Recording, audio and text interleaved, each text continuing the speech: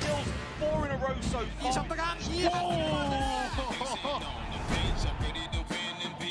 Like that, Clash retakes the lead. Woohoo, buddy! Hit it! Yes! I love it! Give me more! Move so swift that I can't be touched. Mind so sharp, you about to get cut. The stadium's loud. I'm feeling the crowd. No stopping What me in the now. world? I see a touchdown.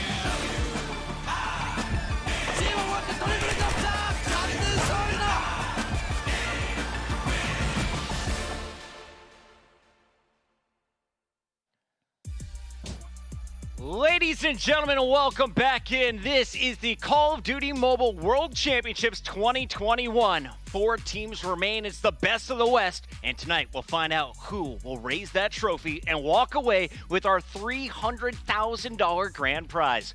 Welcome back, everybody. I'm your host, Chris Puckett, joined at the desk by some legends in the Call of Duty Mobile universe. You know them, you'll love them. Let's start at the end here. We got Beef Mommy and Bobby Plays, a.k.a. Roberto Juegos. Bobby, excellent day 1. We're now here in day 2. And I got to say, Mobile is living up to the hype here. We're seeing some insane Call of Duty. Yeah, I mean, this is 2 years in the making, so you know every single one of these teams is going to be bringing their A game. They 100% showed that. We got some favorites coming into today, but I'm excited to see what the underdogs can do. Beef Mommy, yesterday was a huge day of group stages. We saw 9 hours of gameplay. So after watching 9 hours, which regions do you feel like are the strongest? Is it North America, Latin America, or Europe here in the West? I mean, obviously, we have the top 2 teams already in here for today. And AEU, they're the teams that made it as far as right now. But Latin America did not disappoint. Heat number 1, they dominated that whole series, but they faltered at the very end. Unfortunately for them, they're not going to be making it here today. This is Stage 5. This is the final day in the West for Call of Duty Mobile eSports. But if you're just tuning in for the first time, let's catch you up with how we got here. Get ready. For the first time ever, Call of Duty Mobile will see the best teams from around the world go head-to-head. Watch as the top 24 teams fight for a $2 million prize pool and the chance to lift the World Championship trophy. Each and every one of these players has proven themselves through a grueling 4-stage gauntlet of competitive play. But now, there is no next round. It's all or nothing. Win or go home. 12 teams will compete in the Eastern Finals, and 12 will compete in the Western Finals. Day 1 action features round-robin style play to determine the top 4 teams, with those teams moving into a double elimination bracket on Day 2. Only the fiercest competitors will achieve Call of Duty Mobile glory.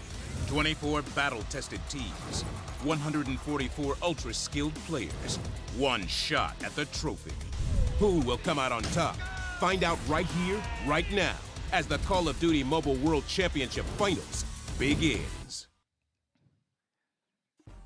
Another $1 million up for grabs next weekend in the Eastern Finals. But today, it's all about the West. And as we mentioned, we still have 2 teams representing North America and 2 teams representing Europe in our bracket. Let's take a look at how it all broke down after the group stages, because you can see at the top there, that's number 1 seed ARP going up against Asylium, the number 2 seed from Group B. And then at the bottom, Tribe Gaming going up against Stamina. 4 teams still in the running. They're all guaranteed $75,000.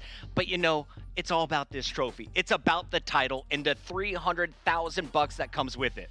I mean, $300,000 is a life-changing amount of money. Even if you do end up splitting it 5 ways, these guys are putting everything, 2 years worth of work on the line today. It's going to be the best Call of Duty mobile action we've ever seen. Beef Mommy, we've been seeing a lot of fantastic play. The teams are performing incredibly well together, but there's also been some standout individuals. And at the end of today, we will be crowning our Sony's Xperia MVP.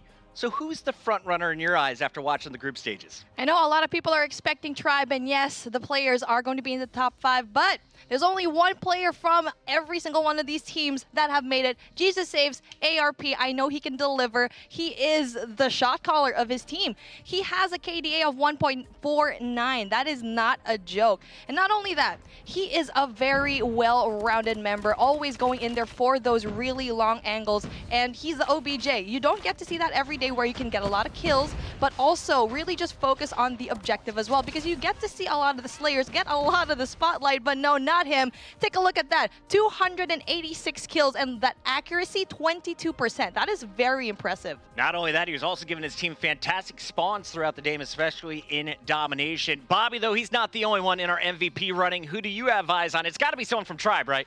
Yeah, I mean, it's really difficult to ignore Tribe in the way that they were playing, especially given the fact that they had 4 of the top 5 KDs throughout the entire day yesterday. So my pick for the MVP is going to be Band. He wasn't necessarily the highest KD, but with 1.49, nothing to laugh at, and he also had the most kills of the entire team. Absolute slayer, and he hasn't only been doing that throughout this weekend, but really throughout the past couple of months, he's been completely dominating for Tribe. And he had so many dirty slide entries there on some hard points yesterday. Can't wait to see him back in action. Taking a look at Band's stats here on your screen.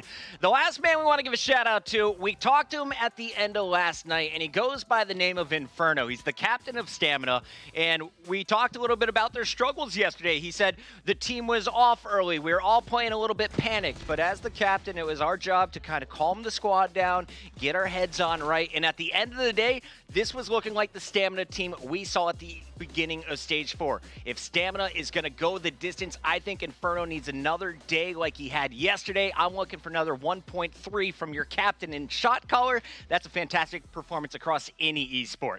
When we're looking at the big picture, though, those are individuals, but when it comes to the teams, there's a clear favorite, right? It's Tribe Gaming, the only team to not drop a single match in group stages. In fact, they only dropped 1 map, Bobby. Yeah, they only dropped 1 map, and from everything that I saw on Twitter, that was because they were trolling trying to get Marshy a nuke.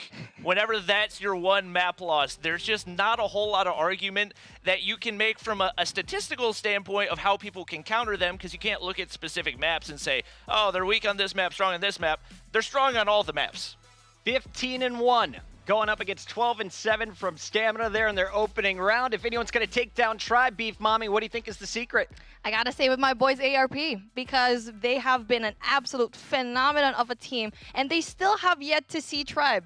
So that is probably one of the best things that we get to see here in this competition. The fact that they can go into the next group, that's a lot of things we haven't seen quite yet. That could be happening as early as the winners final or even in that losers bracket. So many matches to come, and all of them will be played on our Sony's Xperia 1 Mark III. If you haven't heard about it, this is one of the greatest devices in mobile gaming, the official smartphone of the Call of Duty Mobile World Championship 2021.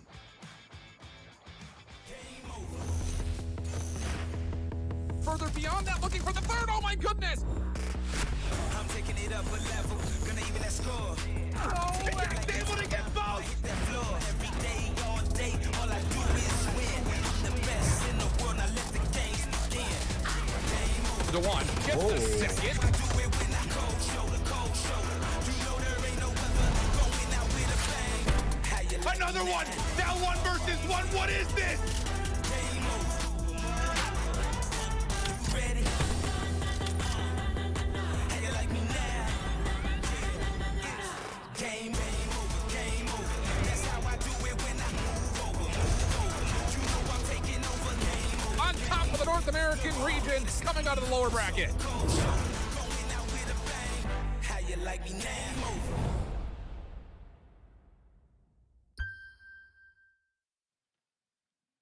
And And there is your look at the Sony's Xperia 1 Mark III. If you don't have yours yet, get it in time for the holidays. We've got a promo especially for those of you in NA. I'll tell you about that more later, but for now, we got to start the games, and we have two fantastic casters bringing you the action. It's Alley Cat, and I hold shift on the mic. Bucket, thanks so much. Yeah, hey, look, here's the thing. All four of these teams have some particular narratives to go through, but starting off our day, Allie, we've got ARP and Asylium.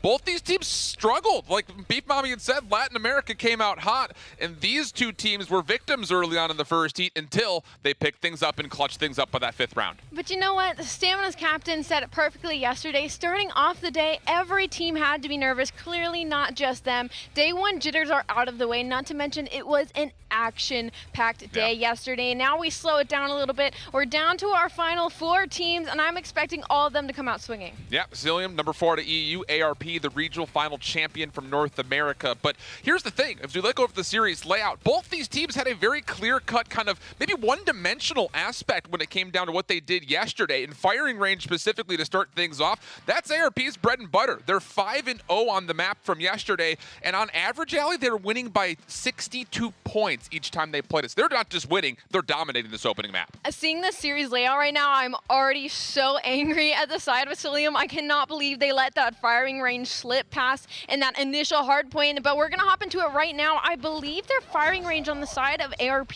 they are 5-0 in hard point on firing range as of yesterday, and unfortunately for Asylium, they've been struggling in hard point, so to let ARP get this first map won, that's going to be a huge advantage for them. Yeah, really, really interesting things. We've got more to say once we start to see how the series starts to go. But to kick things off, it is Asylium, who actually do find the first handful of seconds of the opening hill, but losing spawns and now having to fight back through 10, as ARP will kind of supplant them from not just the majority of this time, but also some of this high ground position as Jesus saves one of the MVP candidates the desk have their eye on, really locking things up from the high ground. Yeah, locking things up from tower. He will get shot down, but there's only 20 seconds left of scrap time. That should go in the hands of Asylium. Contested for just a moment, but the first on rotation is going to be RP Gaming. That is going to be Amago, who should get a free kill here on Shark, and there's nobody close enough to trade. Maybe faints if he doesn't reload in time. Looking for the double piece. He might get it. The thumper gets called out, but again, this is only RP2. Time is going to pop here soon. Asylium in the driver's seat. Yeah, and a bit of a block spawn situation. Nobody really spawning all that much in at the moment, so every kill coming across the map for Asylium would be huge when it comes to trying to find some sort of an entry. 3 players for ARP currently inside the hill, 2 more trying to make their way from tires, and they do find a way to kind of reinforce this hill just before the hit gets there. Shark coming in late, and really for ARP, this has been a little bit too comfortable, you might say, considering the fact that, yeah, spawns weren't exactly perfect to get this hard point started. Shark unfortunately taking that challenge in long wasn't the best play. There's 2 players of ARP Gaming just kind of waiting for him. Andy was by himself, so no trades go out in their favor.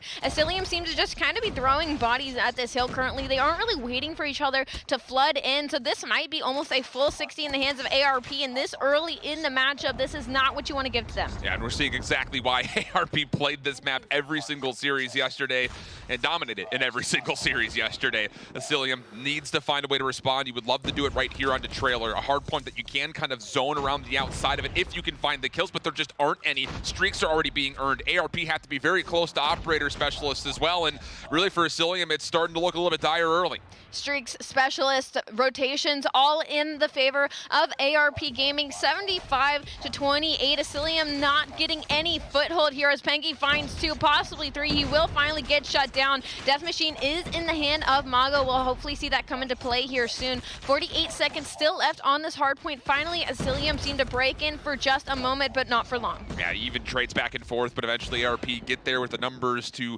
once again repossess the hard point. 85-33 the current tally. Asylium looking for some sort of an entry, and actually Marvel's looking to do a little bit of floor banging, if you want to call it that, just underneath the trailer. Here comes the hit from the side, and it's just not really enough to really get a full foothold on this hill. One more member to deal with, and eventually Marvel joins his teammates, and that'll be good for a break for some scrap time. That's a good 20 seconds, but they are still down about 50 points. Again, they have been outbeat on rotations thus far. We are only in P3. 3, by the way. However, it is going to be Asylium inside of the firing range wood right now, so possibly going to get some time under their belt. Feints needs to make life extremely difficult here for ARP. Keep them away from this rotation for as long as possible, because Pangy is looking to set up kind of a sneaky play. Number 1 in blue.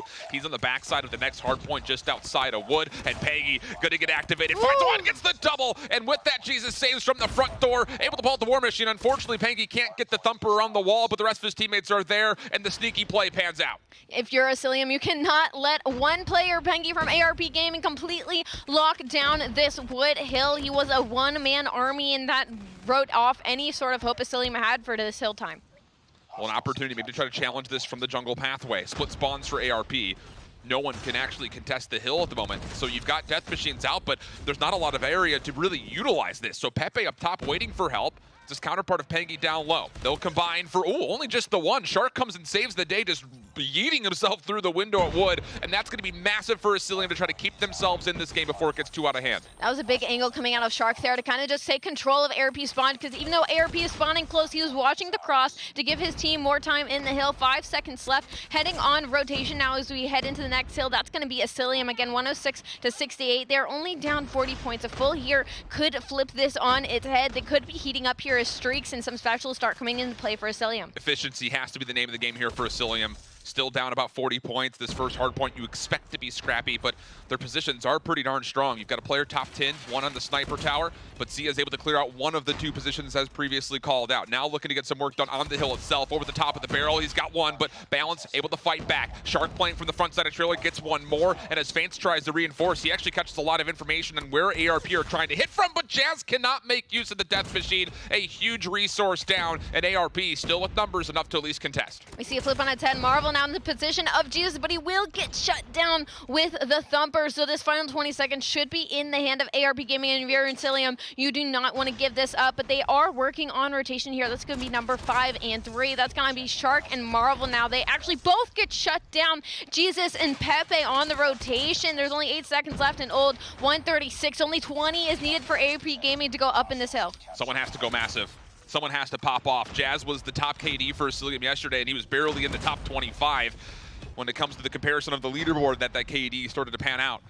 Someone's got to come up huge right here on this break attempt. Hardpoint opens up, 140 on the scoreboard for ARP and growing. Pangy locking down one door with the death machine. He's got help from Mago on the outside, and oh boy, that is going to do it. Last chance is going to be just down to Shark, and he could do absolutely nothing but watch his team falter around him. And look, here's the thing. We were going back through, we were looking at the statistics, and we were saying, wow, ARP really does like to play firing range hardpoint. And well, we saw why yesterday, and we get reminded of why right here on map number 1 in this first winners round matchup. Absolutely. Statistically speaking, again, I don't know how Asylium let that firing range hardpoint slip through, especially as map 1 with a statistic like 5-0 yesterday. You think they would have watched VOD. You think they would have found a pattern somewhere. So the fact that they let that go, especially when their hardpoint seemed so weak yesterday, I'm worried for the rest of the series. Yeah, the thing is, when we were looking at this series, kind of framing it all up last night, we were seeing, okay, each team really does love particular maps depending on the mode.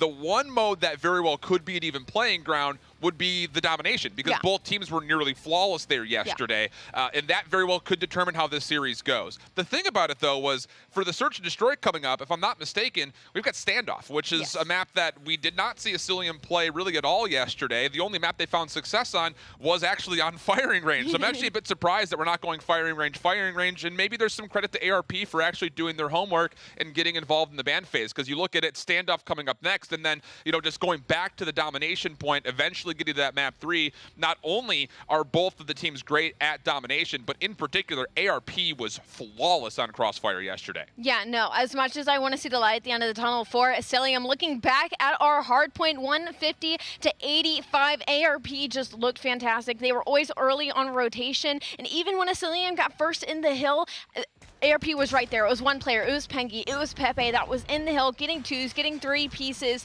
and breaking into that hill like it was basically nothing. So hopefully Asylium kind of tucks this under the rug, doesn't worry about it too much, because again, this is finals. This is Sunday. 4 teams. Asylium need to wake up here. Yeah, and you know, it's just one of those things that you get to start off your day on your preferred map pick, one that you've been comfortable on all through Stage 5. Even if you look back towards their statistics on Stage 4, firing range was very successful for ARP.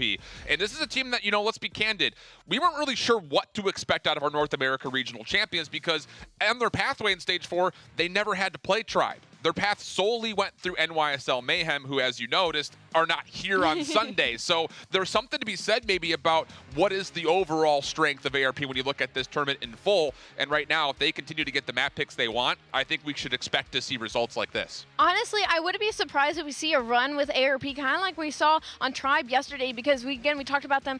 They said that first matchup was just kind of like first day jitters. You know, they fall early and then they go flawless the rest of the day. So I'm wondering if they got the jitters out, they got that first heat done, and now they coming into Championship Sunday, they aren't looking to drop a map. So far, so good. And you look over towards the standoff search and destroy, as mentioned, for Asylium, firing range was their bread and butter yesterday. Every other map that they played that was not firing range, they got smoked on. So anticipations would be that this was their map choice going into the search. On the other hand, you know, we did see the map series layout. Raid is waiting for us for map number 5. That has also been ARP's really kind of key search and destroy choice. So we'll see what they have to offer here on standoff. But for Asylium, this is a must-win map in my opinion. I'm seeing a little bit of a sniper battle here between Feints and Mago, I'm assuming. So I'm going to be keeping my eyes out for those players. But as we load right in, ARP is actually with first blood. Pepe finds Shark caught and out in mid, and now Bomb doesn't really know where to go. They're playing a little bit passive here. Bomb is still in spawn, but a lot of pressure over on the A site. But little do they know there's also 4 defenders there. Zia just kind of trying to feel things out. This is what I like to call the hook spot, because all last year he would just go prone in this position and rock anybody who tries to challenge him. Mago nades over the top, not going to connect his Balance is playing inside the cubby. Counter nade starting to come through just to see if maybe Balance can be freed up to make a play, and as he tries to see what's going on, Pengy shuts the door on him, and with that it's a 5v3 favoring the offense until Marvel responds. Unfortunately, just a little bit of an over-aggression there by Balance. He was by himself with no help, and little did he know he was about to take 3 players to the face. So Bomb is actually not going to get planted. I believe Marvel might have gotten a wall bang here on the Bomb side. So now that's Bomb down on the A side. Marvel, you are letting out all of your secrets in this round 1 as he gets that kill. 3v3, 40 seconds on the clock. He will get traded out. I wish you guys could see Bobby's face when that happened. He just took a mental note saying, I'm going to go practice that in bot lobbies, no problem. Feints looking to do the exact same thing, but Mago this time successfully gets the bomb planted. We go 3v2, retake required. And the big problem is you have Jesus Saves, who's watching over the corner of this hill. Right from inside, Tractor goes to the Renetti. Takes down one, sees the second, wants the quick scope. Going to be a little bit absent from it. Feints just praying that a lottery ticket of a shot will hit, and it will not. Jesus Saves 3 in the round, and it's the offense who strike first. Fortunately, not a big fan of the double sniper here in this play. Feints, there wasn't much he could do with the scope in hand. Leave that to Marvel now as they are down 0-1 in the search and destroy. Marvel with 2 kills on his own from the wall bangs, looking like he's going to try and go for that again. Bomb making its way over to the B site now. No information given to either team just yet, but a lot of smokes going down in mid. And a pretty forward position here for Shark. If there was anybody that you're looking for to make an aggressive play, it would likely be him. But nades look like they've backed him off, and he's actually going to completely vacate the premises of Brown and instead switch spots with Balance, who will kind of just sit right on top of the B-bomb site. Still a lot of pressure numbers-wise for ARP over towards A, but like you had mentioned, the B-bomb site is still seemingly the target right now as the bomb continues to lurk bottom side hotel. There is going to be 2 members here from ARP that are pushed out in statue. Just trying to get a pick or some information. I think he caught wind of Marvel just for a second, but he's not going to catch anybody. Still 5v5, no first bloods yet. Very, very slow round of search and destroy here. Not something we see often from both these teams.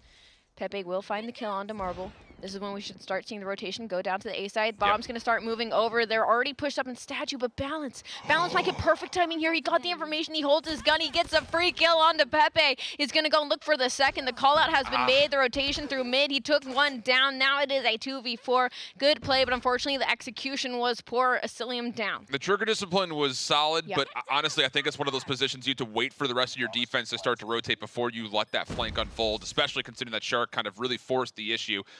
So now we go into a 3v2 as Jazz is able to at least find one more in response to make this a little bit more manageable, but with the bomb planted, it has to be somebody else to open things up. And how about the angle from Feints? Turns it now into a 2v2. Splitting up how they're going to hit this retake are Asylium. Feints from the back, And you've got Jazz from the front, and they're going to completely isolate Zia inside Cubby, or are they? Zia for one, pistol out, Faint's able to get the kill. Now a 1v1. Time becoming a problem. 14 seconds on the clock before the defuse will no longer be available.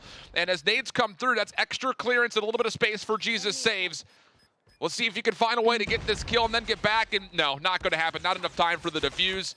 Shot's not clean for Jesus Saves, but it doesn't matter. He's already secured the round. Love that play out of Jesus. He didn't peek at all whatsoever during that time. Even if he was the hot bomb, Jesus was right there. And by the time he peeked, I mean, even if he got the kill, as you saw, it literally didn't matter. There was 10 seconds left on the clock, and he had no information about where Jesus was. So now up 2-0, ARP Gaming. Jesus Saves 4-1 respectively. Talked a lot about this player kind of being the leading light for ARP Gaming. Man, you have to wonder, and there's going to be some conversations to be had about this map selection process. Because if ARP just did their homework and they say, hey, Asylium, they're only good at playing Firing and Search and Destroy, that moniker seems to hold true here so far through these first 3 rounds as First Blood once again comes out, and the second. ARP are just having their way. In Asylium, this is kind of what we saw yesterday. Anytime they weren't on firing range, they just kind of looked a little bit lost. Is big, unfortunate. Unfortunately, I think a lot is left on Marvel and Faint's shoulders to get that first pick with the sniper, and that just hasn't been their bread and butter during this S&D. And ARP Gaming has just been able to capitalize on that in a 4v3 right now. Bomb carrier on their own, pushed up the A site, getting free kills. That's going to be Pengy. Marvel gets a hit marker through the wall. Unfortunately, is not going to clean anyone out. 2v4. Bomb still does need to go down, but life advantage in favor of ARP Gaming. Pepe, though, he's on a big flank right now. He might catch timing on Marvel here if he decides to get aggressive. And there's no reason for ARP to really force any sort of a play here. Just wait to see what exactly Pepe can find, because even if he falls, information is there. But little do you know, from the back, he finds Marvel for free. And Faint's not able to get the first shot off against Mago. Oh boy, it's looking very dire here for Asylium with still a crossfire domination waiting, which has again been a home base for ARP throughout all the day yesterday. And so far, I mean, you can tally up the total kills for Asylium pretty much on one hand almost. I mean, they've only got 8 kills so far through 3 rounds. I want to say the rounds are close, but they are anything but. 3-0 ARP Gaming, showing why they are the first seed in NA thus far. It's just, you have to do your homework against ARP. And right now, Balance is looking to just maybe throw some monkey wrench into the system here by getting aggressive, playing over by Statue. He does have help to watch his back here. Smoke comes out. Jazz going to try to push through that, but Zia reads it, finds the first blood once again, and now all of a sudden, Asylium are kind of committed to this play. There is no exit strategy. There's nobody to watch your back, so between Shark and Balance, they have to just duo this up versus 2v5s, and how about that? Able to take down a car for a car bomb onto Jesus Saves to turn things into a 4v4. And now the Pixel Peak over the top of the tank cannot convert on the kill, and things come to a bit of a standstill as Marvel finally turns the tides in favor of Asylium for the first time. 4v3, they are up in lives. Bomb can still go down, though. Bomb is actually making a full rotation over to the B side. I love this call. They saw the pressure on A. They saw the shots getting hit by Marvel, and they just did not want to test their luck, especially with numbers down. But Shark does catch one off rotation. This should be a round in the hands of Asylium, but a 2v4 is not possible. But again, 40 seconds on the clock. Bomb needs to go down. Pengy's actually going to go into bottom blue. He might get timing on Faints here. Faints is playing on the rooftop, so he can't avoid this. He doesn't see him down to his left, though. He's hard focused on what's happening over the top of the A site. And in the same breath, oh, it's Mago. Able to find one more. Now the crossing shots from Shark. Turns it into a 1v2 situation for Penguin as he comes around the corner. Marvel gets the read, and finally, ARP on the board with one more to play in the half. Good shots out of Marvel, but that was a little closer for comfort. It was a 2v4 that dwindled down to a 2v2 near the end, but good shots out of Marvel, able to close it out. 4-3 for him. Jazz 1-4, a little bit of a slow start. The other side, though, pretty even across the board for ARP Gaming. Everybody's showing up today. Championship Sunday up 3-1 in the S&D, 1-0 in the series. First Blood also in favor of ARP again. Zia has just been on top of it lately. Yeah, Shark full committed as he got the trophy system down. I don't know if that was fully communicated because everybody else from Asylium just backed up. Fortunately, Balance able to turn it into a 4v4 after he's able to get a thumper shot over the top of the A site. Jazz, again, top KD carrier for Asylium. Long range for one. Balance picks up his trade. Now Balance, maybe an opportunity to hop onto this defuse, and quickly, here comes ARP trying to challenge it, but Balance gets caught trying to pick up the bomb. Marvel chasing, ring around the Rosie, pistol, sniper rifle. How about the sniper rifle for the no-scope? Maybe a quick scope here as they know exactly where Mago is. Fates is trying to help, but he's got a scope as well. Nobody can hit the shots, and eventually the pistols get the job done, and Asylium will win the final 2 rounds of the half to keep it relatively close. What a chaotic round. The fact that Balance actually was going for the defuse, nobody was watching over them. Faints was over cross middle, but I don't think had any eyesight on the bomb, and then the push up with the 2 players ending up getting the kill off the defuse. The fact that Marvel hits that snipe saves them so much in that round. Now 3v2, they have 2 rounds on the board, 2 rounds in a row. Bomb is going to be in the hand of Jazz. They are now on the attacking side, heading over to the A site.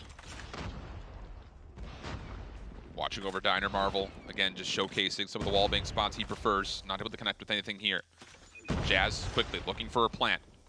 An assistance from Balance, who has gotten all the way forward towards the entryway. He's going to see a barrel, but no, it's Jesus saves!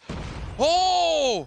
Not sure how that one unfolded, but Jesus saves, able to tally up first blood, and now Jazz stuck with Marvel on the site, and nades are coming in.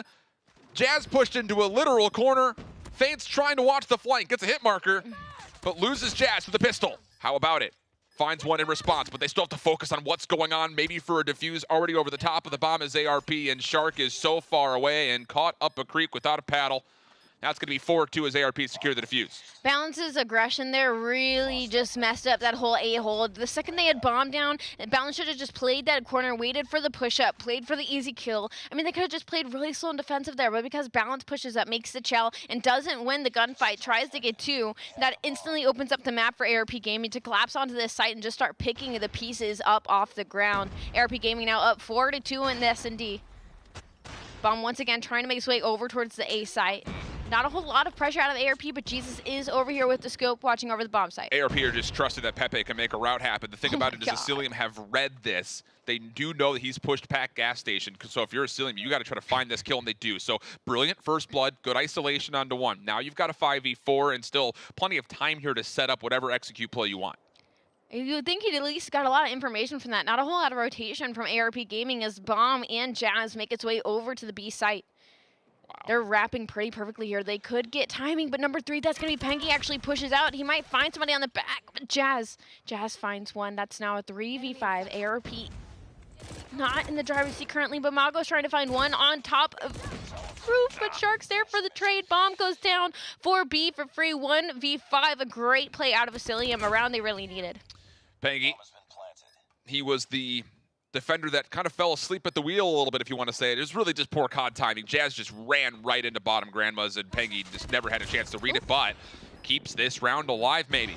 Finds the first 2. This would be a 1v5, and the bomb is planted in proximate location close to him. He's got some room to work with here before he's got a full commit, but the problem is, look at the setup for the post plant. You've got Marvel with the scope playing through tank. You've got Faint who's going to take a long route to make sure there's nobody who can come around the back, and then you've also got Balance up top.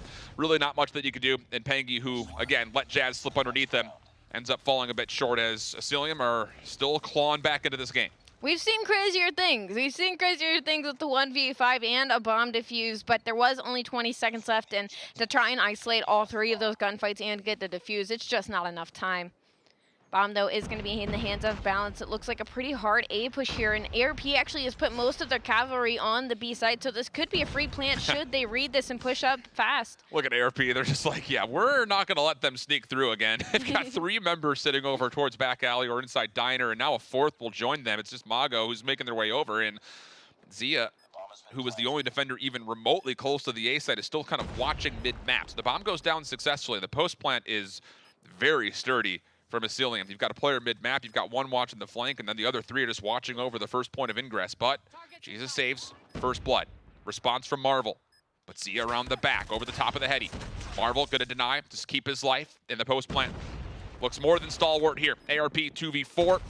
trying to work their way in. Pepe for one, maybe a good look at balance, but turned aside, and now it all falls onto Jesus Saves, who will not have time for the 3 kills plus the defuse. It was scary for a second there. Jesus, Pepe, and Pengi all rotated through mid and found 2 kills, but thankfully Jazz and I believe Marvel or Faints got the 2 kills in mid to kind of clean up the rest of the members of ARP rotating. I almost wish those 3 players, instead of cutting through mid, would have gone for the full flank through the backside of the spawn, because then they would have had some free kills on Faints and Jazz in the deep back and gotten control of Statue. But we move on now, tied up 4-4. A lot more life out of Asylium in this S&D than we saw previously.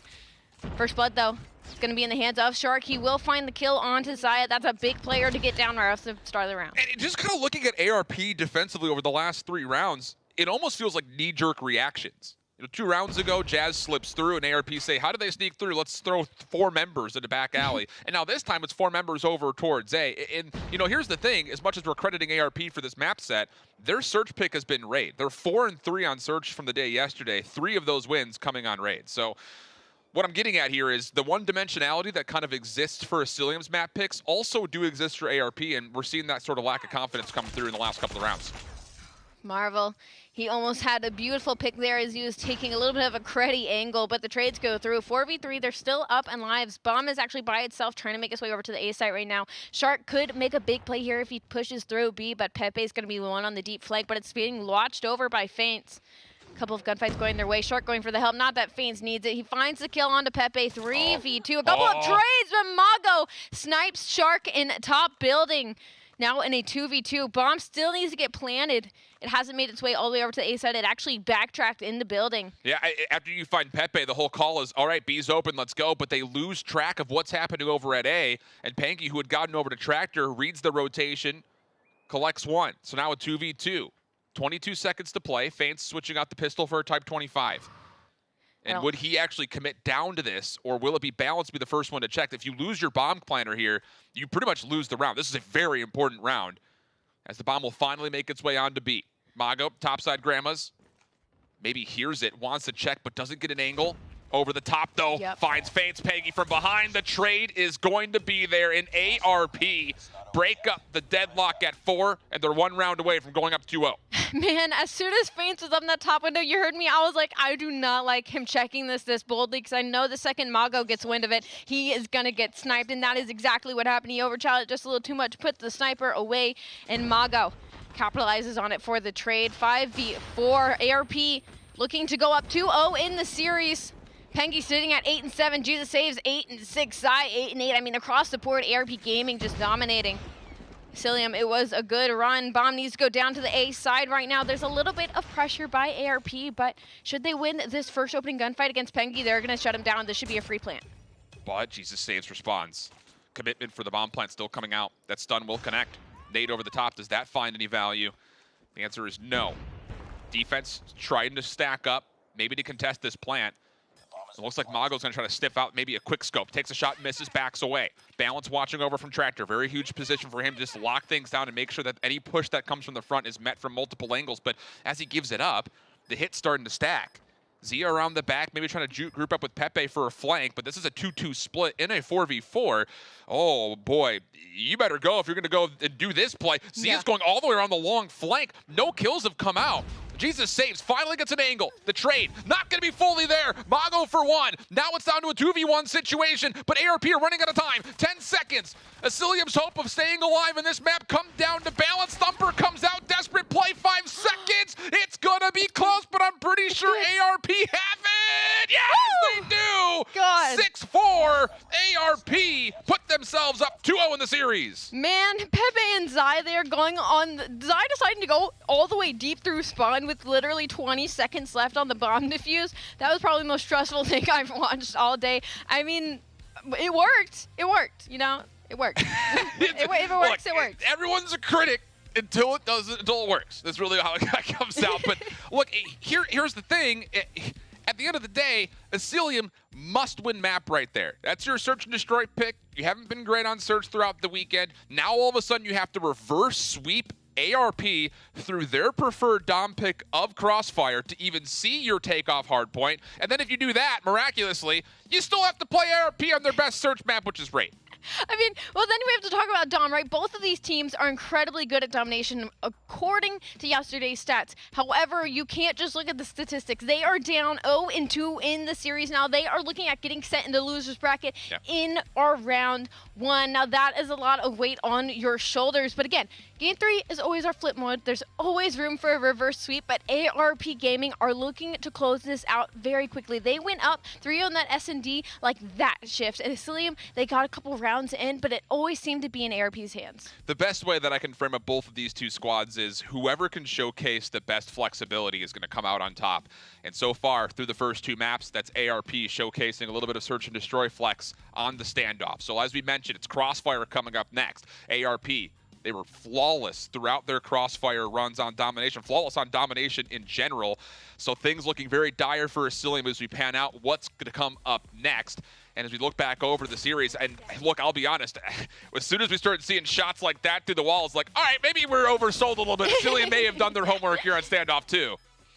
Now, Marvel snipes through that wall. That was ridiculous. I can only imagine the amount of teams that are like, all right, so note to self, Marvel's going to try and wallbang this every time we go to the egg side. We never want to play them on this map, but ARP, I mean, Pepe was always on the flank every single time. Every single time he was going on a long flank, and the fact that Feints or Jazz would never read it or try to counter it, I think that was really the downfall of Asylium, because they were always trying to stack on top of each other, but the second somebody got picked, they fell apart. They were looking at the same lane, and then they would just get shot in the back. And another point, and you started to see this in the last couple of rounds, the last one in particular, ARP was dominating the kill feed just that much more than Asylium yesterday. You've got 2 players for Asylium that just based on the day 1 KDs were outside of the top 50. We only had 60 total players, so that's never a good statistic when you're looking at a playoff run to try to win $300,000. And when you find yourself in those face-up gunfights and you're continually losing them, things like that last round are going to happen.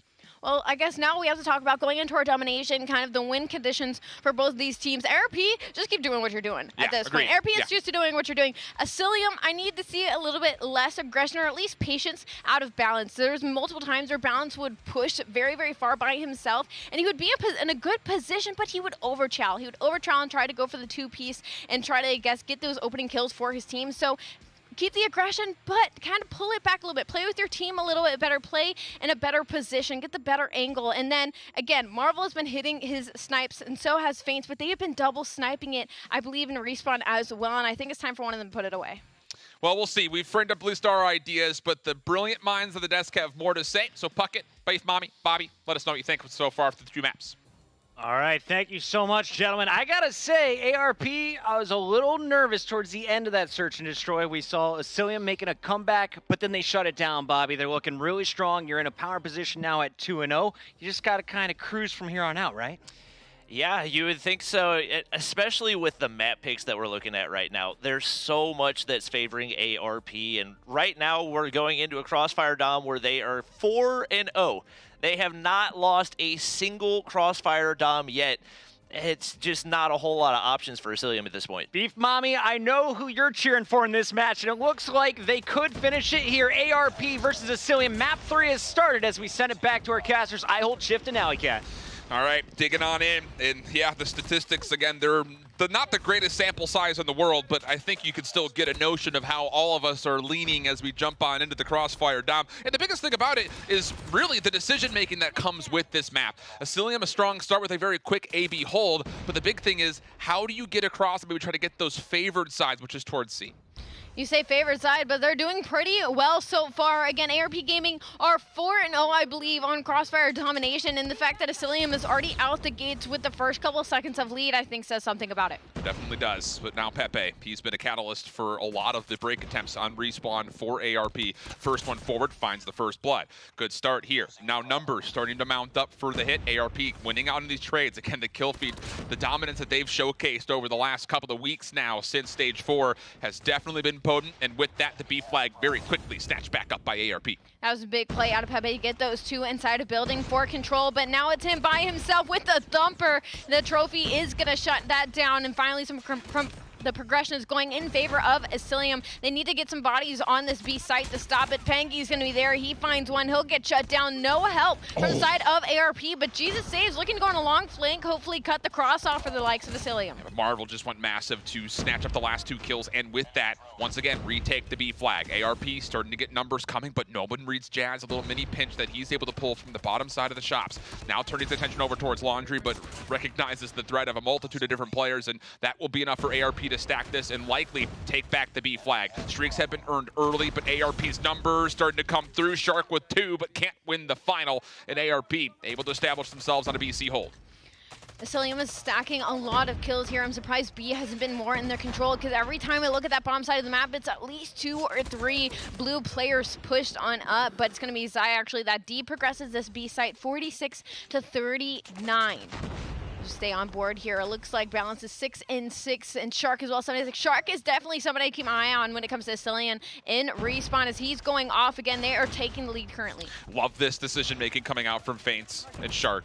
Trying to put some pressure down the middle of the map, and it's going to be Shark, long range. Would love to see him just play his life, just get around that C flag and maybe throw a second consideration for ARP so they just kind of get broken up on this normal hold. But with that said, Balance wins a couple of the key gunfights with Jazz. They work their way on in. Feint's able to stack things up, and once again, an A-B hold comes out from Asylium from the weak side, and the spawns for ARP are all the way in the back corner of the map. Not at all where you want to be is what I'm getting at here, but Jazz coming back over to the B flag, a 1v1 to maybe try to save the flag. Not quite able to do it, and with that, Pepe able to turn things aside, but all of that said, a pretty favorable scoreboard, all things told, for Asylium. Yeah, Asylium 66 to 60 is still fairly a close game as B goes into possession of ARP now because of that unfortunate spawn flip. Forced a lot of Asylium to back up and protect that A flag. As we play on your mini-map, though, that's going to be Feints, who was trying to go in a long flank 2C. He will get shut down, so now there is just no presence on the side of B map for Asylium. And both these teams, strongest modes were domination yesterday. Although this particular map we kept framing up looked great for ARP throughout the day. You cannot rule out Asylium what they can do on the 3rd game mode. In my mind, whoever won this map very well may win the series. Although that's a tall statement to make now, considering Asylium would have to be taking their first step in a long line of 3 very deep steps towards reverse sweep, but a good start nonetheless from the weaker side. Now they spawn from C, and if they can find a way to win the opening engagement on this B flag, they will be cruising to retake the lead. 75 to 74, loading into our second half. Already 3 members of ARP have made to this B site with only 1 contest from Asylium. 3 of them are actually stacking their bodies inside of the hill. 1 does get taken down on the side of ARP Gaming, and Pepe gets shut down as well. The possession going in the hands of Asylium once again in the early moments of the second half. Oh, big thumper comes out though. Zia in a 1v3 just did a lot of chip damage. Now can maybe make a play forward to try to repossess this B flag. Has help from Pepe. Pengi over the middle. And as they try to make this play, we go into an Xperia dial-in with ARP.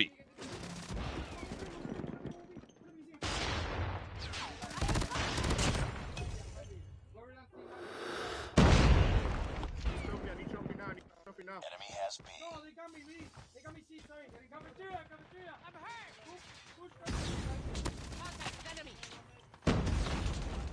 The take is good, and with that, now it's on to Asylium to try to make this response play.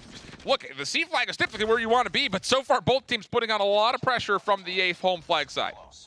Jazz and Shark here investing a lot in trying to get on a deep flank for the A side, and they're getting punished here for it. 97 to 97 still. The game is tied up, but so far in the driver's seat is going to be ARP Gaming. There is going to be split spawns, though, so that's going to be Jazz and Shark that spawn deep A, but instead, looks like they push straight through mid to get a couple kills in the back, and unfortunately, that goes down. We're looking at possibly a triple cap here, as it's going to be Zaya by themselves on the C flag. Oh my goodness. He finds 2, and now help is here. Mago's going to make the play for C. This is the worst place you could be spawning for Asylium, and this is what I'm talking about when it comes to making key time decisions on this map mode combo. When you find yourself spawning out, you need to decide, what are we committing to, Asylium? Do you want to play for A? Do you want to play for C? I can't tell you the answer because there's players all over the map, and while this is happening, ARP are putting this game out of reach. Cluster Strike's going to go down on A, and they haven't even fully taken the C flag yet. Even though they're going to get it, it took such a darn long time that this game may be out of reach at this point. It's absolutely out of reach. That was a triple cap for just long enough. There's death machines galore. Strix are going to get called in from side of Asylium as they finally cap the C flag, but 134 to 105. They're going to need a perfect hold here of all 3 flags, and ARP are just not giving anything up. Yeah, look at the defensive setup, I'll say, from ARP. They've got a couple of members that are sitting inside of Broken, although one off spawn for number 3. In blue, that's Faints. He's trying to come back over to the B flag. They know they need this, but realistically speaking, you've got to split your resources. You have to play for all 3 flags at the same time, and ARP positions in Laundry, positions out by Store. There will not be a chance for Asylium to come back in. And it really, for me, just comes down to that one moment where you see ARP sneak Zia over towards the C flag. He makes a huge solo play, spawns for Asylium, go out into no man's land, and from there, no sniff of a decision was made, and ARP will cruise their way through a 3-0 series here in their opening round. The biggest play of that entire series, and I think what ended up winning ARP the game, was Zaya's push out to the C flag to go for the triple cap. They push it out. Not only do they win all 3 gunfights, but that then spawns out Jazz and Shark right next to the A flag. And not only do they have the opportunity to go for that and then go for B, instead Jazz and Shark push in through mid to go for the B flag. And because they did that, because they made no commitment to the other side when they realized they had spawned out, they just got shot in the back from people spawning at A flag, and then they got nothing from it. Yeah. They got nothing from it, which then allowed Zaya to get the triple cap, and then just, that was it. That was ARP running with the rest of the map. Look, ARP, that is a solid start for you, and I will have to credit not just the overall plays, but the fact that they set themselves up for success with the map selections that came through at the very top. Asylium will fall down, but still has a second chance in the lower bracket as we send things back over to Puckett, Beef Mommy, and Bobby Plays to break it down. Thank you so much, Shift and Alley Cat. Great job there on the cast, and a great job there by ARP on the trip cap. I don't know how they turned that game around, but big plays and some score streaks having a devastating effect. We got to introduce Beef Mommy and Bobby Plays once again as we break down all of the action here from our opening round. Pretty nice stuff for ARP, because with this victory, you get a 3-0 win, and not only that, you guarantee yourself a top 3 finish in that tournament. So that 3-0, it's basically worth $50,000. Absolutely. That's done and dusted.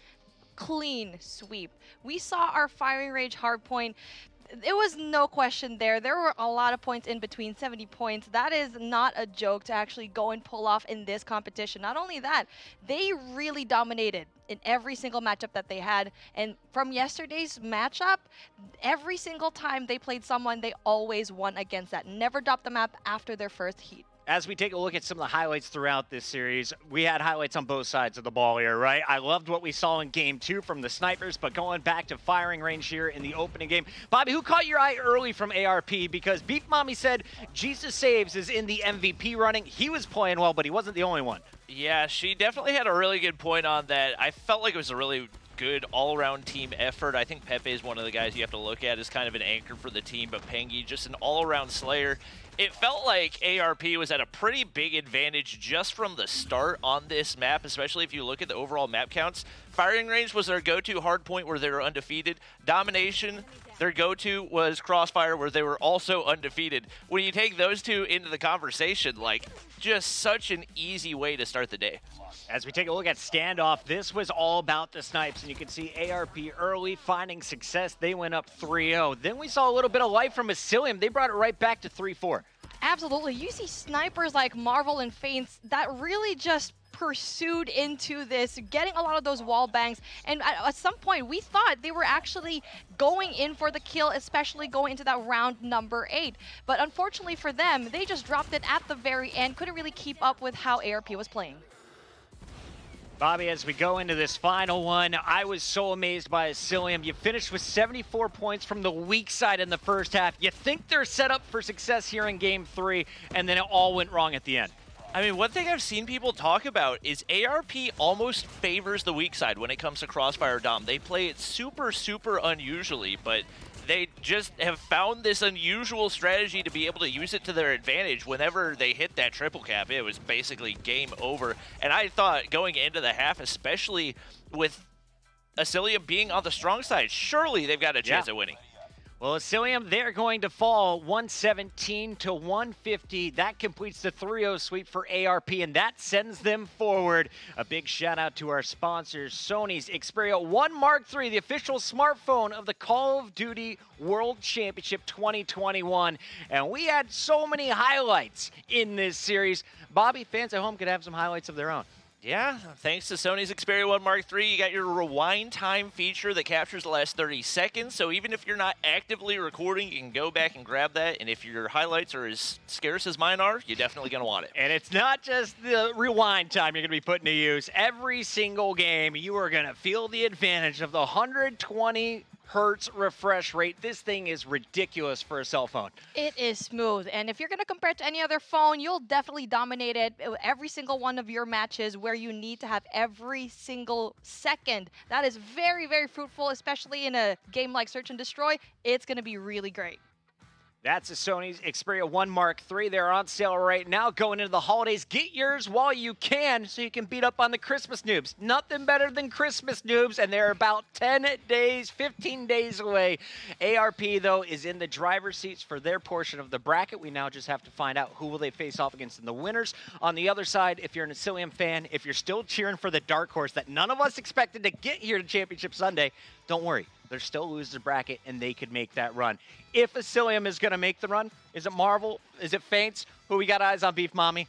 I got my eyes on you, Marvel. He can pop off. The only reason why he hasn't been performing well, he needs to be consistent. But he had a really good start today. But Search and Destroy is his game, so he needs to step it up in the other respawns as well. And Bobby, one other issue we think we should probably touch on is the decisions of the game types here. I want to see this team do a little bit more research before they choose their maps. Maybe not just pick your best, but avoid your opponent's best, because they didn't do that in this series. And it's possible, especially given how many games were happening yesterday, that it might have been tough for them to collect that data. So maybe, potentially, if they do end up going up against ARP again, they might be able to make a better decision. But you got to feel like going into that one, Asylium was at a big disadvantage off the bat. It's best of fives all day long. And if you're just joining us, good morning here on the West Coast. Happy lunch on the East Coast, and everyone else around the world. Thank you for tuning in. This is week 1 of 2, and this is our Western Finals. ARP gets the first victory of the day. That's the 3-0. We still have Tribe Gaming versus Stamina coming up next here on our main stage. And of course, we are going the distance tonight. Somebody is going to be raising that trophy. One team will be taking home $300,000. And we have Pingy, who is hoping to be in that running at the end of the day. He's joining us live. Pingy, welcome to the show, bud. How you feeling? I'm feeling pretty good. Very excited for today. Well, you should be. You were looking clean. The whole squad looked to be dialed in. So tell me about this morning. After you guys got into Championship Sunday, what was the mood this morning? How did you guys get ready for your first match? Well, we were all very hungry, that's for sure. I personally didn't eat at all, and I thought I was going to do pretty bad. But I just bought this shake, and I can't show it on stream because you know why. But yeah, I drank that, and I performed pretty well. I thought I'd do worse, but I guess I didn't. We're getting this smoothie sponsor for 2022. Peggy, tell me a little bit about this team, though, because yesterday it looked a little bit muddy in the group stages. Then you turned it on, you fixed the record, you stole the #1 seed. Are you guys playing at the top of your game right now? Oh, definitely, we are. We came here to win. We didn't came here to lose.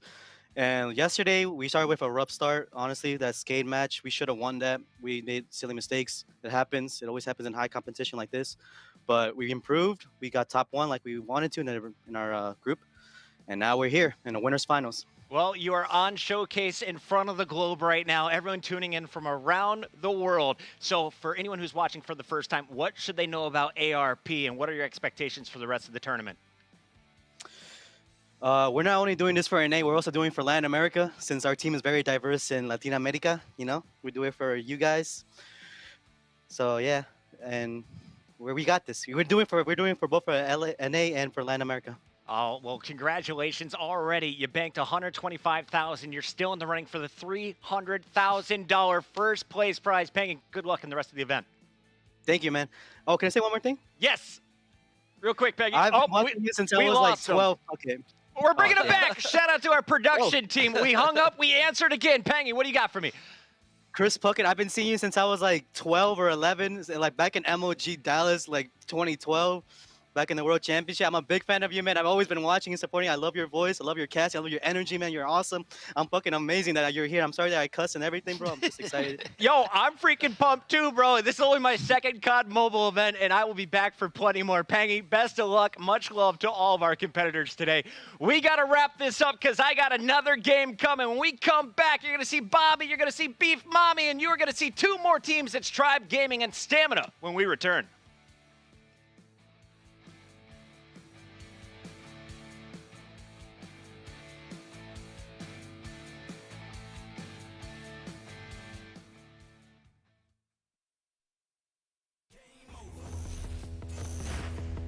Further beyond that, looking for the third. Oh my goodness! I'm taking it up a level, gonna even that score. Oh, and able to get both! Hit that floor every day, all day. All I do is win. I'm the best in the world. Now let the games begin. The one gets the second. I do it when I cold shoulder, cold shoulder. You know there ain't no other going out with a bang. How you like Another one. Now 1 versus 1. What is this? game over? You ready? How you like me now? Game over, game over. That's how I do it when I move over, move over. You know I'm taking over, game over. On top of the North American region, coming out of the lower bracket. Going out with a bang. How you like me now? Over.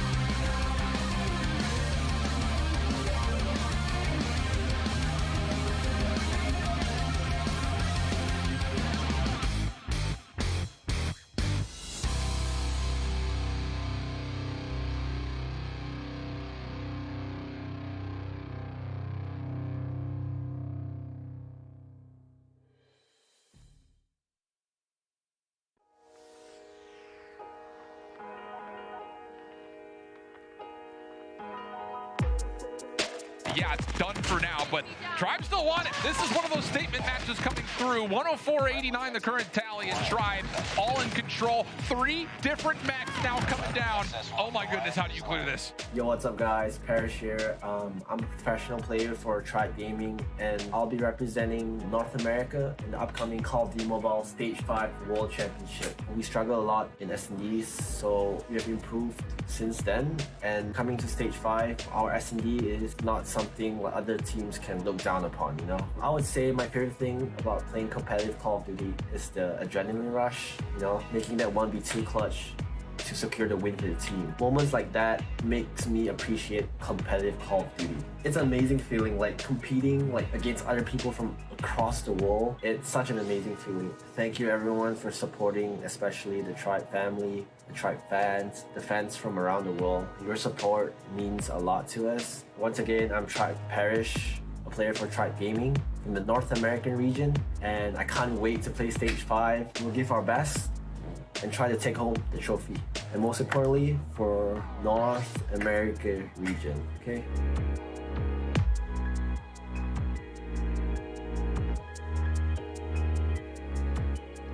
That was Parrish from Tribe Gaming, and we're about to see him take the stage next. They will be taking on our number 2 seed from Europe, Stamina, who clutched up at the end of last night to get in here, Allie. So we have a pretty good game on our hands. We do. Again, we heard from Stamina how they started the day off pretty nervous and then ended incredibly strong. The only thing I am worried about right now is the fact that Tribe has only dropped 1 map, especially as Bobby told us earlier that apparently it was just over a troll too. So they definitely are going up to some serious monsters right off the bat. We got to talk a little bit about this squad on the other side of the field here. Tribe Gaming, we looked at the numbers for the top 5 spots, Alan. I mean, these guys have been crushing it. And really, if you're taking this from the moniker of Stamina, you are going to have to beat Tribe in Respawn. So the fact that you've got your top 4 of the top 5 players and overall KD on the other side, it's not just going to be one player who needs to pop off. This whole team needs to come to play, and they need to do it in map number 1 and really come out swing and set the tone. You heard Bobby Plays at the start of the show say keep your eye on Band throughout this series, but as you take a look here at the maps, if you're a Stamina fan, if you're cheering from the EU, what maps are you looking at Stamina to steal or take away here? For me, this is good news that you've got Firing Range Hardpoint because it's one of your best, but it's also one of Tribe's best. I'm actually looking at that raid domination in particular. That has been the preferred pick for Stamina throughout the day, but the big question mark will be, can you actually beat this Tribe team in Surge? Because they were 0-4 in Stage 4, 5-0 since they got here in Stage 5. Alley Cat, they've only dropped 1 game the entire tournament. If Stamina is going to take the second one here from Tribe, which one happens first? Honestly, I'm looking more so at the players than I am the maps, because I see that firing range and already red lights go off in my head. The fact that Tribe is 3-0 on firing range hardpoint, so I think the winning point for Stamina is going to be to have to shut down Chalids and Band. We're starting off hot once again. Firing range hardpoint. Game number 1 begins right now as we send it over to our casters. For this one, we got Beef Mommy and Bobby Plays. Appreciate it, Chris. Excited to hop into this matchup. These are 2 of the teams that I said were more than likely going to be in our top 3, so I'm excited to see them battle it out. Hoping that they get matched up again later on in the competition as well. Obviously, it is double elimination for the bracket. There's a very real opportunity that these 2 teams see each other again. Beef Mommy, expectations coming into game number 1. See, seeing that map pick, I'm pretty scared right now for Stamina, because like what they said at the desk, firing range for hardpoint, that is going to be scary because Tribe is absolutely perfect there. But for Stamina, that is also their best bet. They won 3, lost 1. So after all of the matches that they had, definitely going to be the best match to win. But it's not going to be easy, as Tribe will definitely give them a very hard time, as we see a very great push already from Stamina going into hardpoint 1. Now that is good. They're winning all of their gunfights. The guys from Tribe, though, they're still trying to go in for the setup. Yep, Stamina with the early time on the hill. We're talking about the KDs early on. 4 players, top 5 KDs. 1 map dropped. They have looked impeccable all weekend, but Inferno going to make his way to top 10 right there, and there's some solid map control in play for Stamina right now. They've got Tin, they've got Trailer, they've got some time on the hill as well. Inferno going to get spotted out, but bad timing for Tribe. Envy not going to be able to find him. And right now, Tribe having a really tough time finding kills. There's one thing we know about this Stamina team. They've got 2 versions of themselves. They've got the version that goes 3-2 up against Full House and almost loses to a team that didn't win a single match in the entire game. But we've also got the one that can come out absolute guns blazing and 3-0 a team pretty quick. Scrap points going into the side of Stamina already, but they're also going for that rotation into P2. So that's a really good start for Stamina here so far. You can see 42-0. But you know, Tribe, they can definitely turn things around very quickly, but the defense is just going to be a little bit too solid for Stamina. 3 players going out here in for the Slay and 2 for the OBJ, and obviously, at the end of the day, they will really hold this hardpoint really well. This is absolutely a beauty of a start from Stamina right here. If they can maintain, they've got a real chance of taking this map off of Tribe. They're going to be able to push in for the break right there, and that's going to be a clean one. 3 straight kills, make it 4. Trying to make it 5, but Inferno going to be able to make that rotation up. SKS in hand. One of the few players that we've seen rocking that and doing it to absolute perfection as he's made his way into the top 10 KDs so far throughout the weekend. Grizz going to try to make the break here with the R9. Finds one, not going to be able to connect the shots though, and Band is absolutely slaying as Tribe is looking to flip this game on its head. Tribe finally woke up in this hill, and the rotation needs to come through as they are slowly closing the gap into the points. But one person in the name of Band gets 2 kills all to himself, flushes out everyone in that hardpoint, and just like that, Bobby, things are quickly turning out really sour for Stamina. And there's a reason he was my MVP pick for the day. That man can slay, and he's doing it right there. Bolu and Marshy holding down the OBJ. Stamina looking to push in once again, but that lead has dwindled quickly. Tribe back in control right now. We saw off the start Stamina winning the majority of the gunfights, but right now it just looks like all Tribe in the feed. It's Band, it's Childs, both getting doubles right there. Bowler's only got 2 kills, but it's because his teammates are soaking everything up for themselves. Narc's gonna try for the flank right here. Backdoor tries to get the shutdown on the Death Machine, but he gets turned on. Drari finally gets the break on in, and now an opportunity for Stamina. Big kill from Drari, and he's going to be able to get one more person. Bolu, though, with a very great prone, pulls out the Death Machine and not able to utilize it very well. Gets taken out. That is big kills by Marshy, and that is the reason why he's the MVP right now for Tribe, because of his amazing gun skills. And take a look at that. Rotation needs to come through. And your operator decision-making has got to be just incredible if you're going to take out Tribe. That was not good from Drari. You're in a bad position. You know people are about to push in. Pulling out the Death Machine in that spot's not going to cut it. And looking at the KDs, Childs, lowest KD on the team throughout the weekend, but he's 15-7 right now. That's close to a 2.0, maybe even higher. Man, Tribe has found their groove once again. Did Narcs not see Bolu right beside him? I'm pretty sure he saw one guy coming, pulling up through B long, but fortunately, Jungle Leaf's gonna be a little bit too thick here at the very end, but Stamina still really having a fighting chance. Contests the hill. Now that's going to be very difficult as Childs definitely has been performing well with 17 to his name. XS1 Goliath have yet to be called in. And now Drari doesn't quite make it, and Tribe all over again. Inferno pushing for the flank right here. He's got a Death Machine to work with if he wants to. Finds one, peeks out the window, Band's there, Envy there for the trade. Stamina getting a little bit of scrap time out here. It's not out of reach yet, but it definitely still feels like the momentum to a certain extent is in the hands of Tribe. We know that one player has a Goliath to work with. I believe that was in the hands of Childs, if I'm not mistaken, and Marshy not having quite the same impact. What? Marshy! He saw him, I'm pretty sure he saw him on the ladder right there. Not entirely sure. He's definitely going to see him that time. Still didn't get the kill. It looked like he flew up into the sky. That was one of the most unusual engagements I've ever seen. Okay, hold on. Can we just unwrap that for a sec? We see here Marshy right here by tower, sees Drari, takes a look back, and then Drari drops down. Drari yet again with the peek, and that is just an amazing show of, I don't even know what that was. But again, very strong start here for Tribe Gaming, 122 and 95, but Stamina always there behind their backs, always trailing behind though, as Tribe is going to be a couple steps forward. That Pred missile is going to flush out anyone that tries to go in there, but I feel like that should have been inside of the hill instead.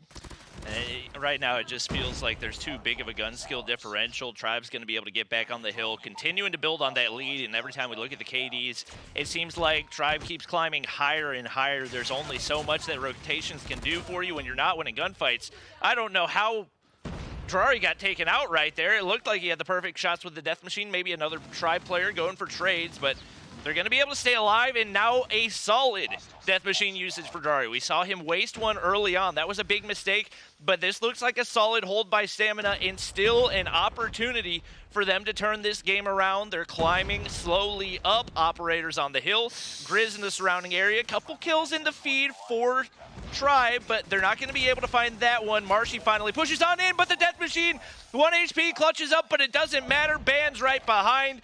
He gets the kill, 28 to his name. He is running the map. This is done and dusted. With that Xs1 Goliath right in the way and 2 players into the OBJ, you're gonna have a very hard time with what? But they were able to actually go and get rid. One big push, all left for them. They need to contest this very easily, but no! It's not gonna be enough time. As we see here, a very great start for Triad Gaming, but Stamina definitely didn't make it easy for them to go and have. And it's just tough to give recommendations of like what Stamina can do differently when you're getting outslayed that hard. There's so few options. Obviously, a lot of it can come down to map picks, but it's got to feel like the S&Ds kind of do or die for them, especially given Tribe undefeated in S&D throughout the weekend, but in the past, that has been their weakest game mode. Hardpoint went down pretty okay for Stamina. Okay, we're gonna give them credit. Rotation was key. The positioning was pretty prime, but they kept losing their individual gunfights, especially in that last hill P2 after the reset. They were looking pretty solid, but every single one of their Slayers just dropped like flies, and you really need to leave it down to your OBJs to really just deliver that. They're supposed to be the last line of defense. The Slayers shouldn't let any of the players go inside, and that is why we see a 150 and 127 in the favor of Tribe Gaming. Yeah, we're getting ready to hop into Hackney Yard Search and Destroy. This is not one that we've seen a ton throughout the weekend, but obviously we want to look back at the highlights as well. Stamina, just such a good start. It looked like they had what it took, or maybe Tribe came in with an off day, but by the second hardpoint, Tribe had already flipped things on their head, and I don't know. If Tribe keeps playing like that, I don't know if anybody can beat them. And this is supposed to be Stamina's perfect map that they probably could have had a lot of time, and I kind of expected this to happen. I really wanted to be close, but I knew they weren't gonna win this unless everything was gonna be perfect, and we already saw them kind of falter into P2 and trailer as well. The fact that they had early control into P2 and dropped it into every single round that they had, that is definitely a sight for the future. But if it's one game mode that they can go and have and take with them, Stamina can definitely try to win here in Search and Destroy Hackney Yard. But the thing is though, Hackney Yard, we saw Tribe Gaming destroy that map yesterday. Stamina, on the other hand, not really. Yeah. Tribe coming into this, a little bit unsure who their sniper is going to be. Obviously, Child's really dominated in Stage 4 for them, but he had been absent for a while, returned to the team, obviously playing his best. Bolu filling that sniper role as well. The interesting thing about Hackney Yard Search and Destroy is there's so many different looks that you can take and so many different ways that you can play it, and it seems like Tribe has really learned how to adapt in Search and Destroy. That's going to be tough for Stamina to counter, but they also have a whole lot of tools at their disposal. Just a lot of different snipers, players that can play different roles, and I have a lot of confidence that they can take this Search and Destroy. We'll just have to see what it comes down to. Yeah, oh, definitely. And I mean, obviously, before going into our Search and Destroy, there's still a lot of things into consideration with that hardpoint matchup. We saw really good positioning. Now, this is what you should take in going into Search and Destroy, right? They just lost the gunfights. And now that we're going into a game mode where positioning is key, that's where Stamina really shines. They know where to go, they know their angles, but in a map like Hackney Yard, where they haven't really had much of a play yet, where they know Tribe Gaming won a game yesterday, that is going to be very difficult for all of these guys to really consider. For me, the biggest guy that can definitely make the shot callers already, Inferno will be that guy. He is the IGL of the team. He's going to make the shots. Narcs, he needs to pull up because he's been a little bit lackluster with the snipes from yesterday. And looking at the team right now, they don't look too terribly stressed, kind of laid back, so hopefully that map one didn't shake them. It wasn't a bad map one by any means, especially given the KD differential that we saw. It probably could have been a lot bigger of a blowout, but I think a lot of it's going to come down to the micro decision making of how they use their operators, how they use their score streaks, because it felt like there were some big missed opportunities for Stamina on that end. hopefully they can bounce back and make something happen here because obviously the micro decision making matters that much more in the search and destroy. Absolutely. See, now that is going to be very, very impressive to see. And you know what? From the start of the game, we already knew that Tribe kind of had the advantage from hardpoint and also in search and destroy. Now, we need to see Stamina pull it through, have better decisions. But just as I said that, Bolu with that double kill, but Stamina with the response as well. Big response right there, and that's exactly what we need. Even in regards to confidence coming into this, I think Stamina, as long as they feel like they've got a shot, Narks just doesn't hear the audio cue. Child's going to be able to find that one. He's not even filling the sniper role for them right now, and it looks like he doesn't need to. What just absolute steamroll off the start right there. That I don't know what the exact time on that was, but that had to be less than a 30-second round of search and destroy. I literally just looked to my left and then looked back, and it was done already. I wish I could go in depth with what happened there, but no strategies whatsoever pulled through by Stamina. It was all just kills and picks coming in from the Tribe gang. And now, again, a very aggressive push from Stamina going in here. Why would you challenge that? Why are they just letting go of all the opportunities that they could take just to have this? Now we are at a 3v1 situation. Everything's just too fast. You've learned from the past round that going in there aggressively, guns blazing, isn't going to work out for you. Yeah, I just don't know about the gun pick right there for Grizz. Rocking the R9, like, I understand. He likes his shotguns, and the R9 is not terrible, but if you're not going to have consistency at that range, that's just not a push that you can make, and you got to think they got to be able to adapt right here. Off the start, 2 very quick rounds for Tribe, and also no real different type of looks for Stamina. They had the exact same look where they full send everybody on into the A site. Tribe's been perfectly prepared to either defend or retake, and right now Stamina very desperately needs to find a different approach. But taking a look at this, we already see a 4v2 situation, so slowing down works out for Stamina, and that should have been the case in round number 2. But here in round 3, we see that Tribe struggling just a little bit. Ban gonna be a little bit sneaky here in bottom L. Doesn't quite get the information, but unfortunately for him, Inferno spots him. Yeah, we got a sniper in Narks looking over at him. I think there's the entire team's just shooting at the forklift right there, trying to flush him out. Child's trying to clutch a 1v4, but he's not going to be able to find Grizz. You see, you can get a one-shot from that range with the R9, but once again, it comes down to consistency, and it's just so risky to do that knowing the time delay after those shots. I want Stamina to go to B right now, because going into A, that's going to be a little bit more predictable, and I don't want that to happen, especially if you give Tribe the opportunity to get there first, which they will. And now they are going in there for A, but the bomb's still going at the very outskirts. Shift will have that. Band gets 1. That is going to be a trade, but Envy getting 1 as well. So a 2-man, and no, there you go, 2-man advantage from Tribe. Yeah, and this flank from Childs, it's happening every time. I'm not entirely sure how Stamina hasn't gotten a read on it yet, but he's thrown 0 different looks. That's going to be Shift dropping there as well. Child's trying to find the last one. It's going to be Envy picking up the shot onto Narks. We said adaptability was going to be one of the big factors for beating Tribe, and Stamina has not shown any so far. Now, this is what I was scared of going into the search and destroy. Stamina seems like they're not really that confident in Hackney Yard. They're doing the same plays over and over again, sending one person here in office and sending the rest in work. That's not going to work out. You keep doing the same mistakes over and over. It's like deja vu. And Grizz loses his gunfight against Bolu. Come on, just push for B. You keep going for it. It's not going to work out. You finally got 1 around there, but you already know that Tribe will go into A heavily stacked because you won that 1 round. And based on the way they're playing, it just looks like Stamina has no confidence. You got 4 players jam-packed into a tiny area. You have no visibility across the map. You're let Tribe running all over you. Childs is on that same flank that he's gone on, and Drari finally makes the read right here. Right around the corner, he definitely sees the laser, waiting for him to make the push. Inferno on the inside. Drari going to find one onto Ban. Slides away. Child's not able to find him. Perfect play. Nearly gets turned on, but Drari now finds a 2-piece and an opportunity for Stamina to take another round. Marshy in the top side trying to find Drari, but he's being sneaky. It doesn't matter. Marshy hip fire lands. Nark's going to hit the snipe, and now all the pressure onto Envy to clutch up. Inferno coming up the stairs. He's going to get beamed. Envy looking to find a 1v3 for himself. Bombs down. Time is ticking. Narcs hit that big opening snipe, and he's in a position to get some information, but it's going to be Shift taking first shots. That'll let Narcs get into position right there. Not able to hit, but Shift is absolutely massive round for Stamina.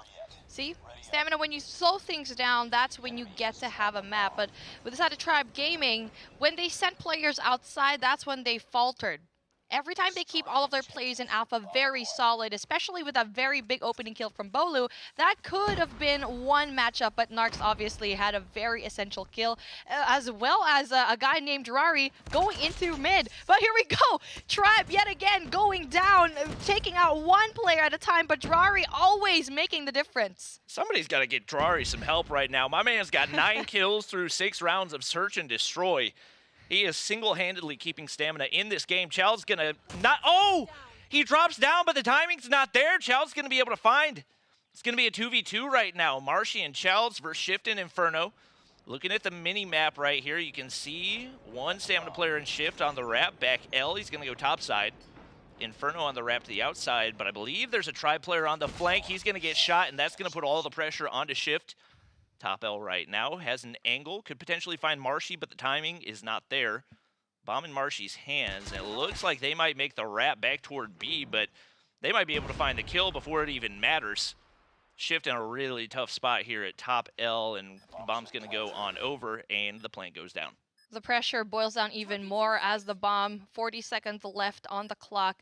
This is going to be very tough. Marshy's at a very good spot. And yes, Shift could probably take out Childs, but that is going to be very difficult with Marshy into the information into that rooftop over here. But Shift not making any chances, looking at every corner that he can take.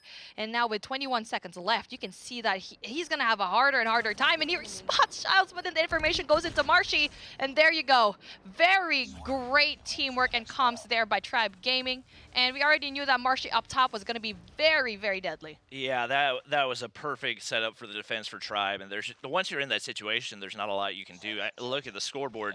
It's Inferno and Drari versus the world right now, combining for 14 of, 18 kills for the entire team, and they've got to find some different type of look right here. You see Tribe changing things up already, making their way on over to the B site, and there's pretty much nobody there to defend for Stamina. No defense at all in Bravo. I feel like Stamina is allergic to Bravo. They just don't want to go there. Don't want to go there. Don't want to touch it. And I mean, unfortunately for them, it's a good thing they win their gunfights. And finally, we get to see Drari yet again picking things up, carrying his team, making those essential gunfights possible. But we need one more person going down here in office. One more person, because Bolu is the king of that B hill. That is not going to be very, very easy. But again, that's going to be a very interesting push from Envy. Stamina making the right calls at that last half, knowing very well that the Tribe boys went in there very early on. So the rotation for me from Stamina here, it was good. But when you start the round, always leave one person in Bravo. Right now, you got a lot of information being gathered by the Stamina players. Looking at the map, obviously Tribe wrapped back toward B. They're going to get a free plant right here, and it seems like Stamina is pretty confident in their ability on the retake. You got Drari. Top offices right now, and obviously the indicator on the bomb going down going to go in, and Bolu, what a quick scope, shuts down Drari, and he's been the only consistent weapon so far for Stamina. You got Inferno left, so you got a shot, but he and Shift have got to make something crazy happen right here, and you really got to hope Bolu's not hitting those quick scopes consistently, because it's going to be tough to counter. Envy spotted by Inferno. Huge opener right there. He's got an SKS to work with. Shift going to shut down Bolu. And Stamina's going to stay alive. Beautiful play on the retake right there for them. El Capitan doing the big shots over here in Inferno. What a big kill. 4 and 3, one more point in between them, and Tribe Gaming looking a little bit shaky in that round. And yes, Bravo did look like it was good, but Stamina with a really quick rotation coming in from A definitely did them a really good job. And now Tribe Gaming going in for that A push, knowing very well that Bravo isn't going to work out for them. But you can see here, Drari always having such a presence through mid. That's going to be very big for them if he goes in for the flank. Inferno, huge opener with the thumper. Looking at the scoreboard, it is two very different tales. You got the 16 or 18 kills for Stamina. Meanwhile, everybody on Tribe is within 1 kill of each other. Every single player either 5 or 6 kills. Inferno going to take some damage right there as the bomb goes down. They're in position for the retake. Bolu sitting way back. That's been his go-to strat. Drari going to find the opener onto Childs as well. Narcs finds Band. Envy finally going to be able to find the trade, but Trari there time and time again, and obviously Bolu going to be left to try to clutch up, but he's way in the back of Spawn, and there's no way he's going to be able to contest this in time. Easy to fuse, goes in for Stamina right there, and they're looking a whole lot more confident over here on the defense. It's the one-man show here. Drari has been delivering, and take a look at that 13K, the most out of anyone here. Tribe cannot even touch that number. Bolu in that particular round couldn't really rotate early enough, standing a little bit way too back, too passive for my taste. Being aggressive works out for them, so they need to do the same here. Yep, you see Tribe getting pushed into the A site, but it's so far Stamina's been all right with that, and Drari's gonna find another opener onto Band, and he's making a pretty good case for MVP himself, especially if they're able to take out Tribe. Obviously, you got a whole lot more games you gotta win, but man, oh man, is he finding everything. Marshy there for the trade. He and Bolu push very far back. They got no map control. Narcs in the top side, snipe onto Marshy. Now it's a 2v1. Bolu slides inside right by the van. Doesn't have the read. He's taking a little bit of damage right here, and that should be one player at least able to hop the bomb. We'll see if Bolu decides to chow right here. He does, gets the first. Narc's gonna stick it. Another round in for Stamina, and now only one away from taking a map off of Tribe. We are at map point. Stamina against Tribe Gaming is up 1. We would not have expected this, but I am so glad we are at this point. Tribe Gaming need to pick things up, and Bolu needs to be a little bit more present in this matchup. That was a little bit too slow, allowing for that defuse, but here we go. Bolu yet again, finally waking up from that slumber, doing a lot of shots here, but then with the 3-3, that's going to be very difficult to call. Wow, big two-piece trade out of Inferno to even things up, 3 apiece, and that's been exactly where Stamina wants to be. Drari's alive, anything can happen. Thumper comes out, 3v2 on the retake. He's going to be able to regen fully. The chow, Drari's going to be there for the trade, and now Envy all alone. 6 kills, wins the first one, but his last opponent, the final boss, Drari going to hop the bomb right here. I don't think he can chow. He's going to go ahead and stick it. The defuse goes through. 17 kills. Drari is the king of Hackney Yard. What a way to shut up the top honchos in this competition with a beautiful, beautiful 5-4. My gosh, 6-4, that is no joke against Tribe Gaming. And knowing very well that you've defused the bomb right beside him, just like that, Tribe Gaming seemed to be like, they pretty much underestimated Stamina at this point. Oh man, and I think the difference in the sides, the offense versus defense, was the biggest story right there. Both teams looking way more confident on the defensive side, but wow. Once Stamina got over there, they were pretty much untouchable, and it was largely on the backs of Drari. Drari, 16K to his name. Last time I saw it was 16K, but it was 17 at the very last round, got 1. And now taking a look at that, what a response from Stamina firing range, obviously going in for the side of Tribe with a 150 and 127. Hackney Yard, 6-4. Who would have thought here? Stamina did such an amazing job, had a very rough start in the beginning, really just having one-dimensional plants and not really wanting to touch Bravo at all, but it quickly turns around when we see Tribe at the attacker side. And I think the biggest thing that we saw from this is that Tribe is capable of losing. Obviously, they lost the one map yesterday, but there's some debate about whether or not that was trolling. But looking at these plays from Drari, he was just the man. He had every read possible. He was there for the trades, played this map so beautifully, not even making any flashy plays, but just had the right corner every single time, made the right reads, and he led his team to victory without a doubt. That's what's crazy to me. Tribe Gaming just let Drari dominate mid. He was never contested at all, and that's the reason why Stamina won this game in the first place. No one was stopping the guy. You probably should send 2 players on there at a time, knowing very well that Drari is going to be sitting there. We saw that long rotation. He's always there for the flank. Bolu was supposed to be that guy to stop him, but for some reason, he was just sitting a little bit too passively there. Yeah, and I think that was the game plan for Tribe. It seems like they were pretty used to sending Bolu to the back, especially on offense, just to kind of gather information, try to get picks and everything else. But it really did seem like more of an offense versus defense story for the most part, and the fact that Tribe dropped 2 of those rounds on the defensive side, that really ended up being what it came down to, is Stamina. Just absolute beauty of a match. And I mean, obviously, Drari got some help. You got to give some credit to for Inferno sure. as well, but in the next matches that we're going to have, those other players got to step it up. Oh yeah, we saw Narcs also have very important shots as well. Not as much as we usually see him have, but still nonetheless very important shots. And yes, obviously Captain Inferno with big kills and the diffuses as well. Like such cheeky diffuses that we've been seeing here. They get to utilize that pair, that duo. Usually you get to see in other search and destroys those 2-0s really go in for the kill with one guy trying not to go for the diffuse. So yeah, taking a look at the boys right now, you get to see still CCC, calm, cool, and collected like they should be. And I feel like this kind of mindset really got them that search and destroy round. Yeah, and if you look at these guys, like their facial expressions, pretty much zero difference between them following a loss then following a win, which I think is super crucial. You don't let the wins and the losses dictate your attitude and how you're feeling going into the next match. That's what they got to keep doing if they're going to be able to take out Tribe. They've looked like the strongest opponent up against Tribe so far in the tournament.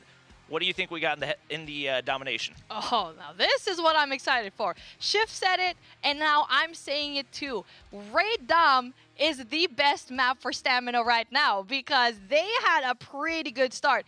2 wins, 1 loss. Same for Tribe. They had 1 win, 1 loss, but you said so, Asylium, they weren't really taking that map too seriously. But from this performance, they need to take every single point seriously. And but speaking of serious content, we want our hosts over there at the desk to take things away. Take it away, Bucket. Thank you so much, Beef Mommy. We got the whole crew once again. Alley Cat and I Hold Shift joining me for this breakdown. And Alley, I wanted to start with you because you highlighted some players coming into this matchup who's shining, who needs to step up as we have maybe 3 more games still to go here. It certainly was the Drari and Inferno show during that entire matchup, but I do want to give a little bit of spotlight to Grizz specifically because a lot of times during that S&D, he was pushing up mid. Sure, his KD wasn't particularly impressive, but he pushed up into mid and got a lot of information in the backside of their spawn on the side of Tribe, and even though he usually fell, that was enough to give Drari and Inferno those opening kills and give them the information they needed to rotate through the back of mid into warehouse and get a lot of those free kills. And especially, I love the bomb diffuses that we saw during that entire S&D. I said it yesterday, it is a 4-second diffuse, and a lot of players, when they have that bomb down, they don't expect you to stick it if somebody is still alive. So usually they'll play the safe route, they'll maybe go for a long rotation to hit it from another angle, so you have plenty of time to stick it, and that's exactly what Stamina did, and they capitalized on that. I loved it. They did it back-to-back, and you know that is something that can throw a team on tilt. Looking at some of these numbers and knowing that Raid is coming up, though, Shift, are you concerned for our top dog coming into day 2? Look, the way that I could frame up the first 2 maps leading into the next 2, this could, if not should, be a 2-0 for Stamina. Childs pops off in firing range to earn that Goliath. If he doesn't earn that Goliath, Stamina have a pathway to get to that second hard point and very well probably break. So Childs stopping that rotation maybe saves that first map overall. Stamina's looking really darn good. The thing about it is this Tribe team continues to be super slay heavy when we see them in respawn. So yes, the preferred map, like Beef Mommy said, definitely comes down to this domination favoring Stamina. But Raid overall is a map that we've seen Tribe on before, and they are really, really good at putting on pressure on both home flags simultaneously to give them a much more freer look over towards B. The other thing we have to keep in mind is map 4 that's going to be coming up as well. So we have that as a guarantee for the Summit Hardpoint, and for me, Stamina needs to win this in 4 if they're going to beat this Tribe team, because Standoff, Search, and Destroy is not where you want to meet this Tribe team at. Do not let it go to S&D. A little bit of a change since stage 4. That's where you used to want to play Tribe. Well, this one is going to be some fierce and furious gameplay coming up here. Raid, one of our favorite maps in Call of Duty history. Love seeing it here in Call of Duty Mobile. And I got to get the prediction, Allie. This is the swing game. Does Stamina steal the lead and bring the lead here for Europe? I feel like because it was so heavily on 2 players during the S&D, I think Tribe still take this one out just because, again, it's going to be domination on Raid, a map that they are incredibly comfortable on, and it's not S&D. Not 2 players just can't carry the entire team. So unless the rest of the members of Stamina wake up and start getting some slaying power, I feel like Tribe's about to win this. Shift, we didn't ask about your MVPs. Do you have a player from each team that you think should be in the running? In the running is tough to say. I do agree that Ban generally has been doing it all for Tribe Gaming. On the other side, Inferno's SKS has been electric. He's going to need that here if they're going to find a way to win this raid. Starting on your screen, it looks like it's going to be the Stamina crew going up against Tribe. Raid is ready as we head over. It's going to be Bobby Plays and Beef Mommy in just a moment after a restart. I thought something might be up when the player removed the audio from his ears. You kind of need that at the start. Raid's a classic, though, right? We've been watching this since Black Ops 2. But for anyone who's watching it for the first time, where's my money hill? Does it exist in COD Mobile? Because you used to see people get 60 seconds in the garage back in Black Ops.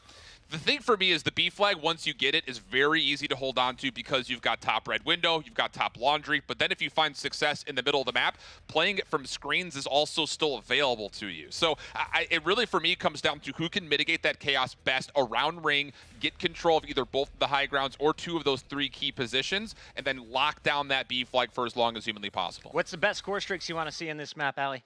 Score streaks? I don't even know. Every team so far has been able to get fully streaked down every match that we've seen. So honestly, I just want to see some Goliath drops. I think that's my favorite, which is just dropping the specialist in and just walking around. But call it on the point, please. I don't want to see any rotations from across the map. No balance call antics. it on the point, please. And don't call it on your teammates, guys. All right, well, I think the game is officially loading up. We're going to go round 2 on this one.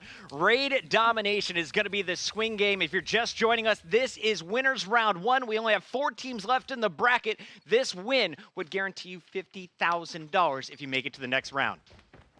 Here we go. Really great start so far for both sides. Tribe Gaming taking 1, Stamina 1 as well.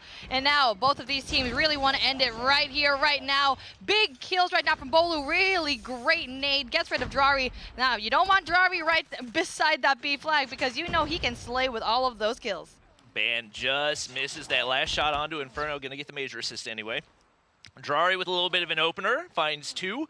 Seems like he's got a whole lot of momentum right now. He's going to get shut down by Bolu. And a lot of Stamina players around that B flag. But we got Tribe players in top B. And that's going to be the point that you want to hold if you're going to actually be able to cap B. So they're going to need to flush those players out before making any more pushes up there. Ban looking like he wants to flip for C right now.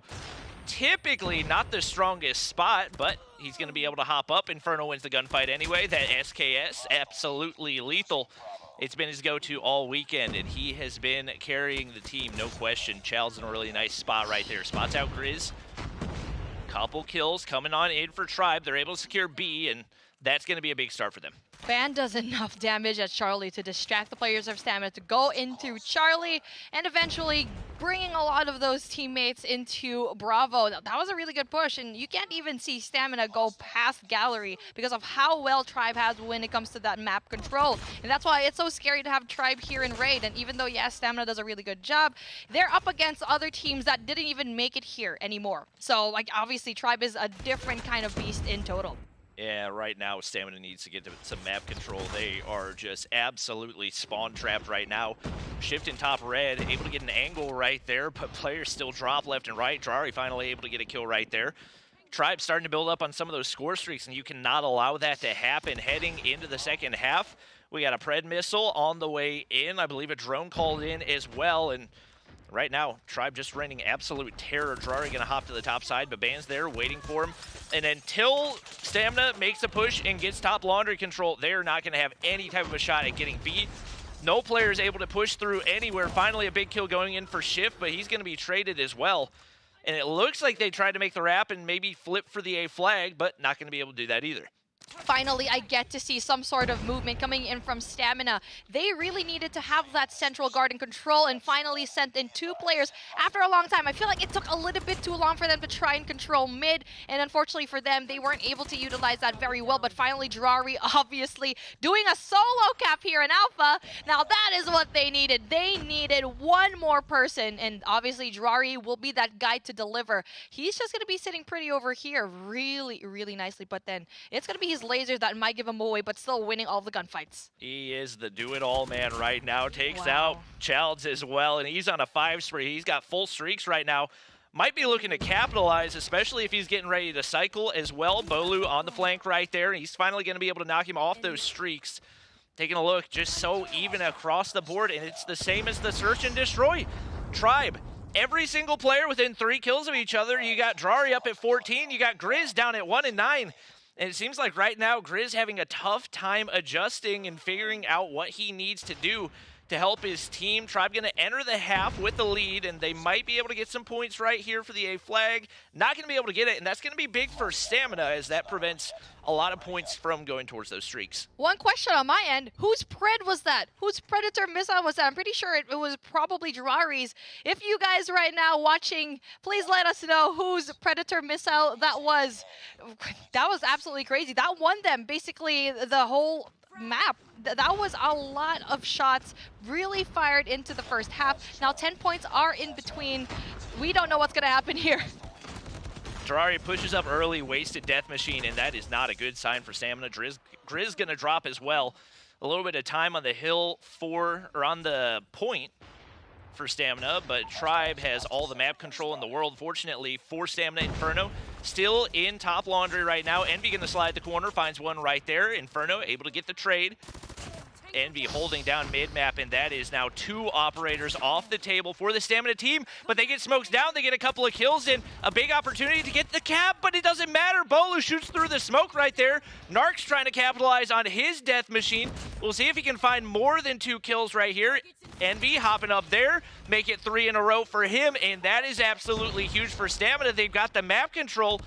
Oh no, maybe a disconnect. I'm not sure what happened. Oh no, that could be absolutely deadly. Grizz still going to be able to hop on right here, able to get more kills than he had in the first half, which is definitely a good sign. They're so close to getting B, the contest. It's not going to happen. Envy, big kills. That is crazy.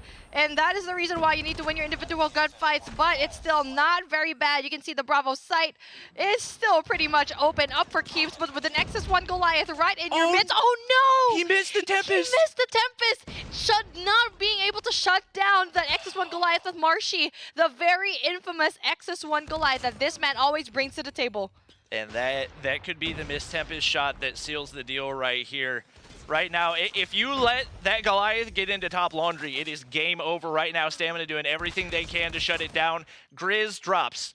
He's going to rotate right here, staying out in the open, which is a little bit surprising to see, but it doesn't matter. Now 16 on the board. Marshy doing Marshy things, and right now, terrorizing the map from every direction. Inferno and Drari once again doing everything they possibly can to get this team a win.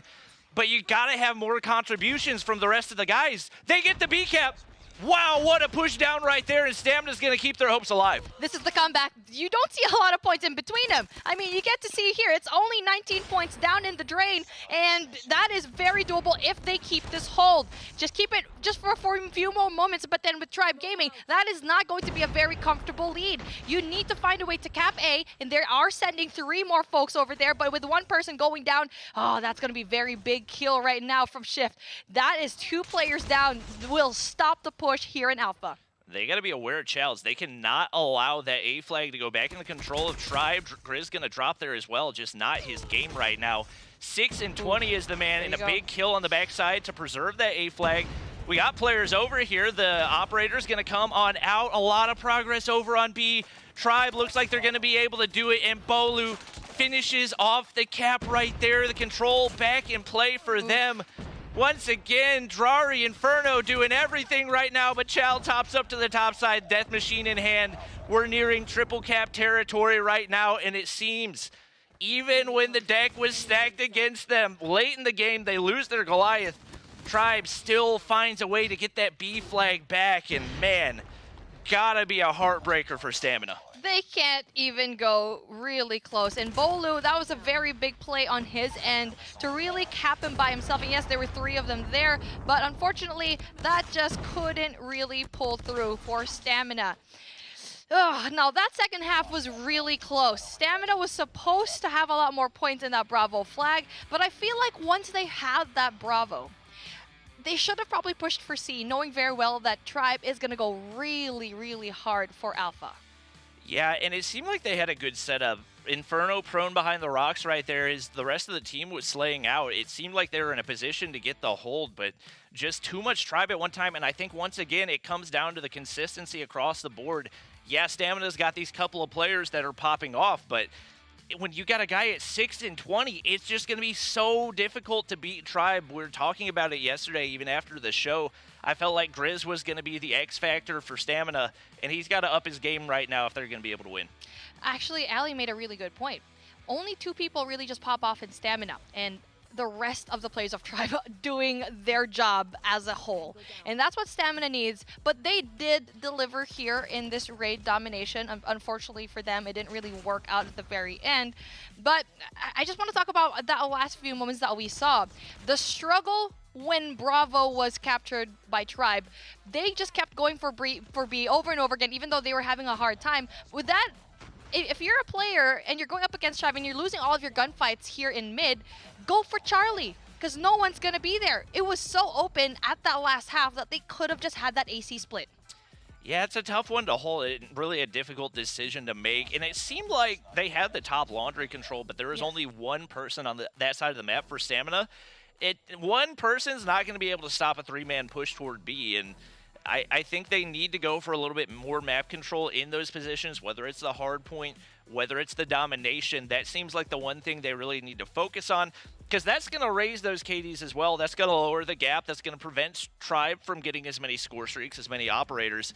And once again, it's those tiny, tiny decisions that make the difference at this level. Now, this is going to be very scary because we're going into that hardpoint matchup in Summit. And now we already know that Stamina is having a hard time in those respawns going in here. We thought it was going to be the opposite. We thought Stamina would actually have a chance in the respawns and really just lose out on the S&D, but it seems like it's the other way around. What Stamina needs to do, and this is the most essential play that they have, is to perform here in Summit. We already know Tribe. They slay every single time, and with a map like Summit, with a map as small as Summit, with all of the angles that you have there, you need to win every single one of your gunfights right. But that R9, we saw a player yesterday really absolutely pop off here. And with Stamina, having one player use that might make him have an advantage. Yeah, this could be exactly what Grizz needs to finally build a little bit of momentum. And we talked about before, Stamina is very much a momentum-based team. They need him to be at his A game for them to be able to beat Tribe. And like you mentioned, this is a big opportunity. Summit is just absolute heaven for the R9. And with that said, let's take a look at what all of these guys look like. Stamina, obviously, same kind of reaction as to what we've seen the past 2 look-ins. Very, very calm here. They haven't really, shown any sort of emotion, which is what they need because they're just that focused in the game. And so we were talking about it a while ago with these boys. They need to step it up because these guys only have 2 star players to their team so far. It's Inferno, it's going to be Drari that have been delivering every single time. We need the other 3 boys to pick things up. And now this is the time to do so. Grizz, I think he might shine here because of that R9 shotgun in hand. Yep, we'll see if they can bring it here up against Tribe. Only 1 respawn map dropped throughout the entirety of the tournament so far, and Shift gonna send down to bottom side, down by the carriage. Grizz with that R9, top side, gets shut down immediately, and it's part of the risk of the shotgun. Yeah, if you land your shots, it's a one-shot, but there is not a whole lot of room for error with that. Child's not gonna be able to find Inferno over the hop-up right there. Contested point right now. It's going to be Tribe coming away with the time, but Drari hopping on down, looking to have himself another game like we've seen him do all day. Marshy with the shutdown right there. That's going to be a crucial one to maintain for Tribe, and they have complete control of Control Center right now.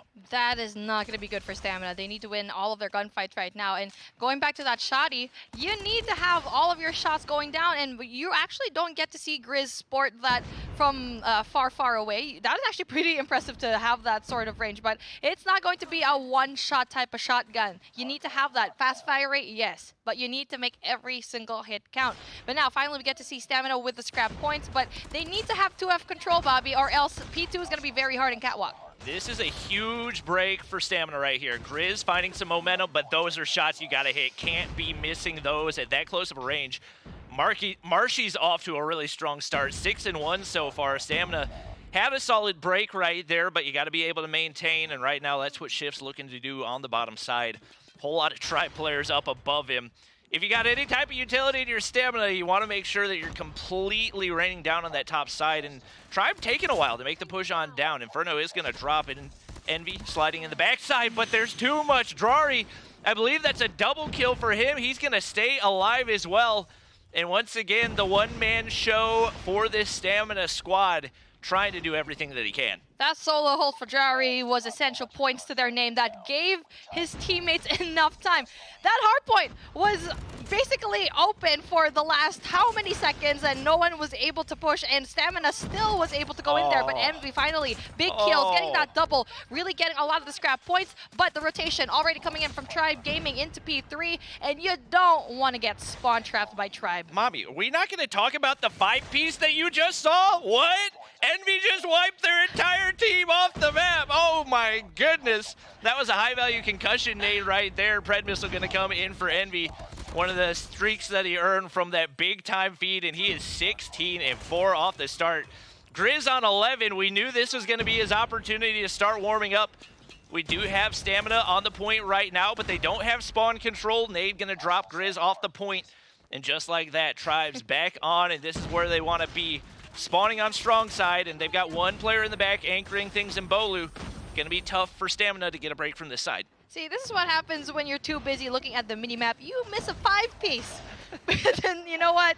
Then I'm not going to be able to miss that one again. I'm for sure with that one. We get to see Stamina trying to go in there for the contest, but unfortunately for them, Tribe a little bit too strong to hold. But then one person coming in from the flank, it's going to be Shift, making a difference. Tries to win that gunfight, and finally, just 10 seconds on the clock though. Scrap points all to you, my good sir. But there's going to be 2 players already from Stamina poised and positioned to take the next hard point. This is a big opportunity. They get that scrap time. They had players pushed out. One of them's on the point, and who else but Drari on top of the hard point, getting the kills and able to get that initial time for his team. He's going to get dropped by Marshy right there.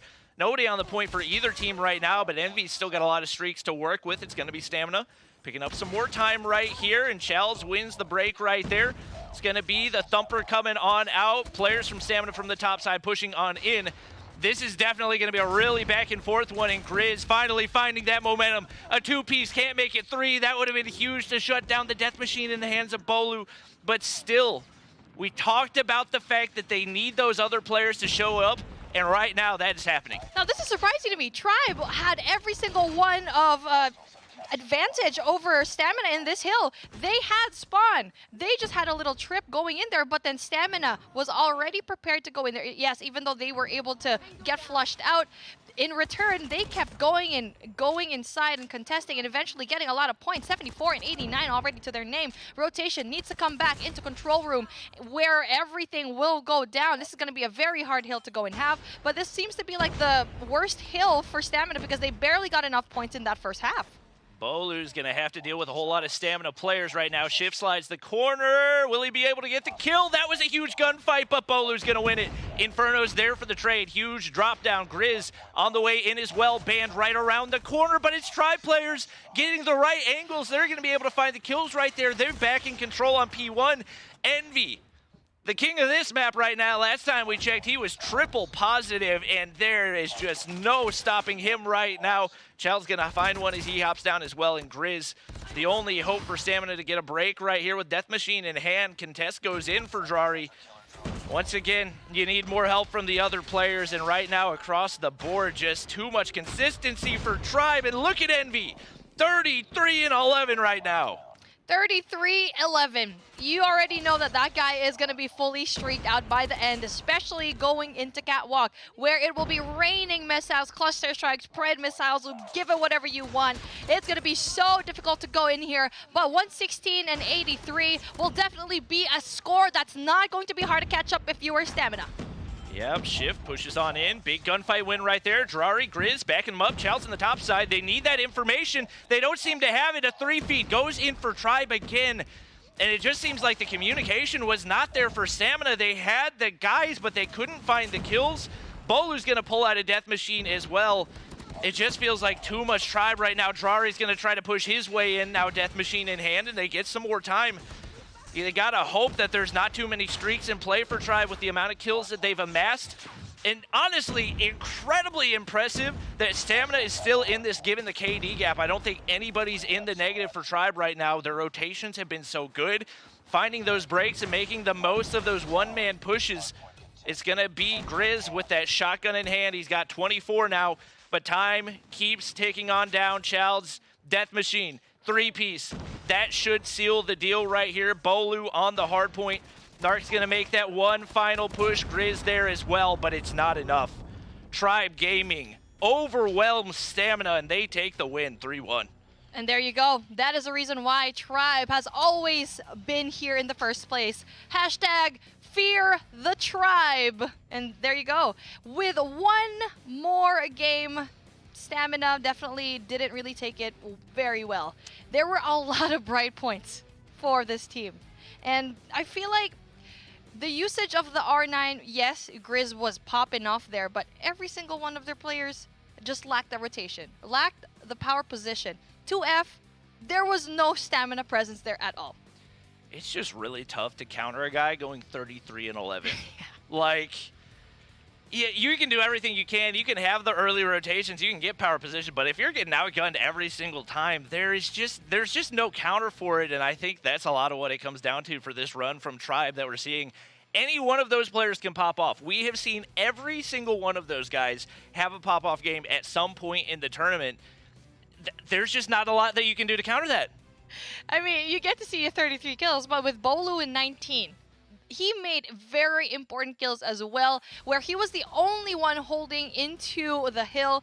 And just take a look at that score right now. I mean, obviously it says Stamina right there, but it's a wrong icon, by the way. Tribe Gaming, 1 Summit, Hardpoint, 150 and 97.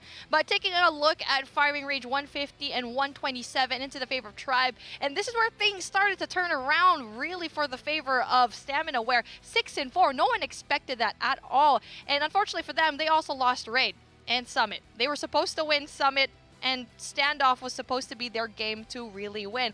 But with that into consideration, with all of those points, I really want the Deaths to go and break it down. Bucket, Ali, Shift, take it away.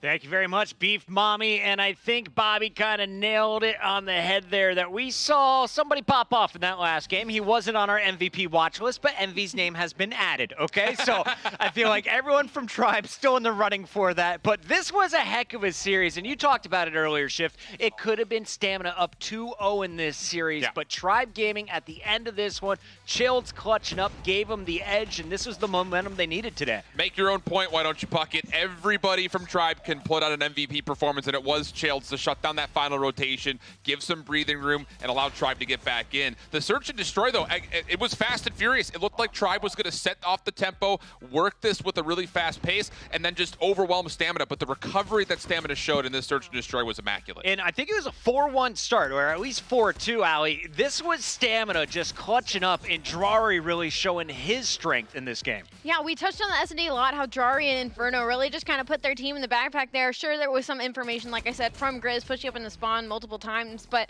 it really was just those two, even going into the domination and the hard point as well. And unfortunately, there's only so much they can do. There was 3 key points in that domination. It was a Goliath call on B by Marshy super early in the game, and then Narcs actually gets a Death Machine, finally seeing some life out of the rest of their teammates, but none of his teammates push up on the B site. So he's sitting there getting control of Lambo Street, getting all these kills, and nobody's going for the B cap. He ends up falling and then tried to do the call to push A site. They all fall except for one player, and Chalids was the one that was still alive, and he didn't kill anybody. However, his pressure was enough to force Stamina to back up and try to contest that point, and that's what got them the pressure to be able to push up on the B site and sign the rest of the domination. Once again, we want to remind you the official smartphone of the Call of Duty Mobile World Championship is Sony's Xperia 1 Mark III. Get yours today and unlock the Rewind Time feature.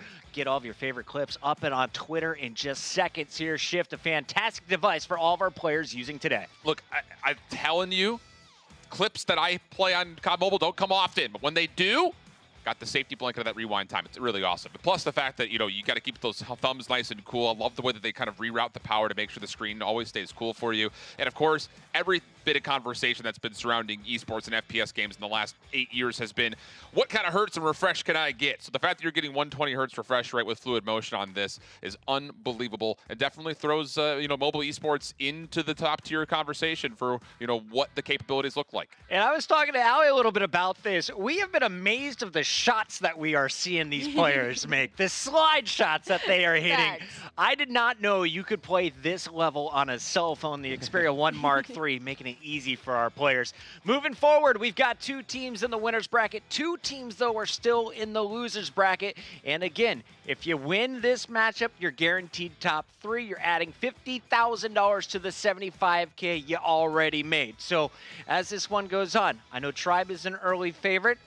Stamina might get their rematch. They'll have to go through Asylium before that. Before we get to our next match, though, I want to talk with our champions, and we've got Bolu on the line to break down his last game. Bolu, welcome to the show. How you feeling today? I'm feeling pretty good. How about you? Awesome, man. I got to be honest. I went to your YouTube channel to get ready for this show. Thank you for all the content you've been putting out, and you guys have been putting out some insane games over the last 2 days. So tell me about the feeling coming off of this win. It looked like Stamina was your biggest challenger yet. Do you believe that's true? I'd agree. They definitely brought some new things to the table. For example, the cry bombs they had. I haven't seen that in quite a while. I think that was quite interesting, but I think we just had a good game in the first map in the firing range. But yeah, I think overall we just played better than them mechanically, but I have to give them credit for the strategy they brought.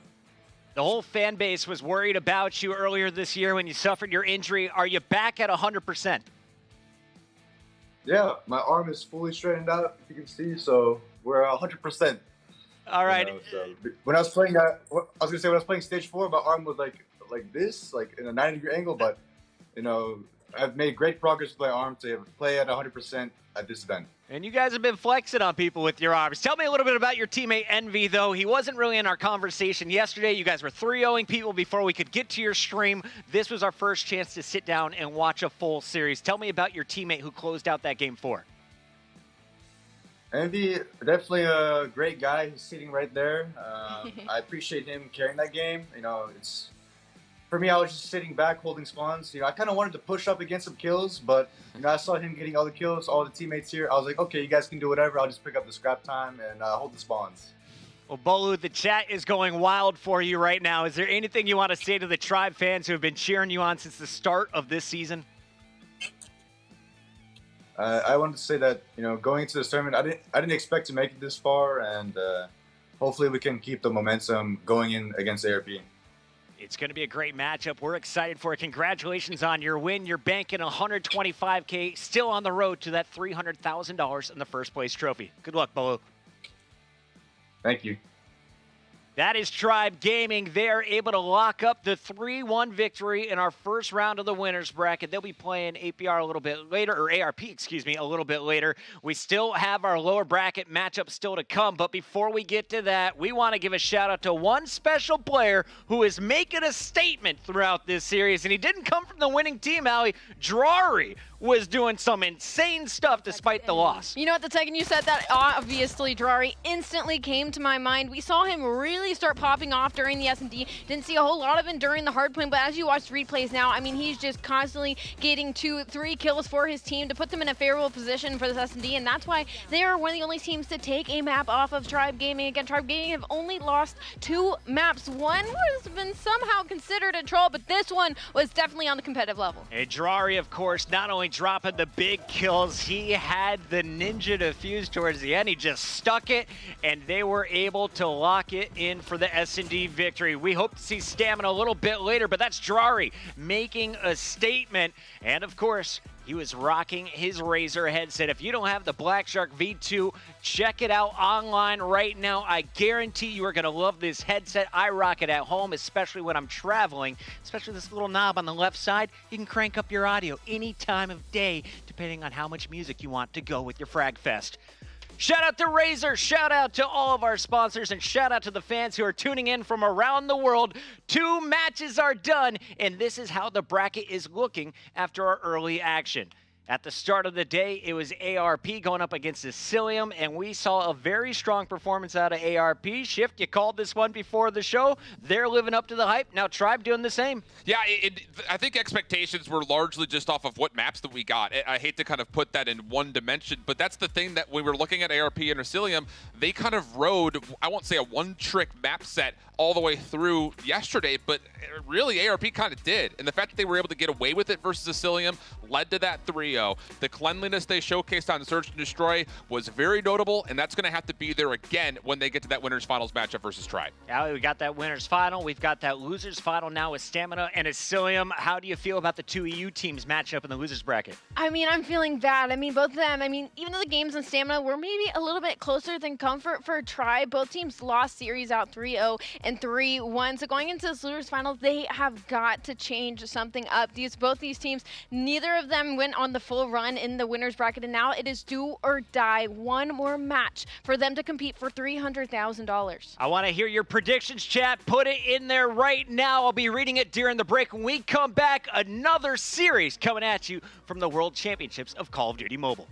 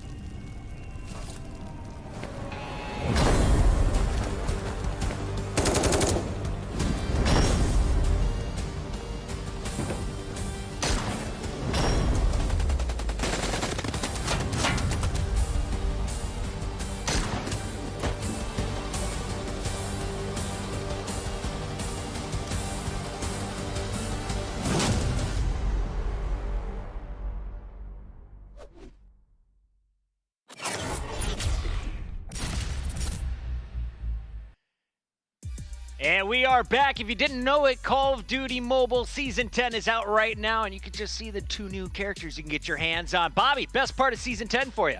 Oh, I love the SVD. It's the best sniper that COD Mobile's ever added. Super fun to use. You definitely got to try it. Yeah, you're just going to be blaming people all day long. Beef Mommy, awesome gear you can get. And, of course, this is the 10th season here for Call of Duty Mobile. It is our first Western Finals, though, and we are getting towards the end of this one. Already, we have 2 teams waiting in our losers bracket. I can't believe we're already in our halfway point where we've seen such greatness in day number 1, in our first matchup today, in our second match where we saw teams where we thought they're going to be easily 3-0'd, get one from a really strong team like Tribe. Now, that's going to be some sort of rhythm. That's going to be dictating the pace of the day today, that it's basically going to be unexpected.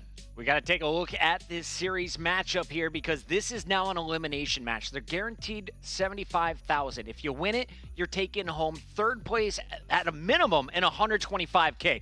So 3 huge wins here is what I'm saying to my team. All we need, 3 wins for $50,000 bonus. Bobby, when you're breaking down this series, Asylium on the left, Stamina, who just played on the right, both coming out of EU. They're familiar with each other, a little bit of a rivalry here. Who has the advantage?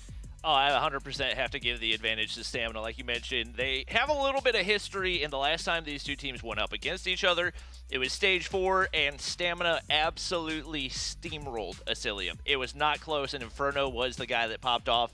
He's been having himself a good day, and I'm expecting that to continue. There's a look at the breakdown of all 5 maps. Is it going to go the distance? It's time to find out. Let's send it over to our casters. We got Alley Cat and I Hold Shift. Pocket, I'm not going to lie to you. The series layout does not look all that great for a second state series for Asylium outside the firing range hardpoint, but they have to wait to map 4 to get there. So you've got to find a win somewhere in the first 3, Allie, in my mind. I'm literally standing right there with you. As soon as I saw that standoff hardpoint, I was like, Asylium is already struggling with their hardpoints and their respawns, and Stamina going into today is 3-0 on standoff hardpoint. So I don't know how they let that one slip by, as that seems to be the theme of today. But let's hop right into the action. Asylium versus Stamina in our first losers round 1. Got to start off hot here for Asylium. I think if you can get this to a map 4, get to that comfort pick of the firing range hardpoint, maybe there is a chance somewhere. You also got to keep in mind that Asylium is a great domination team, but maybe not so much on Summit. We'll see how things unfold. Let's just get into this action here, though. Standoff first and foremost. Stamina, great start.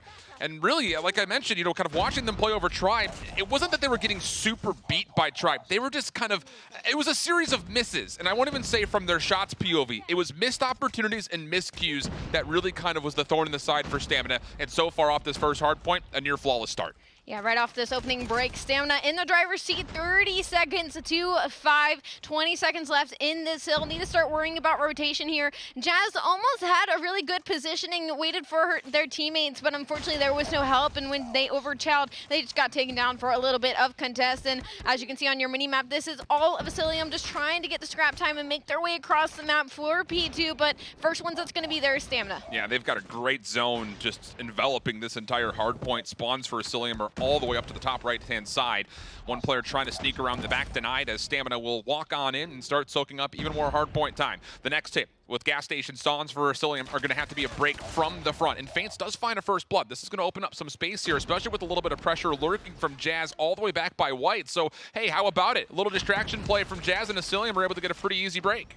Something I wanted to see from Jazz is they are really good about getting behind the enemy lines and just kind of patiently waiting in corners. So to get in that top control, which allows all of Stamina having to kind of go for the hunt here to get their spawns back. That was great play out of Jazz to gain Asylium some time on this hill. But again, it's going to be Stamina that's constantly contesting and flooding in. Some huge kills coming out of almost Grizz. He could shut down top window. 20 seconds left. Still with the 20-point lead is going to be Stamina, but Asylium's not letting this run away. Yeah, Balance, really nice job here just to play his life and do what he can to make sure this hard point stays contested, and the rest of his team are just letting him do this while they go on rotation, trying to win over by hay bales. Shift the first player there, but denied. Grizz Drari following up, able to clean things up, and Sphinx was really the last hope to make much happen in the middle of the map. So now, the next hit, 3 members for Asylium. Asylium back around towards where the A site would be, and really they're just being hard blocked out by where this tank is. This has been a near flawless hold for Stamina, and Drari's going to add in a death machine just to help lock it down. Man, I'm a big fan of Marvel, but he was hitting old as New was getting popped, and he was in a pretty useless gunfight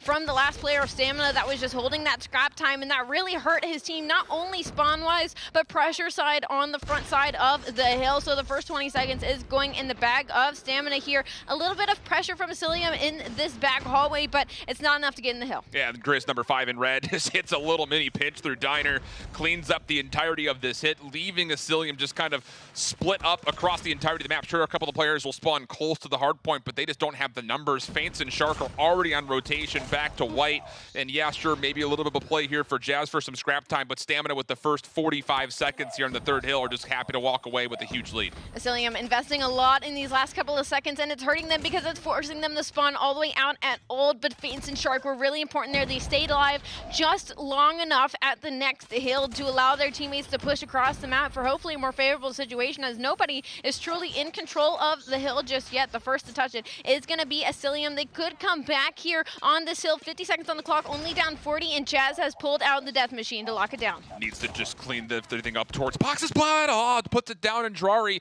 punishes. That will be good enough for not just the neutralization of the operator, but also a repossession of the hard point. Balance has to commit an operator of his own, but Grizz again able to foil it by hitting the flank. Shark looking to YY the reload, not going to happen. It's 3 straight kills for Grizz, and Stamina looking close to being able to break past that 100-point mark, and as they eventually overwhelm, they will do just that. Asylium needs to start waiting for their teammates here. I'm seeing a lot of one person sliding in by themselves, not waiting for really any help or any chance of any trade outs. 51 to 112. Stamina looking to close this out here within the next hard point. I mean, they're already on rotation as well. Number 2, that's going to be Jazz hitting old once again. That is 8 seconds. You got to work your way all the way across the map to get some more control, get rid of that scrap time, because it's certainly not going to save this game. Goliath getting called down by Grizz. It looks like he's going to leave that for a teammate as Narks will pick it up.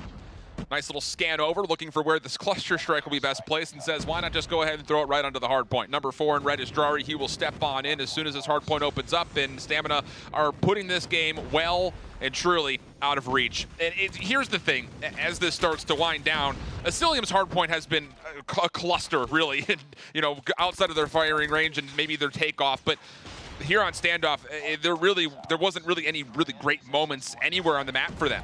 Balance and Shark were in a nice position to kind of collapse down into that Goliath, but they couldn't get the kills. They got traded out, and the rest of Asylium, I mean, they're so far away from the hardpoint. They are so dependent on these faraway picks to then make their way in that they are just losing so much initial time. They're getting this last 20 seconds now, but 20 seconds is all Stamina needs to close out this map 1. This is do or die. You do not want to drop this early in the series. Yeah, you look at the KDs, it's been on our screen here for a minute. If they're not getting too heavily outslayed, but look at the objective time. You've got 3 players over 70 seconds inside the hard point for Stamina. Nobody really above 30 for Asylium. That would have to change here, and, well, it's do or die time right here for Asylium. They do have the opportunity to try to play this through gas station, but more red arrows than blue ones as we open up the hill. Stamina able to use those numbers to open up the hard point favorably. 1 more to clean up, but hold on a second. A couple of proximal spawns, and Asylium will use that as a way to break on in and start earning some time. Getting some time indeed. They could come back here if they hold all of this time as they are about to break the 100-point mark. 136 to 100. It's not impossible, especially when Balance has a thumper in hand. Stamina here looking to push in. Only 2 players are going to be close enough for the contest. That's going to be Marvel in the back that finds both and helps his teammates. This is huge time on the side of Asylium. As every LL Cool J fan out there knows, don't call it a comeback, but Asylium are starting to earn up some of their operators to get back into this. Jazz operating into the death machine right now. Feints already getting the Dragonfire in play, but this rotation, a testy one. Stamina, all 5 members ready to go, trying to lock this up as Asylium will get close, if not be able to tie, if not retake the lead. All of a sudden, an extra life has been breathed into the lungs, and it's down to Stamina to see, can they actually hold this, or will another miscue possibly foil their plans of a map 1 win? What are they doing? They have a death machine called out mid. Why are you nowhere near the hill? Why is Balance mid-map in a top building? Why are you not putting the pressure on? They need 8 seconds to take this game away. You are moving way too slow. They are calling everything in, and they just can't get up the stairs to contest. Asylium, what was a breath of life back into that series, just absolutely choked it. Wolf freeze bombs in the doorway. Yikes. Oh, that's so tough. It's just like, I can get there. But man, here's the thing. The way that I was framing it up, just kind of looking back over Stamina versus Tribe, all of the respawns that we saw, it was just subtle miscues here and there from Stamina that kept them out of the running. Almost cost them again. And that's good news for Asylium. It's just unfortunate that it took you that long to get into the game. I definitely agree. In the series, I always saw Stamina. It was a lot of just itty-bitty missteps. But for the side of Asylium, they were just getting scrap time. That entire game, it was simply just them continuously getting scrap time, and 20 seconds here and there. And that was enough to barely keep them in it. And it took one hill to tie up the game. But they were just playing way too slow. They were way too far away from hill. There was literally a death machine called top mid building. The hard point's across the map. Yeah. At least wait till you get to bottom steps to walk up with it, do something. But they were nowhere near the hill for the next rotation, and that's inevitably why they couldn't make the comeback. And again, I look at this map series layout as we'll look back over what was initially a great start on this standoff for Stamina. Asylium worked their way back in. But the thing is, you've got to get to that map forward. And even still, Stamina's not a bad firing range team. Like, really, they got both of their preferred hardpoint picks in this map series set. And that's the second time that we look back towards the veto and pick process where you have to question how prepared was Asylium to go into today, because they're not even getting their own preferred picks based on the statistics that we saw yesterday. It's still encouraging, though, to look back over and say, hey, you just made about a 70-point comeback almost be reality, just missing out on one rotation at the end. I will give it to them that this map was 100% in favor of Stamina going into it. Regardless, again, 3-0 win ratio coming into this specific hardpoint. However, Asylium is really bad at respawns. They're really bad at hardpoint. Yeah, so if they're going to go anywhere, they're going to go in the S&D. And I would say Stamina has been struggling in S&D, but they just took that off Tribe. Yeah. They just took a 6-4 S&D off of Tribe, the unbeatable team from yesterday. So now we're going into this, going off of the momentum of winning that map 1, going off of the fact that they are playing for $300,000 and are already in losers bracket. Asylium has to change something. Yeah, it's a changing your stars type thing, because, again, I believe you when you say that, hey, the hard point needs to be much more tuned up. Good sign of life from Asylium there in map number 1, but a missed opportunity to maybe steal away a map that Stamina would have felt pretty comfortable taking. You look at the head-to-head matchup here between these two squads, and really the big thing, I look down towards that overall KD, because for Asylium, 2 of their players outside the top 50 total players that we had from yesterday, not even getting past a 0.9 KD. That's not good when there's only 60 total players. Someone has to step up today for Asylium to realistically help where Jazz set the tone, because he looked great throughout yesterday. He's been very complete, very solid, but somebody else needs to step up if they want to try to keep pace with the Stamina roster. Heading into this S&D, I'm looking at player matchups right now, and I think for the side of Asylium, I'm looking at Marvel and Jazz to match the aggression of Inferno and Drari again. Sure. If you are going against Stamina right now and you just watched that last series against Tribe, it was all Drari in Inferno. So heading into this S&D, that's going to be their win condition at this point, is do not let them start getting on a spree. Yeah, this is the other thing. You look back at my notes, it's like Asylium's best map yesterday, and the only map they found wins on Search and Destroy was firing range. Yeah. So if it's been vetoed out, good on their opponents to be doing their homework. On the other front, what does the depth of your search and destroy pool look like? Because you're absolutely right. Stamina's weakest mode, at least historically across the course of yesterday, and even dating back to stage 4, has largely been circling around the search and destroy. But if you're going to change your stars, no better way to do it than doing it up against a team like Tribe in their first overall matchup, which they were able to take that Hackney Yard. Thing about it is, this is not Hackney Yard. It's a very different style map coming up. Now, I know I talk about player matches, but players to watch going to S&D for both of these teams. Again, I already said Marvel and Jazz it is for me. More specifically at Marvel and his snipes. Maybe put Feints in there as well, as we've seen both of them pulling out the snipers when it comes to their search and destroys. Stamina, though, we're hoping for the wake-up from Grizz specifically. Are you on the same page as me for that? Yeah, and hey, looking over Team Stamina, they have been in their element even throughout the loss that they were kind of suffering through Tribe. And a lot of it, I think, just comes down to, can you take those very specific moments where you had a couple of missteps and miscues and then immediately correct them? Almost foiled them again in map number 1, but still, the fact of the matter is, they're not letting it get to them fully. Nice recovery through that third hard point. We saw them kind of coming into the matchup versus Tribe, even after a loss. Looked like they were getting good comms from the coach. They were kind of communicating what they wanted to set up. And one of the things that really was largely successful for them, talking about Search and Destroy specifically, was their set pieces in the back half of the Hackney Yard. So can you come out with some good executing strategies here to maybe take an edge early against this Asylium team? Well, as we see fist pumps across the board for Stamina, I'm assuming that means we're about to hop in to our game 2. And as I say that, here we go. Stamina up 1-0 in our losers round 1. Asylium needs to start playing together, start playing for each other's trades. Let's see if they'll change it up here in the Search and Destroy. And the big question is, if you do run 2 scopes here for Asylium, where do you put them? Marvel says, how about mid-match shift? And he says, okay, cool. And Faint's also able to get involved. That's number 4, top side raid. So first 2 kills, good for Asylium, and some really good early defensive pressure being established here. What an incredible first round for the likes of Asylium. That's exactly what they needed. They ended up taking down Inferno, but we've seen Drari and what he can do. He takes 2 down before Jazz gets the hit. The trade is there. 3v2 though, not impossible as soon as I say that. 1v3 balance though, finishes the last kill on Shift. A good answer from Asylium to go up 1-0 in the Search and Destroy. The other thing I want to kind of bring up here for Stamina as they take the first round is, sure, we continue to mention that their Search and Destroy is their weakest mode, but none of the losses that they suffered yesterday were bad losses. Everything went to at least round 9, if not round 10 and 11. And with that in mind, it just goes to show that they are staying competitive through each of these maps. So let's see what they have in store here. How about a set nade from Shift? That works for first blood, but immediately countered as Faints finds a pick over toward the middle of the map. And with that, a split setup here for Stamina. They need to figure out what they want to do in a 4v4.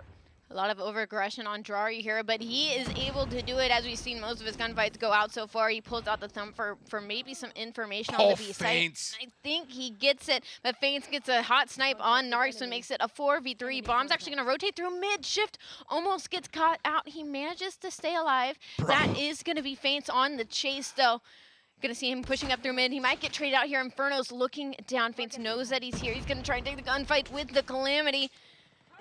Jazz, come help. There it is. Finally, I was about to say, Faints has been sitting inside this rock garden for the entirety of the round, and the fact that he was able to find one in the first place was immaculate, let alone the fact that he stayed alive long enough for the teammate to help collect the second. So now Asylium, 3v2, but a retake required.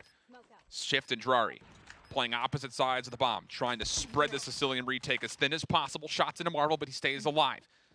GS in hand. Faints working with him. Jazz trying to get the isolation, but Drari from the other side able to help out. There's the trade. Now a 1v2. Time becoming a bit of a problem with 20 seconds. Drari able to maybe get a lineup, but only finds a couple of tags. Now an opportunity for Marvel, but a sliding sniper shot takes care of Drari, and Asylium respond back to tie us up at 1. The numbers were against him, but Drari was in a favorable position there to get both of them, but unfortunately the shots just weren't connecting in his favor. Marvel was able to hit the sniper shot to put them up 2-0 in the SD, an absolute blindsided from our first hard point.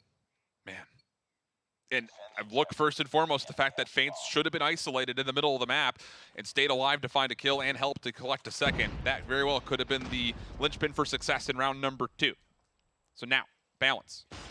Immediately down open stairs. Here's a sound cue on Inferno, who cannot turn in time to respond. So another first blood tallied for Asylium, whose defense is starting to really look pretty darn solid.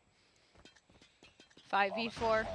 Bomb has been planted at the B site. 40 seconds now on the clock. All 5 members of Asylium, you're making it way through the back. Grizz actually does find one. We talked about how we need to see a little bit more out of him. He does get traded out, though.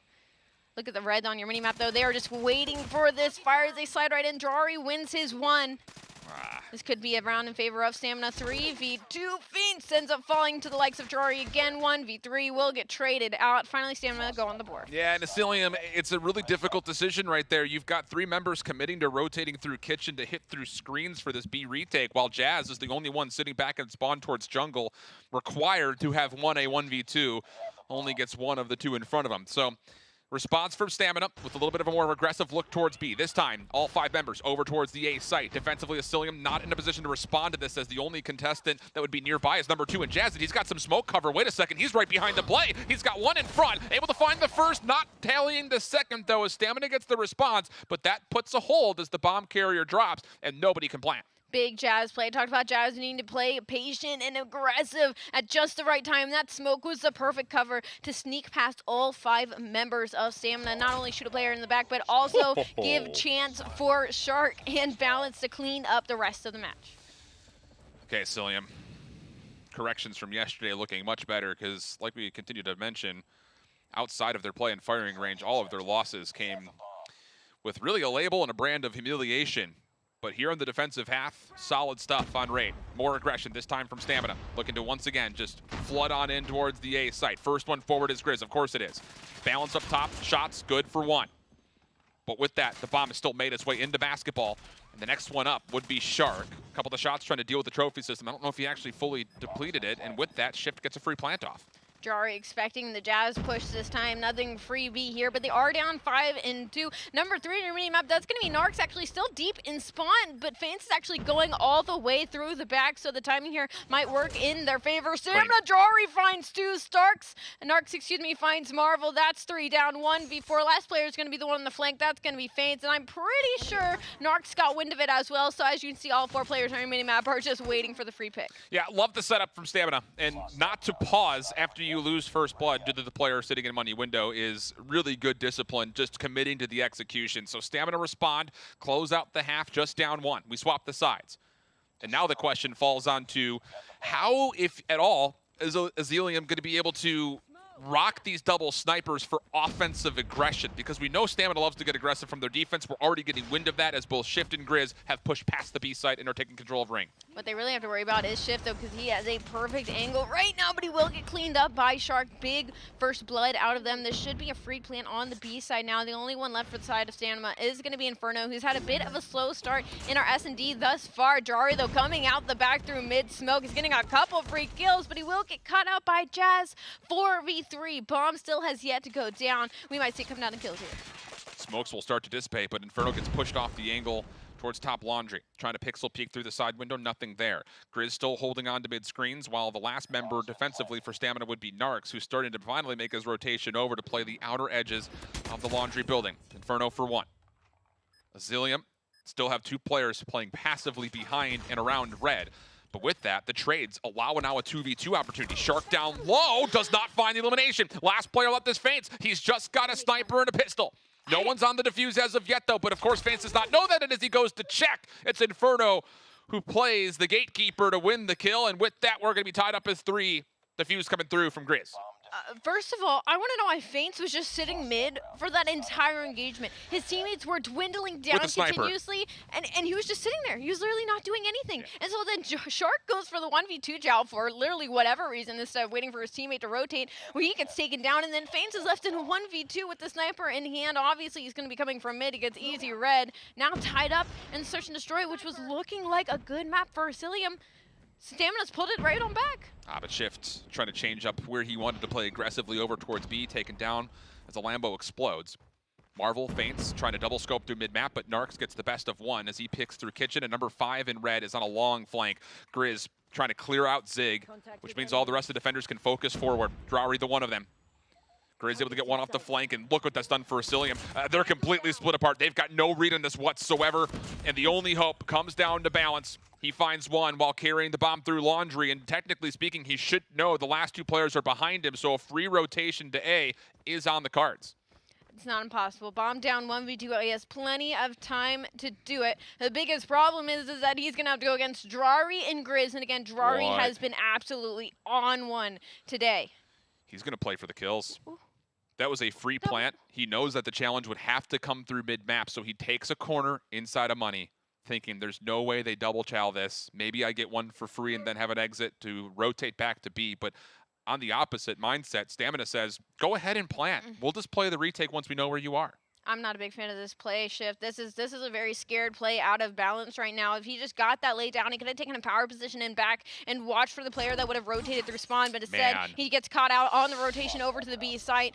4-3. What was all in Asylium's cards is now getting picked slowly apart by the likes of Stamina. It's a tough call, right? Like, it's a woulda, coulda, shoulda moment, I think, for balance, but when you've got a minute 5 on the clock and you're sitting there thinking, maybe I can pull a timing somewhere, it's tough. It's really, 6 of one, half a dozen of another, because we obviously didn't get the information. He had a free plant today, and like you mentioned, I agree with you. He would have had a free power angle to take maybe somewhere back by jungle. But regardless, that does not happen in this universe. And as we jump into the next round, opening kills come through for the scopes for Asylium. And Stamina's getting a little bit punished here for maybe a bit of over-aggression defensively.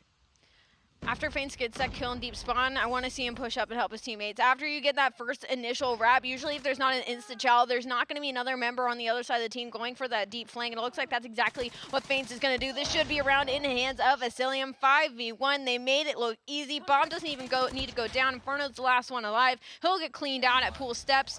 4v4 tied up, a very closer than comfort search and destroy. Yeah, the first page of the playbook for Asylium on offense has been really good.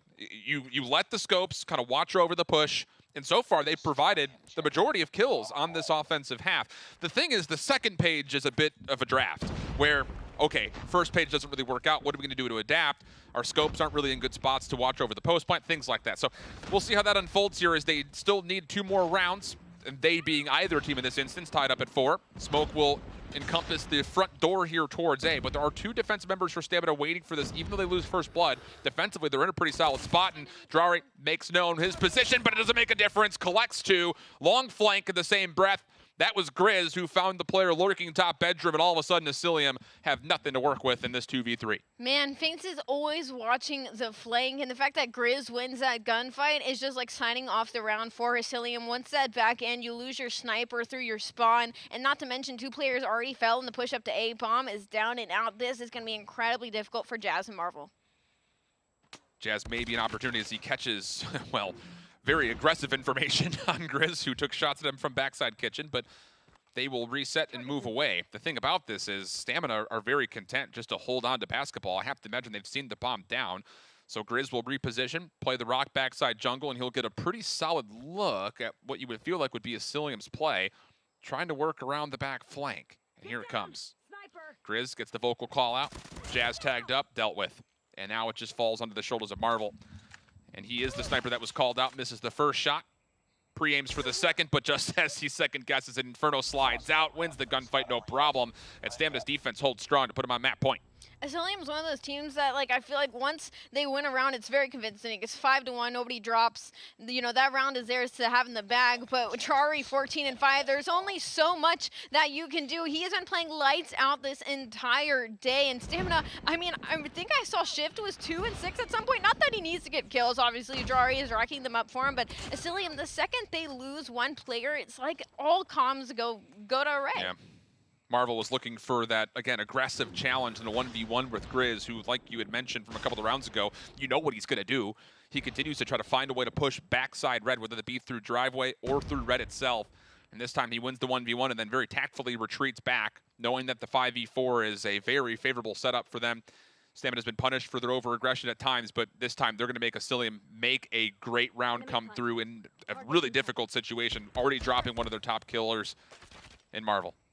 Bounds getting some aggressive information over on the B side. Takes a couple shots to the head. Looks like the bomb's going to make its rotation over to the A side, but it's going to be Drari sitting here at pool circle, just waiting for anybody to make a peek. He got the information on Saints. It should be a free kill, and it is, and he manages to stay alive. And the number for the 2. That puts Asylium in a 1v5. Drari picking it apart in the end. I would have had it any other way. Wow, dude. That is some next level finesse from Drari. I mean, he's in a position at Tiki that you really just need him to get one. He's the only defender nearby. His teammates are a mile away. He really just needs to find one kill and make the second difficult. And he says, well, I'm at Tiki Bar. I'm the bartender here making up drinks. Hold this one as he finds the second and the third. And that is bad news bears for Asylium as they find themselves down 0-2.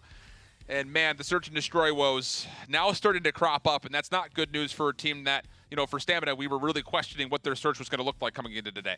One job, Asylium. Get your teammates trades. I feel like that's been that entire S&D. Just get your teammates trades. It feels like once one player falls on Asylium in an S&D round, that first blood goes out, all hell gets broken loose. Yeah. They don't know what to do. Yeah, it's tough. Like I mentioned, page 1 of the playbook looks good.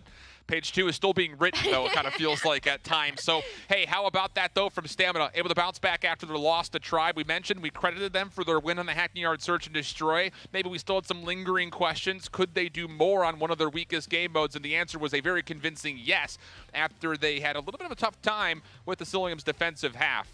But they put together a defense that was immaculate of their own, and we turn our attention over to what's coming up next, a Summit domination. At the beginning of this series, I was looking at this map in particular to be the one that, hey, Asylium very well could, if not should win, since their domination has been great, but you were really hoping for a map 2 win here as well. The only thing I'm kind of worrying about when it comes to Stamina, I know we're heading into a domination, but looking back on the S&D is how predictable some of the players are. You know Grizz is always going to go for the flank, but the problem is he always wins the gunfight as well. Fence constantly would be pre-aiming that back wall, and Grizz 9 times out of 10 would take that gunfight with Faints at the sniper. There's no reason you should be losing that, especially when you're expecting it, and having him running up your rear with Drari sitting your Tiki, that's not the most favorable position to be in. And hey, you know, we'll do a service to both Grizz and Drari. When it comes down to our opening of the show, we talked about possible MVP candidates. We were all looking at Inferno.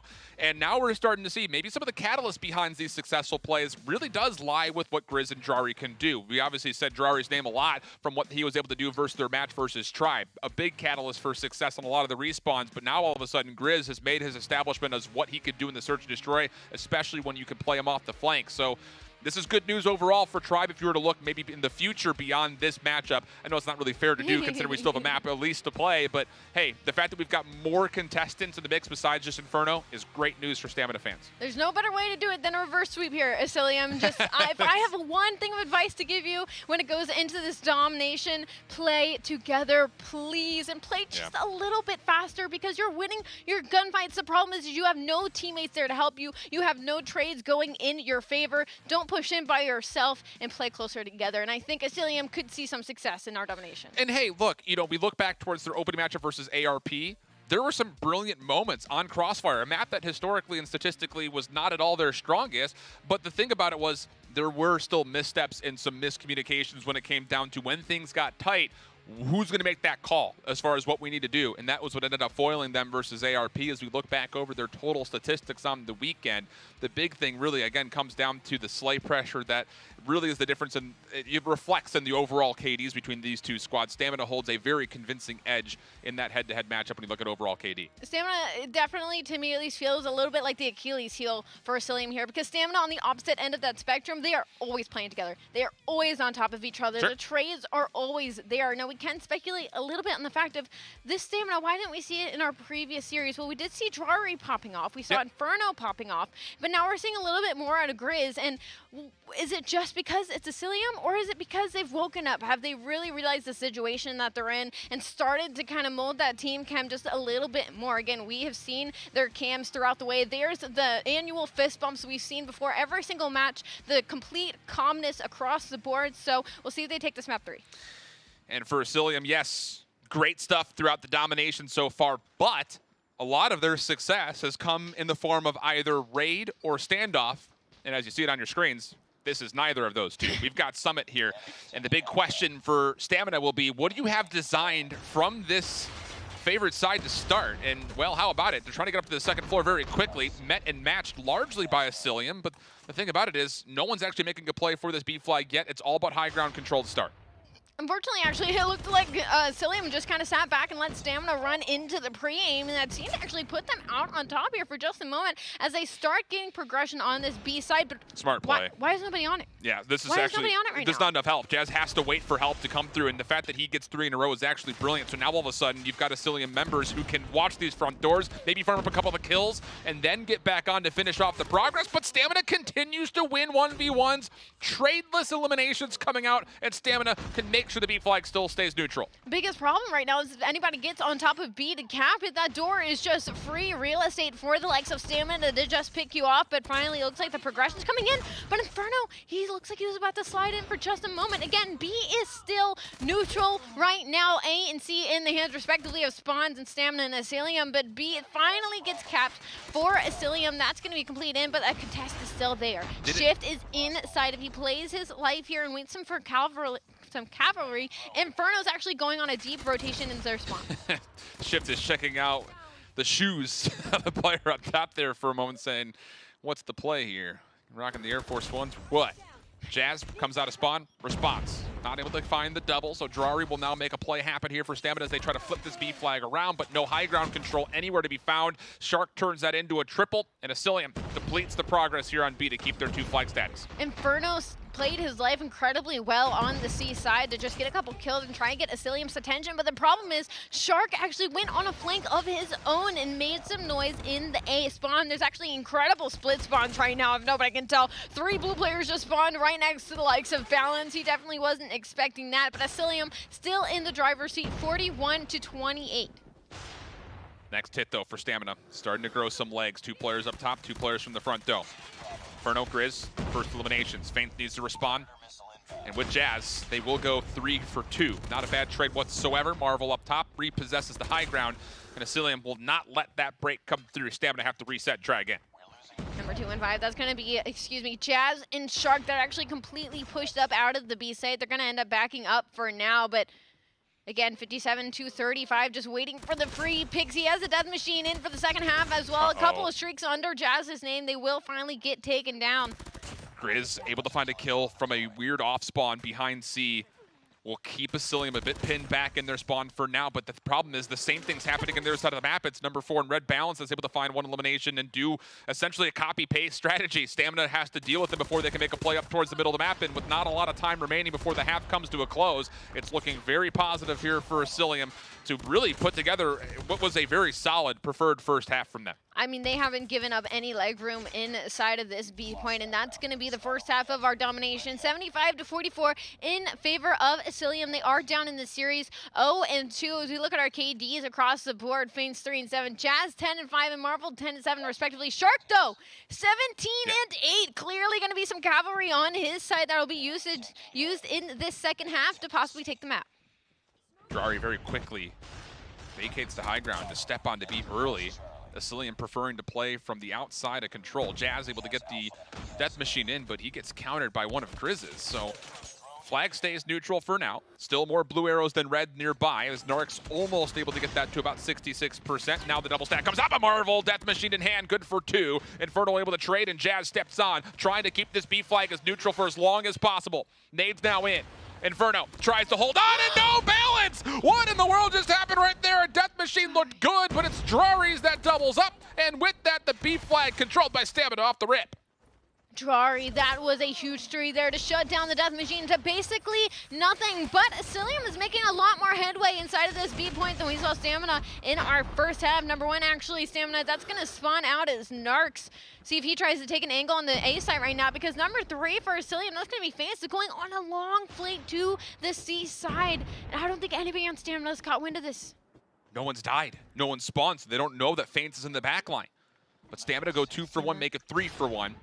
And Shark's play on the backside will obviously be figured out as the progress starts to come through. Shift will turn his attention, no problem, clears it off, and that is a huge missed opportunity there for Elysium. And a lot of it just comes down to the fact that Stamina just wins too many gunfights as soon as the play starts to develop. I like the play Shark. I like that he went for the C point, but he needs to play his life a little bit more there, get more kills under his belt before he starts going for that progression on his own, because it just was not enough pressure. Plus, Stamina was winning all of the gunfights on the B site. There is going to be a spawn flip, possibly a flip in A and C. Actually, it looks like Inferno is completely ignoring it as he wants to get on that C flag, maybe go for a triple cap here. If he wins these 3 gunfights off the hill, he does have the thumper. He will find one. Faints is incredibly weak one shot, but he's still there. This is very important 1v1 right now. It's still going on. Faints actually completely gives up C and goes top. This leaves free lane for Inferno for real estate on C. Yes, Asylium makes the initiative play here, but the problem is they're just still not winning enough gunfights over the middle of the map. Yeah, there's a couple of trades here, maybe an opportunity to start to stack, but Marvel's going to be under threat from Shift's position.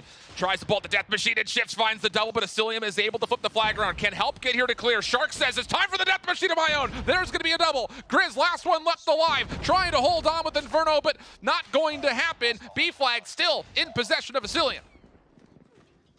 My jaw is just open right now. The chaos that's happening, I can't believe they managed to flip the spawns to favorable in Asylium. A 118 to 104. Stamina can still do this. They did recap B now in their possession, but they have to hold this from a very unfortunate angle of A and B.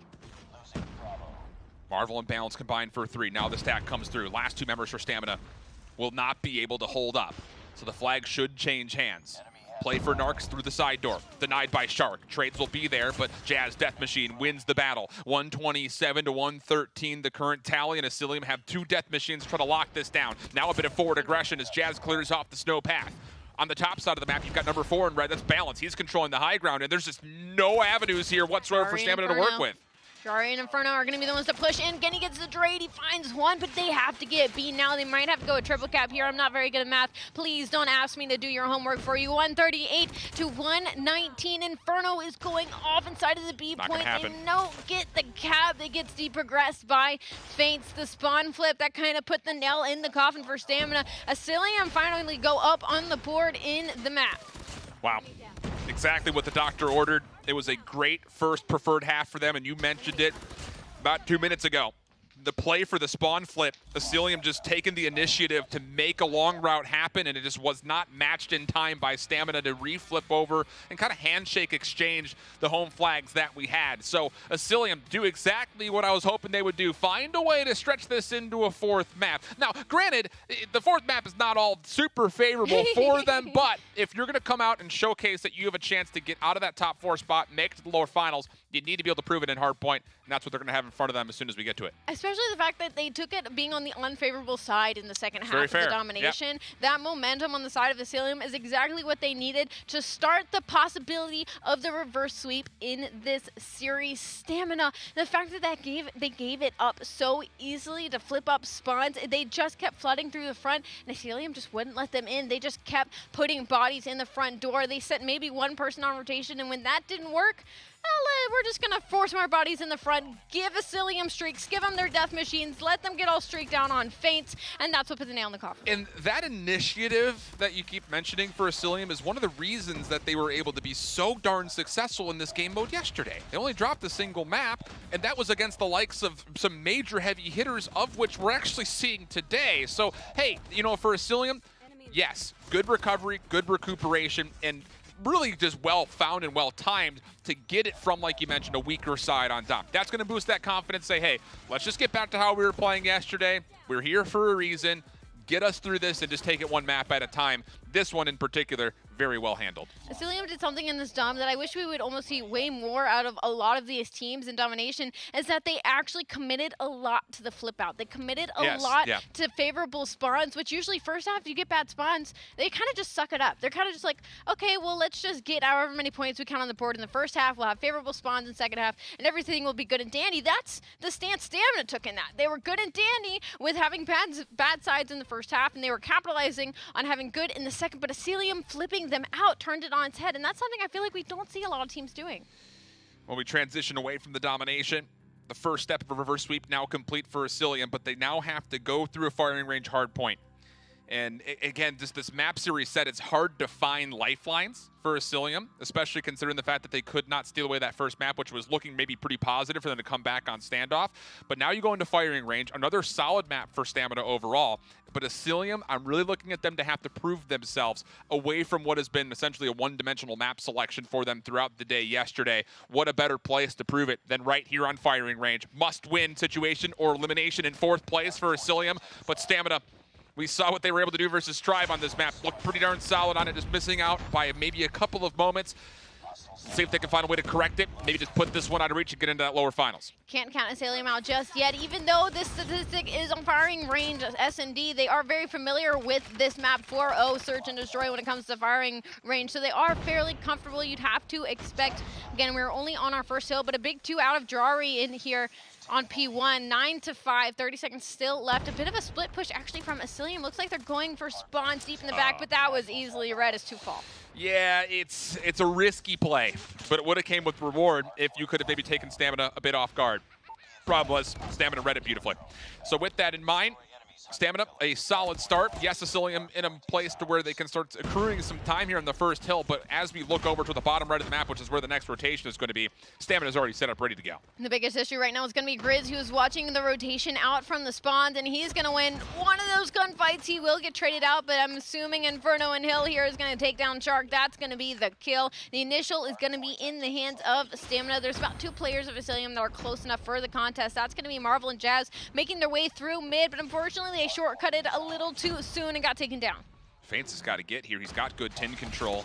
He can zone off the reinforcements while the rest of his teammates start to push on forward, but can anyone take care of Grizz? Thumper comes out, tried to buy some time for the reload, and a stun actually kills Marvel. Thank you very much, Inferno, as Grizz gets an extra lifeline here. And with that, the entire force of Asylium's push from the front is thwarted, and now they have to try to make their way through the window. Grizz ready for it, thanks for the double, cannot swap over to find 3, and eventually Asylium do find a way to break on in. Jazz sat in that corner and waited for his teammates. I've never been happier to see a push from Asylium. Literally just after, there was 2 members of Stamina inside the hill, knew not to chow it, maybe tried to go for the wall bang, stayed alive. 2 members from Asylium pushed in from mid, and at that exact moment that they dropped, Jazz and Marvel slide in for the trades. That was a big break out of them, but unfortunately they got to work on rotation as well. 8 seconds left on Old. That is going to go in the hands of Stamina. 57-25. Not down and out yet, but not a favorable position to be in. Yeah, Asylium not able to lock down any tin control, so they're going to have to bunker up onto this hard point. Can they get a trophy now to maybe keep them safe from any thumpers or nades on the way in? Here comes the hit from Stamina. Stuns will be there, but Shark's able to reap the reward of 2 eliminations. That's going to be good now for numbers. Strari, the last one left. He's already been able to earn up his death machine, but once again, waiting for help. Wants to make sure that there is a coordinated hit as they try to break on in, but as they do, an unexpected flank comes out, and Asylium will clean things up, and they have reaped the reward of the first 20 seconds here on Trailer. Big plays out of Shark here, just watching that entire mid push. Again, this is Trailer Point. There's only so many places you can push in from, and right now it's all in favor of Asylium. 30 seconds left, still Stamina spawning out far across the map. Jarari does spawn out. He might find a kill or 2, but nowhere near the hard point in question. Good moments here for Asylium. They've got operators now generated of their own. The big question will be the efficiency. What point do you want to use these? Shark is wreaking havoc in this hard point. 10 total kills, and I would say 8 of them have come in the last 60 seconds on this hill. Number 2 in Jarari, though, in blue. Stamina, once again, trying to block out these spawns as help is coming from the front. Third hard point going to be over in wood. Smoke embellishes the front, and a little bit of a scrappy battle may unfold here as the spawns for Stamina will be over towards Bathroom. They've done exactly what has been needed, and all that came from Jarari and Grizz is locking down spawns, and they will open up this third hard point, part of this fourth hard point, with death machines to use, and Jarari finds the double. Honestly, though, I will say Faints played his life perfectly there. He knew he was surrounded by 3 members of Stamina. Was just kind of playing hooky here with the death machine pulled out on the likes of Jarari, and that got them control there in the first opening seconds, but a good answer by Stamina. Oh, this is just score streaks galore, death machines galore. Back and forth we go. 72-87, a very close matchup. It's such an unfortunate team thumper that came out. It's just the fact I think Shift just walked right in front of her, something of the nature, and the teammate just blocked off the shot, forced the team kill, and with that number started to come out now for Asylium. 18 seconds to play for, and Asylium are just going to allow Jazz to be the last player here to try to contest this while everyone else works on the rotation to do. Marvel up top, you see him in the sniper building. That'll be a good place for him to watch over the top of this rotation while the rest of his teammates have to figure out from these tire spawns, how do they want to get here and try to zone off the middle of the map. A big 3-player commitment on Stamina for this final 10 seconds, but so they can get the mid control. But the problem is Jazz slipped through the cracks, will find one for just a moment. That could have been scary, but allowed 2 of their teammates to push out into tower. Now we're going back to P1, 95-83. Asylium is in the more favorable position right now, but Stamina, the kill feed's lighting up blue. Jarari will step in, start to generate some score. Grizz up top, tough gunfight, wins it. Jarari also makes safe the hit coming from tires. Grizz now at assisting, just throwing shots through the smoke, connects to allow some team shots to come out. Faints looking for a route, denied. 97-95, lead for Stamina for the first time in a minute here since really Trailer. And now the score streak starting to come through. This is a very dangerous moment for Asylium. You have to make sure you're living through all of these streaks because Grizz is on 24 in a row and is fully streaked out. Wow, Inferno was just sitting in Trailer and they were just spawn trapping Asylium. They just wouldn't let them get past mid-map. This was huge time for Stamina. Only a 15-second difference, though. It's very easy. Asylium just needs one more hard point to come back into this, but the Goliaths have been called in. There's going to be 2 actually going into P2 on the likes of Narcs and Inferno. Only so much Asylium can do against this. It doesn't look like they have any death machines to use either. This might be impossible. Inferno's mech is so low, but it just stays alive, and it allows an opportunity for a brand new, fresh one to come through from Narcs. Cluster Strike rains on in, and man, Asylium, they gave this a run, but really just comes down to that rotation between wood and then the next rotation back in the middle. Is just so many straight kills coming out for Stamina. Gets them over the hurdle for a lot of these score streaks, and now we're at 135. Over the top, desperation play is coming through. Shark from the front door, they flood. They do neutralize. The break is in, and with 30 seconds to play, Asylium could essentially tie this back up, but still so much work to be done here as Stamina tries to take it over the finish line and get into the lower finals, and Jarari's death machine will be the final nail in the coffin. Asylium eliminated in 4 maps by their EU counterparts, and Stamina's corrections from what they may have learned from Tribe come to life in the end as they secure up map 4. What a perfect hill for Stamina, honestly. Those two Goliaths in the P2 money hill, there was just only so much that Asylium could have done in that situation. All the score sheets were called on top of it. Other 4 members of Stamina were just pushed out mid because clearly you have a Goliath in hill. They can just sit and watch that one entrance. Just make sure they don't get shot from the side. The second the Goliath goes down, all 4 members of Stamina can rotate inside of the hill and clean out the rest of the kills. It's tough, man. Asylium definitely put up a fight. Needed to see them make some corrections, and boy, do they provide in certain instances, but they will be exiting the Western Finals in 4th place. Not a bad payday still for a team that we didn't even expect to get to Sunday. The 4th seed out of EU definitely showcased some surprise factors through day number 1, but the competition just a bit too tough for them here today. On the other foot, though, Stamina.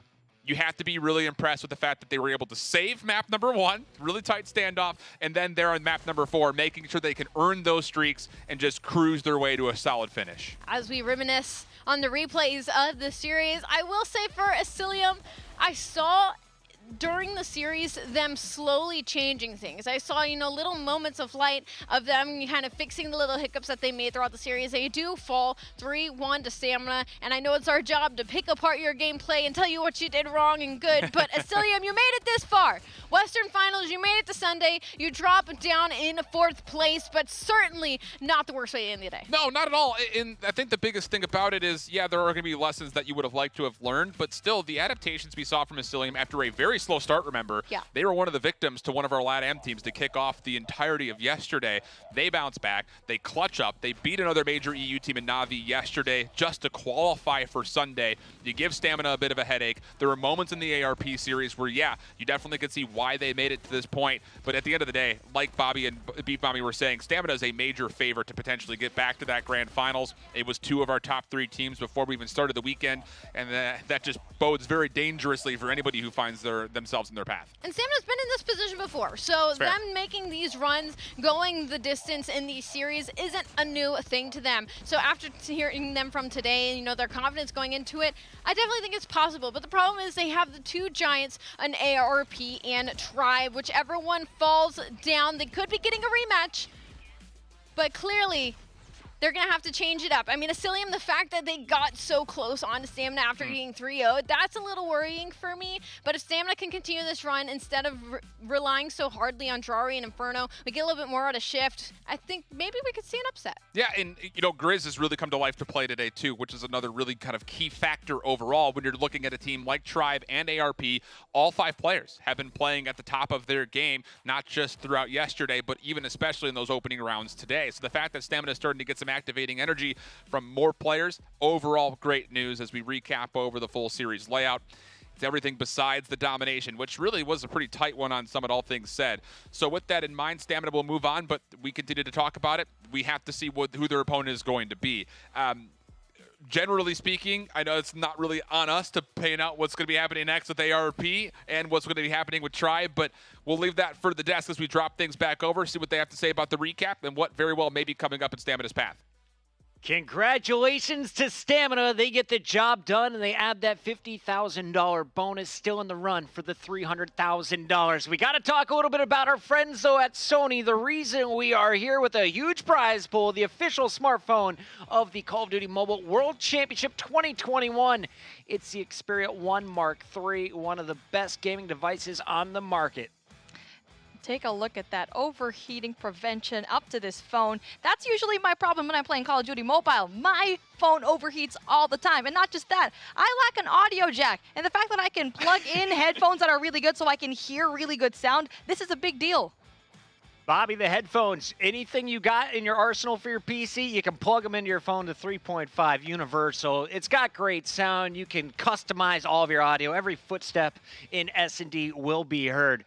The Xperia 1 Mark III in all of our players' hands throughout this tournament. And looking at the Stamina guys at the end of their game, feeling quite comfortable on this thing. Yeah, it seems like they've had a decent amount of time using their Xperia, so they've definitely found that rhythm, and I think we're starting to see some of those other players break out. That's what we said they needed to have happen. That didn't happen versus Tribe. It was mainly Inferno and Drari versus the world, and some of those players like Grizz learning to adapt, putting the shotgun away when it's not working, pulling out the Type 25, and when that happened, he played amazing. I love the Type 25. The Thumpers were connecting for him as well. But Beef Mommy, we got to show some love to Asylium. They surprised everyone, going the distance, making it to Sunday. And a guy we were kind of hating on early on, Shark, your numbers weren't great coming into day 2. He showed up in a big way in that game 3, and I want to credit Shark for probably the steal in that domination. If he and the rest of the team are able to up their slaying come 2022, I think this is another team we expect to see back in our Final Four. You're absolutely right, Chris. Shark really pulled up. I know we had really high expectations. We were talking about it. Shark for Asylium. Yes, he's definitely going to take it. But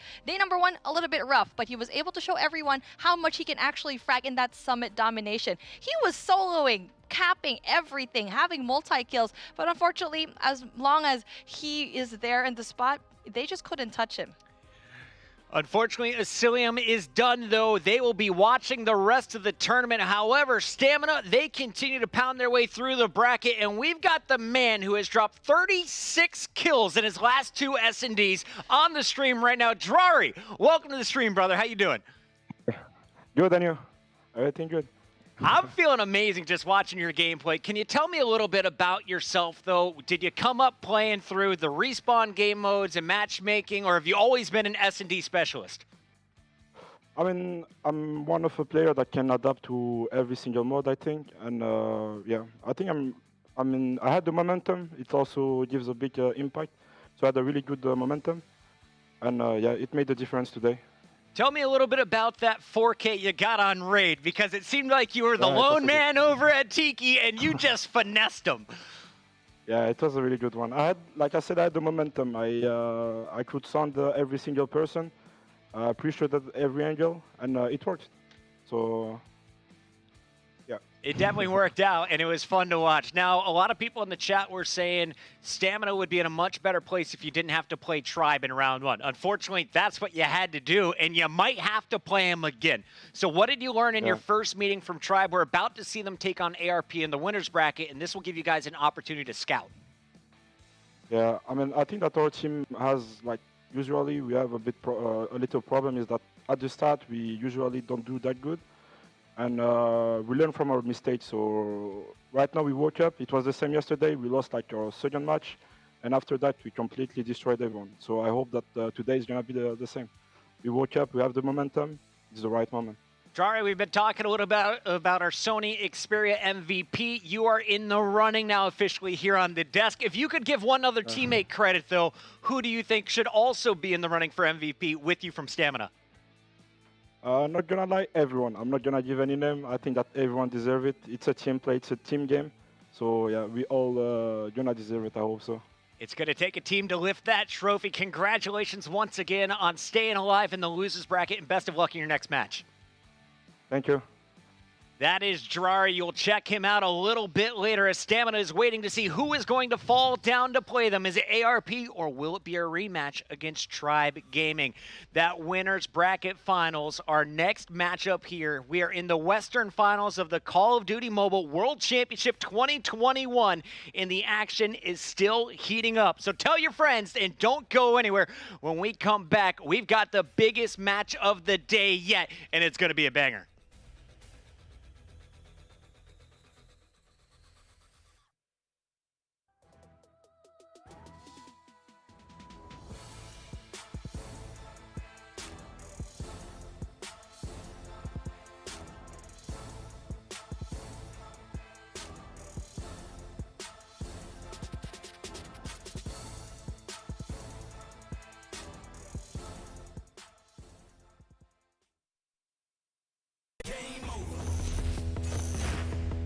Further beyond that, looking for the third. Oh my goodness! I'm taking it up a level, gonna even that score. Oh, and he's able to get both! Hit that floor every day, all day. All I do is win. I'm the best in the world. I let the games begin. The one gets the second. I do it when I cold shoulder, cold shoulder. You know there ain't no other going out with a bang. How you like Another one! Now 1 versus 1. What is this? game over? Ready? How you like me now? Game over, game over.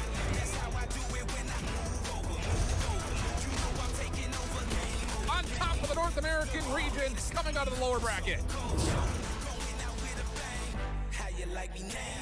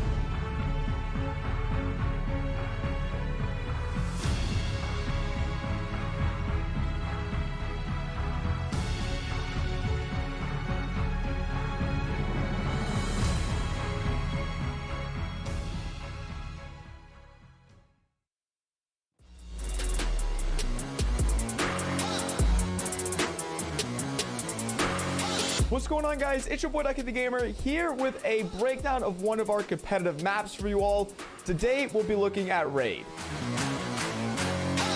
Competitive Call of Duty Mobile is broken up into 3 core game modes: Hardpoint, Search and Destroy, and Domination.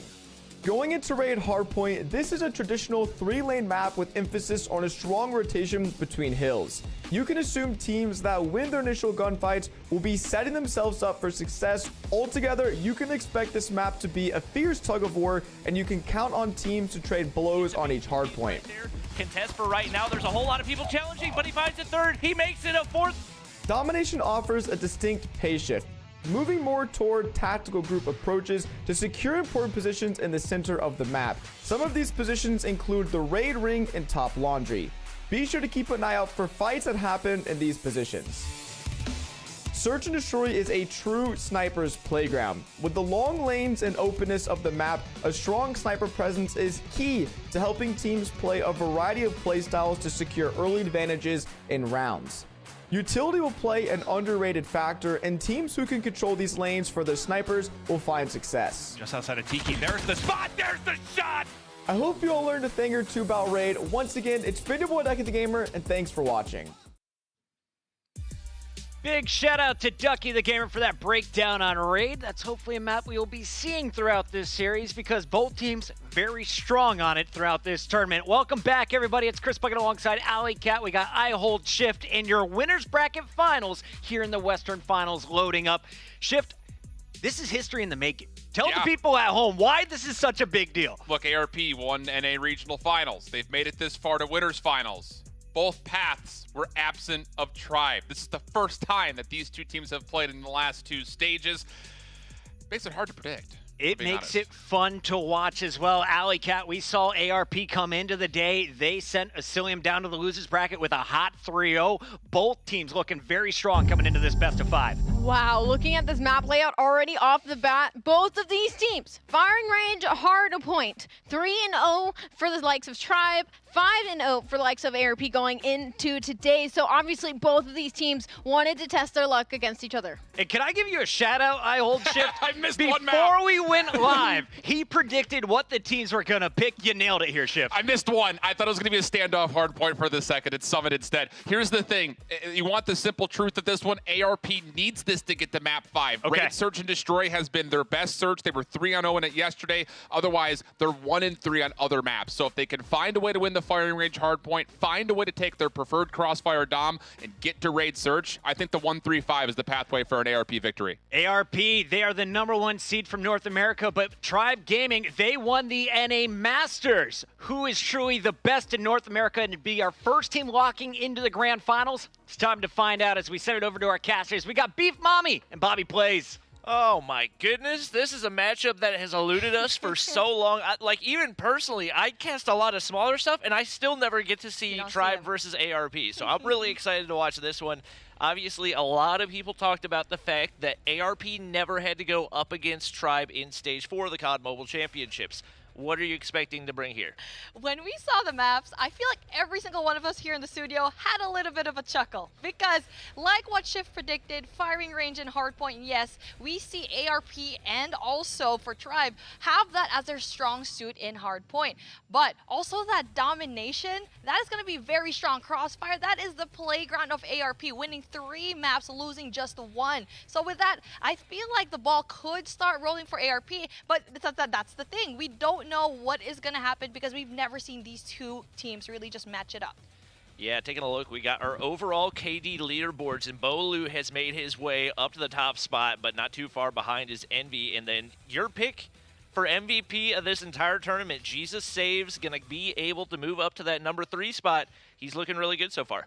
You know what? Jesus needs to take the wheel for his team, or else it's just going to be very hard. This is the moment for him to really just carry his team, take the shots, and possibly even take it to the grand finals. But then that's going to be very hard because Tribe has been absolutely prime.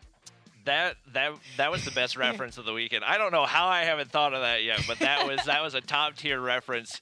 Obviously, the map pool really looking like it's favoring ARP. You look at undefeated on hard point firing range.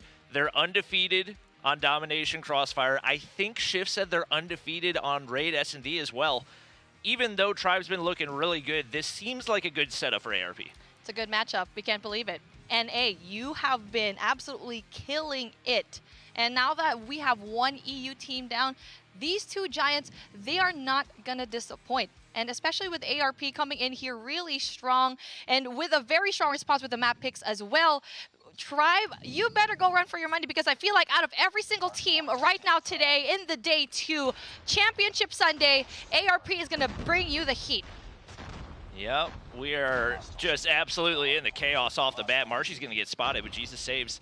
Not able to land the shot yet. Hits the follow-up right there, but there's Tribe players on the inside of trailer, and that's going to be Childs finding the opening right there. Map control is going to be the name of the game right here, and that's going to allow ARP to get some more of this initial time. Pepe battling it out for this trailer spot right now. Still wins one somehow. He had no HP. Going to drop right there to the Thumper at the hands of Tribe.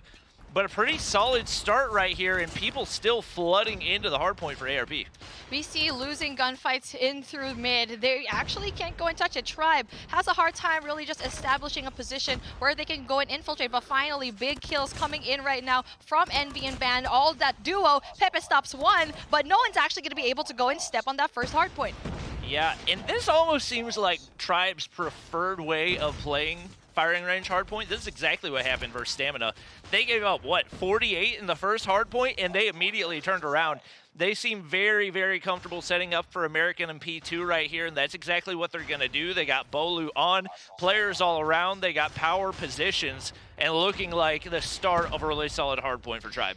And I feel like for Tribe, they have usually a hard time getting a hold of P1, but that's when things turns around, when we see the really strong hold here in American. You don't want to give that to Tribe because they have such a solid defense here. We can't even see a lot of ARP people going up here. We only have one person. Bangy, big shots, takes one more. No, but then the quick turnaround. Yeah, Bolu sitting in the corner was just not going to let anybody pass right there, and just like that, Tribe climbs into the lead. We can see ARP already with good spawns for that P3 rotation, but you got to make sure you avoid giving Tribe a full 60, and it doesn't even look like they're going to contest. I understand wanting the early setup, but I don't know if that much time for free is going to be the right move. A huge two-piece for Z as he shuts down Marshy, and I believe Childs as well. So they've got the setup right here, absolutely terrorizing them in the mid-map. Childs finally going to be able to take him out. But this is a crucial hold right here for ARP. That is a very crucial hold indeed. As you can see here, 2 players going in there for the OBJ, winning their gunfights. That was really good. Jesus saves indeed. It's going to be Band going down. You can see the numbers right on your screen. They're pretty evened up right now. I know you see Tribe having a little bit of an edge, but it's still too early to tell. As a very solid hold right now in P3. Going in there, 2 players still intact, but you can see here the push finally coming in from Tribe. Oh, the disgusting wallbang from Marshy right there. He's trying something else, but Pepe's got something to say about it. Making a two-piece right there. Nades come flying in, but they're not going to be able to land. Tries to hit one thumper shot. Players left and right, but his teammates still backing him up, and this has been a perfect hold so far for ARP. Jesus saves is there. The players that have had their struggles still finding a way to win the gunfights. Tribe breaks, but it's about 40 seconds in, and they're not going to be able to get anywhere near a positive hold on here, and you can see ARP already on that rotation toward next. Not necessarily in the positive on all the gunfights, but looking really good. They got to be aware of Bolu, who looks like he's on a streak right now. Just as I thought that with Tribe Gaming, they had a very strong hold into the trailer. They had been flushed out, but it's a good retake, actually. And I'm actually pretty surprised that ARP didn't try to contest it, because 17 seconds is still a big deal, especially seeing the close matches that we had today. But even the early rotation going into Wood, that's not going to pay off for them, as slowly, one by one, eliminated by none other than Childs, just to be exited very early on into this hardpoint. This is where things just start snowballing out of control for ARP. And now the streaks, the operators are coming in, and it's starting to get a little bit lopsided right here. Taking a look at Childs, we saw that he had full streaks right there. Envy slaying out. Bowler's on 5-3. He doesn't even care about kills at this point. He said, I'm just going to sit on the OBJ and let my team do their thing. And they're absolutely doing it. Jesus saves. KD not going to be looking quite as good after this one. 5-13 right now, and it may be that Tribe is his kryptonite, and Bolu the few engagements that he has, he's going to be able to win. 7 kills on the board, some more streaks going. The Goliaths on the way in, and those are going to be tough to stop. And here we go, Tribe with the Gollies. That is going to be very difficult because, you know, when one comes, you know another is going to be in the horizon, especially going to P1. A very open hard point. The reset finally coming through. That is going to be very difficult to go and hold. You need to bring out the Thumper, try to get rid of it. But Childs having 17, having such a good game here so far. Absolutely cracked here in day number 2 of the playoffs. Yeah, there's just so much firepower from Tribe. So many gunners on this team. So little you can do to stop it. Who else but Envy with a little spree to end it right there. Clean little three-piece to close out the map. And wow, another beauty of a map from Tribe. And that just goes to show, like, you can give up that early time, and they do that every time on P1, and it doesn't affect the rest of their game at all. Just perfect strategy on their part. You're saying 2 pieces, 3 pieces, 4 pieces, but you see ARP's heart shattering into absolutely 1,000 pieces here. That wasn't even a close matchup at all. Tribe showed it up. Once you give Tribe the chance to hold P2, that is game.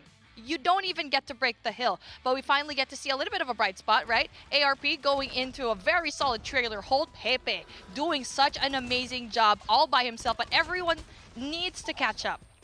That was the thing. It felt like trailer and P1 were the only places where ARP got absolutely any time on the hill, and that's just, a lot of it just feels like comes down to gun skill once again. Like, you can have the good rotations, the map control, but if you're getting gunned left and right, there's only so much you can do, and obviously you got to take a look. Just the players on Tribe knowing their roles so well. I think that's a lot of it. You take a look at Bolu, not worried about getting kills at all, like very content to sit on the hard point where his team needs him and lets them go out and do the work. If they, by some miracle, get past the 4 other players, he's waiting on the inside to get the trades. I was actually about to mention, Bolu said a while ago in his interview, when it comes down to different gunfights that his teammates wins, if he knows that they just pop off, he'll just let them do so. And that's a really good captain where he has so much faith in your team that he just lets him do it, and he'll be there on the sidelines, but still calling the shots. And speaking of taking a look at shots here in firing range, Tribe, absolutely crazy. 150 and 63, not even close. And that is not going to be a good start. But with ARP, they need to slow it down yet again. Like we saw Stamina Tribe a while ago, this is where they can actually go and make the play. I know you guys have talked a lot about how strong Tribe Search and Destroy has been all weekend, but I still feel like there's a pretty big gap in their S&D and their respawns. Now, that being said, I still think they're the best S&D team in the tournament. Don't get me wrong, but I feel like if you're going to poke a hole in their game, it's going to be in the S&D, and I feel like ARP's got an opportunity right here. If they lose this, I don't know if they can find a way to bounce back in the series because Tribe's hard point is just impeccable. Respawns are their mojo. They really want to get it done.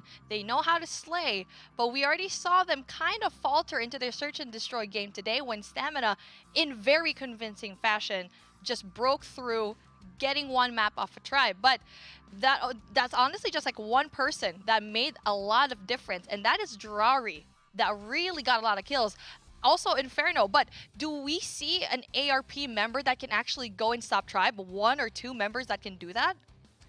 I think it's possible. I think Jesus saves. If you look at ARP, obviously down 0-1 right here, you know he's got the snipes. A lot of it is going to be about confidence, and he probably doesn't have a ton of confidence coming out of that one because he got smacked in the face a little bit by Tribe, but we know that he's a really solid player, extremely experienced, and definitely has the ability to be that counter that he needs. A lot of it is just going to come down to confidence.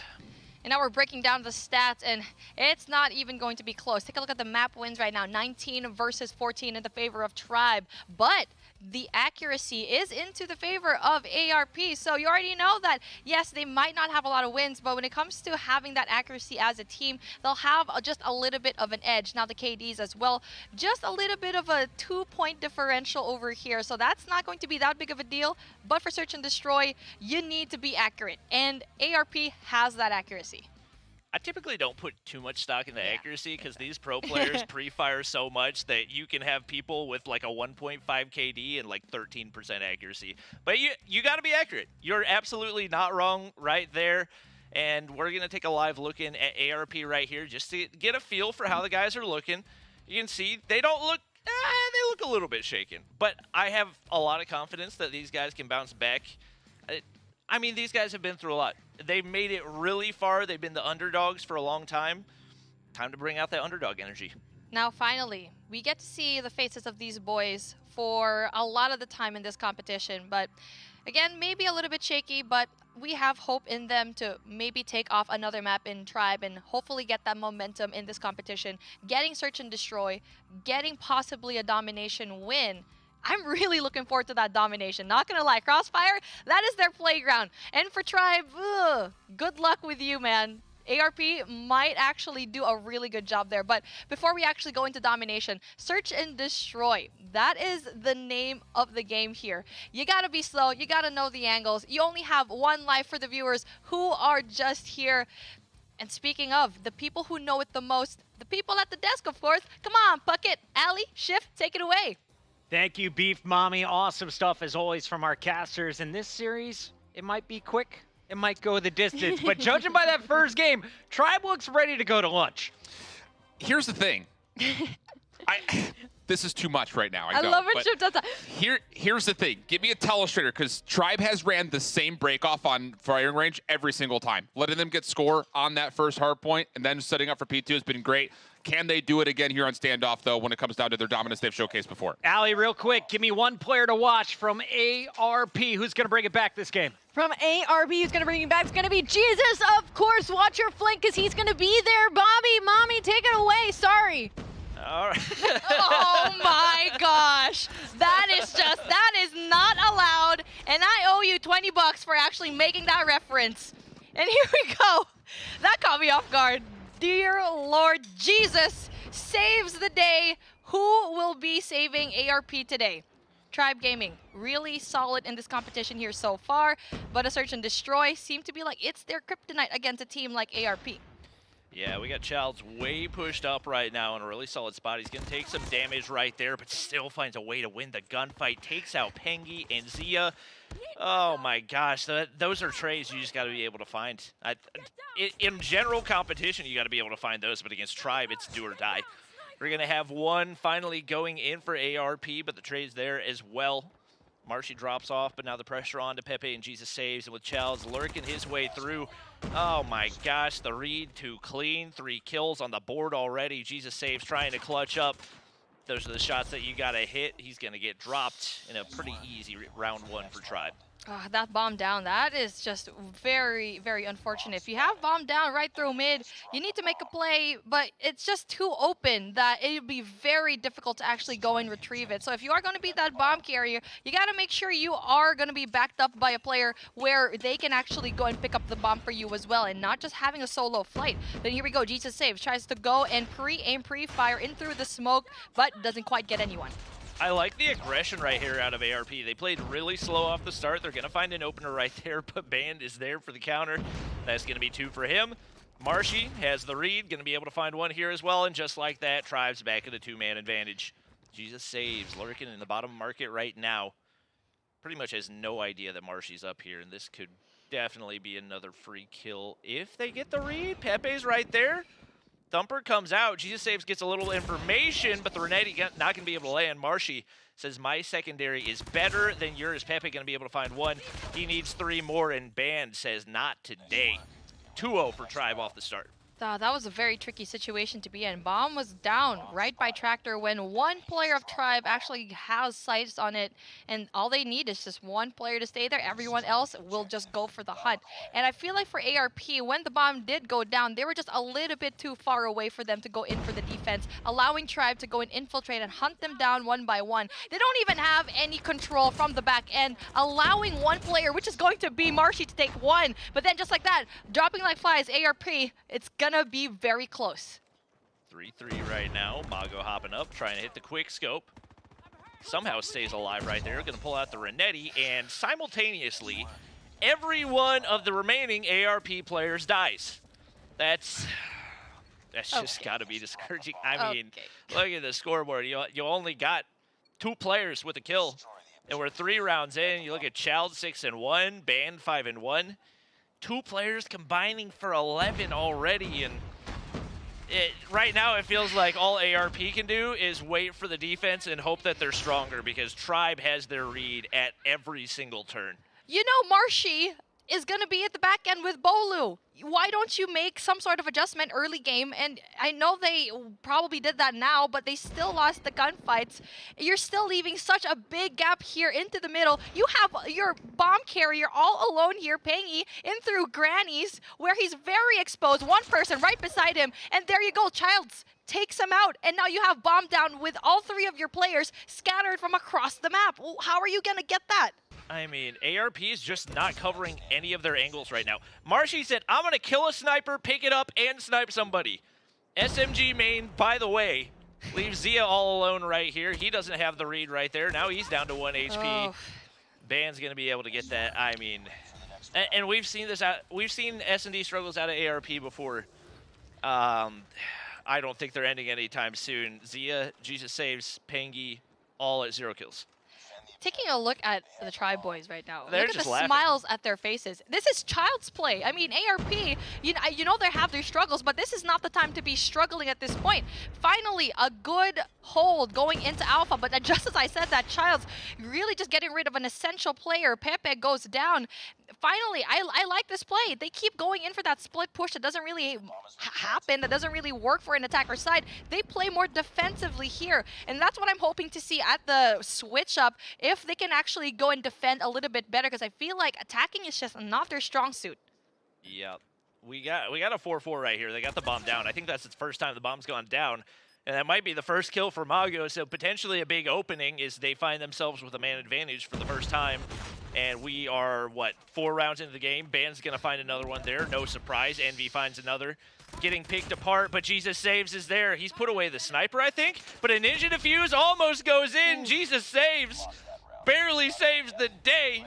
Barely. ARP finally going to find an offensive round. That is a very great start for ARP. 4-1. There is a long way to go for ARP. But now finding they're going to be in the defending side, where I feel like their split a while ago was a little bit more defensive heavily at the attacking side. So right now Tribe trying to sneak in through their way into Alpha. And that's a very good position so far. But with 3, nope, 2 people down, Marshy, it's going to be very hard for them to go and defend. Yeah, bomb goes down, and the fact that that happened that quick is just not a good sign for ARP at all. Z is able to find one onto Childs, but it's still man advantage. We got one player lurking, going for the wallbang right there. Nearly had it, but I think he was right behind Trailer. Gotta be aware of Bolu lurking in top market right now, and I don't know if, oh, you might be able to see name tags through that. I'm not entirely sure. Ban taking shots in the back. Opportunity for ARP. It's a 2v2 right here, but Bolu's waiting. He misses the snipes. That's a big missed opportunity right there. Player's going to flood on into the bomb site. Envy's waiting. He's got to be able to win this gunfight. Missing shots left and right. Envy not going to be able to make that happen, but I don't know if Collateral! A collateral for Bolu! Really just going through mid and through statue just in time to stop the plant, and they line up perfectly for him. That is the play of the tournament. Bolu, oh Captain Bolu. Captain, oh Captain, sit down, the captain says, because his time is now. That's just got to be absolutely crushing if you're ARP. Pangy pushing up, finds an opener, but his teammates dropping like flies. Marshy gonna find one right there. Jesus Saves. Mago sitting back, trying to save their hopes and dreams of maybe winning an S&D, but oh my gosh, Mago has something to say. A little bit more manageable right now, a 2v3. Bolu sitting back. That collat looked pretty.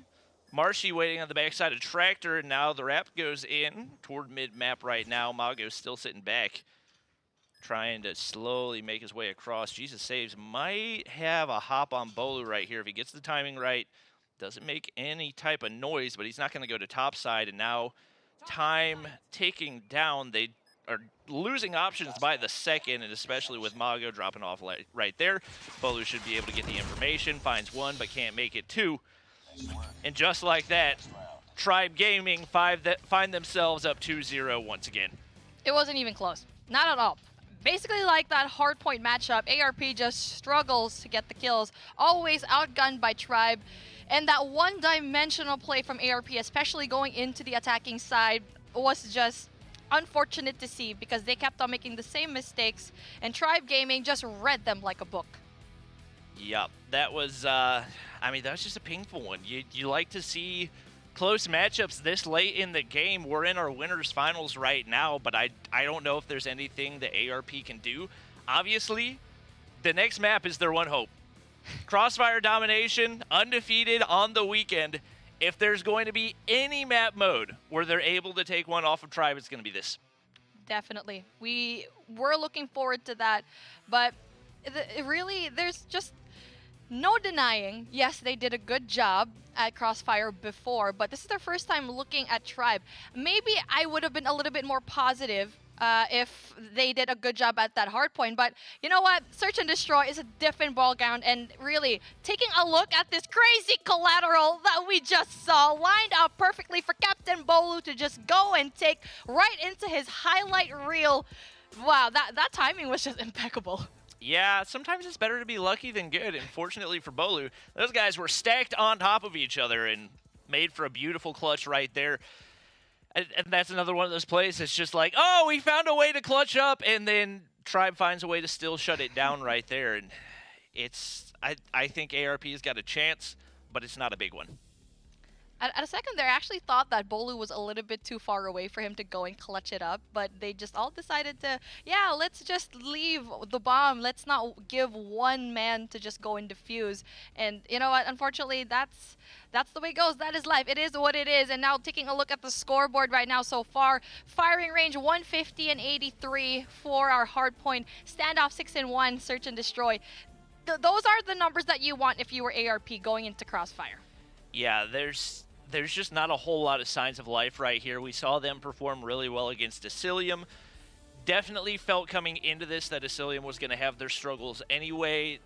They had a number of players that were significantly in the negative throughout the weekend. Taking the look at this matchup, these are the two players coming in that had the two highest KDs for their teams.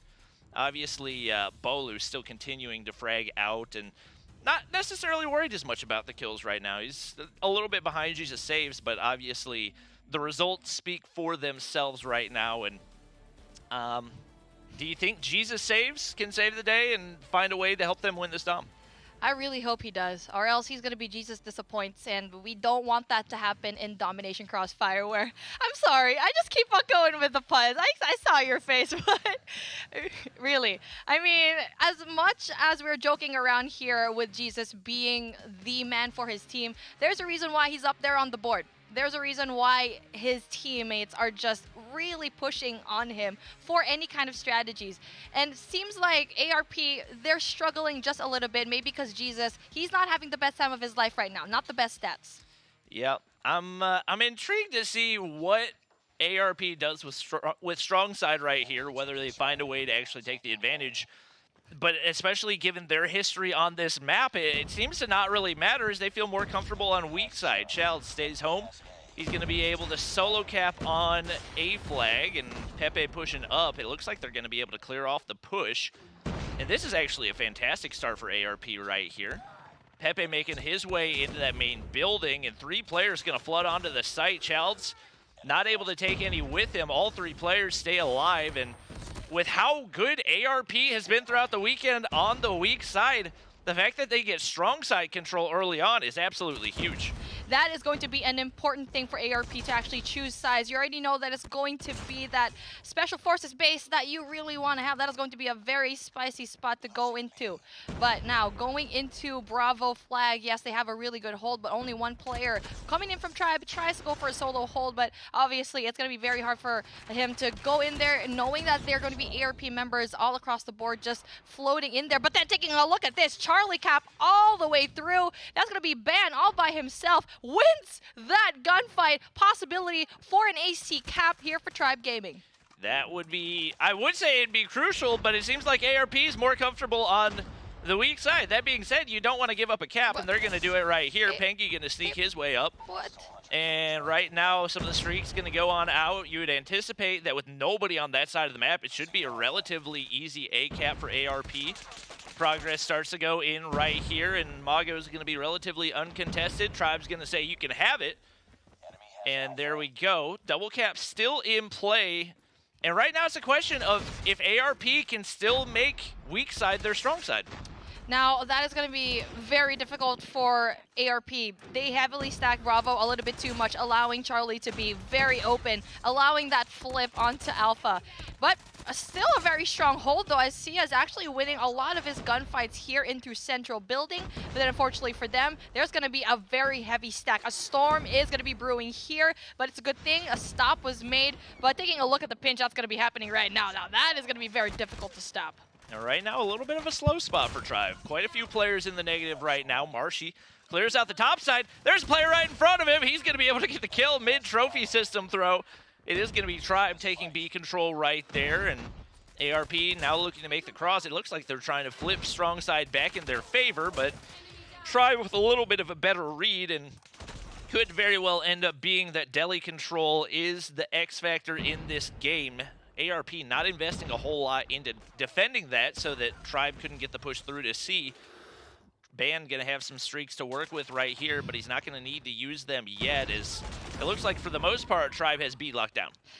That was a very disappointing start for ARP Gaming. They just dropped it. They willingly let Tribe get into Charlie. And you already know here in this particular map in Crossfire that if you allow that Charlie flag, you will have a better time into Bravo. And now we are reaching our halfway point.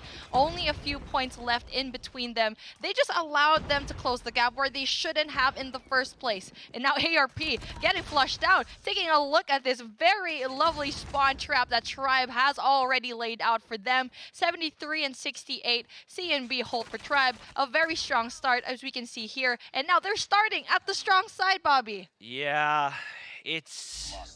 I want to think that ARP can find a way to make it happen, but taking B from weak side is not quite as easy against Tribe as it is other teams. They've got an opportunity right here. They got to make it happen. Let's hop into our Xperia dial-in with ARP.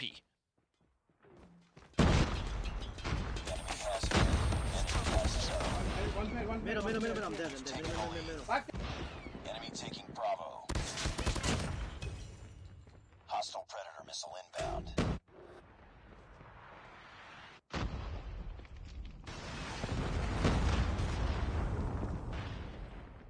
Enemy taking B. Watch out. Losing C.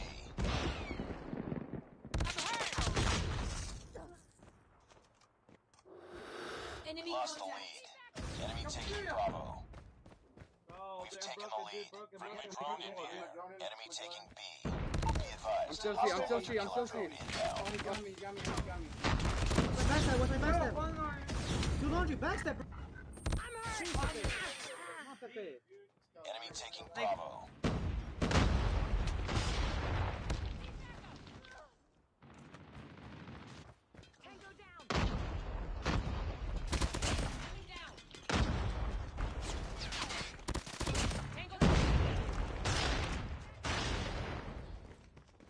Enemy taking B.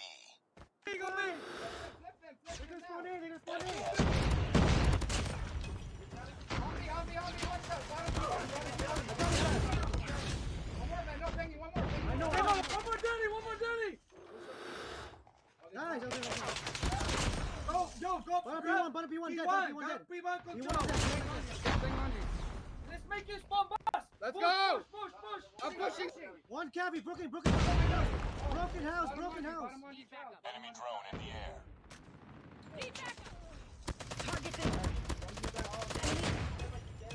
They got me. Well, there are a lot of really quiet points right there, but as you can see, it's working for ARP right now. They are on weak side, and they're maintaining this hold on B. It seems like they're just these big bursts of communication whenever something big happens. Would love to see more consistent communication out of them, but obviously they're still finding a way to make it work. Now, we do have to watch the Tribe players push up. big shutdown for Jesus Saves. We knew he was going to be an X factor coming into this. Looking at the KDs, pretty even across the board. He's got 15 right now. Going to be able to clear this off, and it's only a matter of seconds until Tribe's in triple cap territory. It's all him. It's all Jesus. And you can see here, 131 and 110. It's going to be a little bit too late for Tribe, I think, with my math is correct, right? Yep. For them to go in for the win. They would need a solid triple cap hold, and we know that ARP knows that very well. They're just positioning right now, taking a look. We need to see that corner building presence that you need to have, but we don't see anyone there so far from the side of ARP. But still, doesn't matter. We see one person, though. Marshy is going to be right outside here, 138 and 123. It's going to be a little bit slow here for the side of ARP. I feel like it's going to be the longest match of your life. And right now, if you're ARP, you just got to avoid the mistake of playing too slow and giving up a bunch of kills to Tribe. If you let them get some score streaks, things can get a little bit dicey, but you can see the setup for ARP. They've got all their angles covered. Marshy's not going to know there's a player back in the corner. More than likely, that kill going to seal the deal. Tribe spawning all the way across the map. They have absolutely no chance of making this push on through left and right. The ARP kills coming through. We knew if they were going to take a map, it had to be the Crossfire domination, and they will keep their hopes alive to stay in the winner's bracket as they find a way to take a map off of Tribe 150 to 146. They've done enough to stay here into the competition. And yes, obviously, they would still probably be in that, lower bracket run. But you don't want that. You want to be sitting very comfortably into the grand finals. And now they have a chance to go in for a beautiful reverse sweep against Tribe Gaming. And the fact of the matter is, in the second half, they were at the weak side. They kept on going for that weak side push, and they still pulled through. It's just so bizarre to me. Every other team I've ever watched play Crossfire Dom favors the bottom side, but ARP just loves the top side. They absolutely thrive right there, even though they had some struggles when they got flipped to that side. I think largely that was dependent on the momentum that Tribe had and the gunfights they were winning combined with the operators and score streaks. Wow.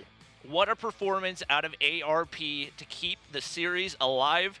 That's going to move them to Summit Hardpoint. Last time we saw Tribe on Summit Hardpoint, Envy went almost triple positive with 37 kills. Do you think there's any counter that ARP has for that? Oh, I feel like Pepe and Pengi, that duo, I feel like if they work together, that could actually be a possibility. Although Tribe Gaming, they've been really solid in Summit no matter what kind of game it is. So that's going to be very scary for me. Now, taking a look at the replays that we have over here in our Crossfire, that is just so impressive to see. And I'm actually pretty glad that we went in that Xperia dial-up at the right moment, that things were turning around very well for them. And that's how we got our answer as to how they won this particular map, because the comps were just amazing. They were awfully quiet. I was a little bit surprised by how many super silent moments there were in the middle of it. One thing I would love to see ARP do is, even when they're not necessarily in an engagement, I mean, there are a lot of times we looked at players in engagements and they were still quiet. So even if you won the gunfight, if you lost the gunfight, whatever it is, giving your teammates that information and letting them read the map a little bit more, I think especially as you go into the Summit Hardpoint, that's going to be absolutely crucial. You are right. And actually, it really just boiled down to one play that I saw. And I know we kept on talking about Jesus Saves, but there's a reason why we keep mentioning his name. We actually saw Tribe pushing up 3 people into that Bravo flag, into that very crucial moment. But Jesus Saves with that death machine, getting rid of everyone and just clearing out the side all by himself. Now, that was the play. After that moment, it was absolute perfection on there. And they were playing really good there. Yeah, they look solid. They were winning their gunfights. There's something about just that map for ARP that is ingrained into their DNA, and that is just their playground. Hopefully that can give them a little bit of momentum leading into the next one. Obviously, the first hardpoint was rough. I think it was 67 to 150 or something like that. One of the bigger blowouts that we've seen on the weekend. What mistakes do you feel like they were making right there that maybe they can correct on heading into Summit? The thing is, they kept on losing individual gunfights into Tribe, and we already know how well Tribe can actually go and slay. But with that being said, I know we want to take a look at what happened into the past, and I know just the right people to actually go in here. ARP and Tribe are the best people to actually show us that. And you know what? Canceling out that first 2 games, obviously not really that good for ARP. But this is the reset that we need. And this is the reset that we deserve.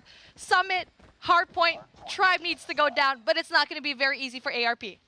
Yep, we got Tribe pushing in from all angles right now, and the initial gunfights looks like ARP going to be able to win at least one of those. A lot of Tribe control on the top side, and that's going to be mostly what dictates this hardpoint. Zia is still able to sneak his way down. It's actually going to be time going in for ARP right here. It looked like there are enough Tribe players in the surrounding area that they'd be able to contest. Bolu just doesn't want to give up his power position right now. He's going to be able to beam Zia right there. Tribe's going to be contested, but Tribe comes in with a big feed right there, and just like that, they're back in control. So it feels like a lot of their success just as a result of patience. You can see a lot of times where you could potentially hop in the hard point. Bolu and Envy just sitting in those back power control corners, not wanting to give those up, and ultimately it does lead to more hard point time for them. So Envy gonna get beamed from the top side. ARP with the lead off the start, but this is not the first time that we've seen that. But essentially, ARP actually did a really good job in that first hill, just funneling through every single team, really just having a buddy system. And that's what you need against a team like Tribe. If you can't really win those solo plays, make sure you have your buddy right there to assist you. But now we are going into Catwalk P2, the most open hardpoint that we have here so far. You have so many openings, up, down, side to side, and you gotta go step left and right just to try to get some sort of cover in here. And looking at the kill count, it's very heavily favoring Tribe, despite the fact that ARP is doubling up on them right now. It feels like a lot of their strategy is coming down to playing for those operators and score streaks, and it's definitely paid off so far. You see Childs with the double major assist from the top side. The break goes in for Tribe. And that's where you start to see the nerf to the MX-9 a little bit more. That is not the gunfight that you want to be taking. We do have the contest going in. Jesus saves, trying to creep in, but banned. Thumper in hand. Pepe, Zia, all hopping on top of their heads. ARP's going to be able to maintain that lead for now. Wow, I'm pretty surprised with how the way things are going right now, but the rotation needs to be key as the spawns are absolutely not in the favor of ARP Gaming. Spawning out all the way back, but finally we get to see one player spawning right there. Jesus saves in a very great spot. Can't actually go in, but then actually loses that gunfight against Bolu. That was very big. That was supposed to be a really big play, but fortunately for him, his friends are actually going to be right beside him to go in there for the assist. That spawn made absolutely 0 sense. Would have been huge if Jesus Saves could have won that gunfight, but just having another really big off game and not quite the same success today as he had yesterday. 2 and 10. Last time we looked at him, that was a whole lot of concussion value, but somehow from the weak side, ARP still going to be able to break on in. This Jesus Saves on the point. Nade's going on out, trying to keep the Tribe boys out as long as they can. And getting this amount of time without any spawn control, like Tribe's constantly spawning right there next to them, and somehow ARP still holding things down. It's going to be Tribe sliding into the hard point, but still pretty close to a tie game as we head into P4. Still no map control for ARP into that third hill. And that's going to be very unfortunate because you have to look a little bit into the future, right? P3 is going to give you a lot of points. And here in that P4, yes, it's probably going to be a little bit more easy to go in for the defense, but you just basically allowed Tribe to get you 4 points up. And now with ARP having this, they should get every single point that they can have here. Not 1 second wasted. Ooh, big shot from Mongo, the double kill with the Death Machine. Even after the drone goes in, that's going to let them to continue to hold things down. Woo. The lead still building for ARP. Zia getting beamed, I don't know how, over top of that head glitch, but some different type of accuracy from Tribe. Mongo slides in, but can't win the gunfight. Tribe with the break. The opportunity to take the lead again, but ARP really taking them down to the wire right here. Bolu with the Death Machine has the read. Zia gonna ego chow right there, and he wins it. He had half HP. Bolu had a Death Machine. It doesn't matter. Huge gunfight win for Zia.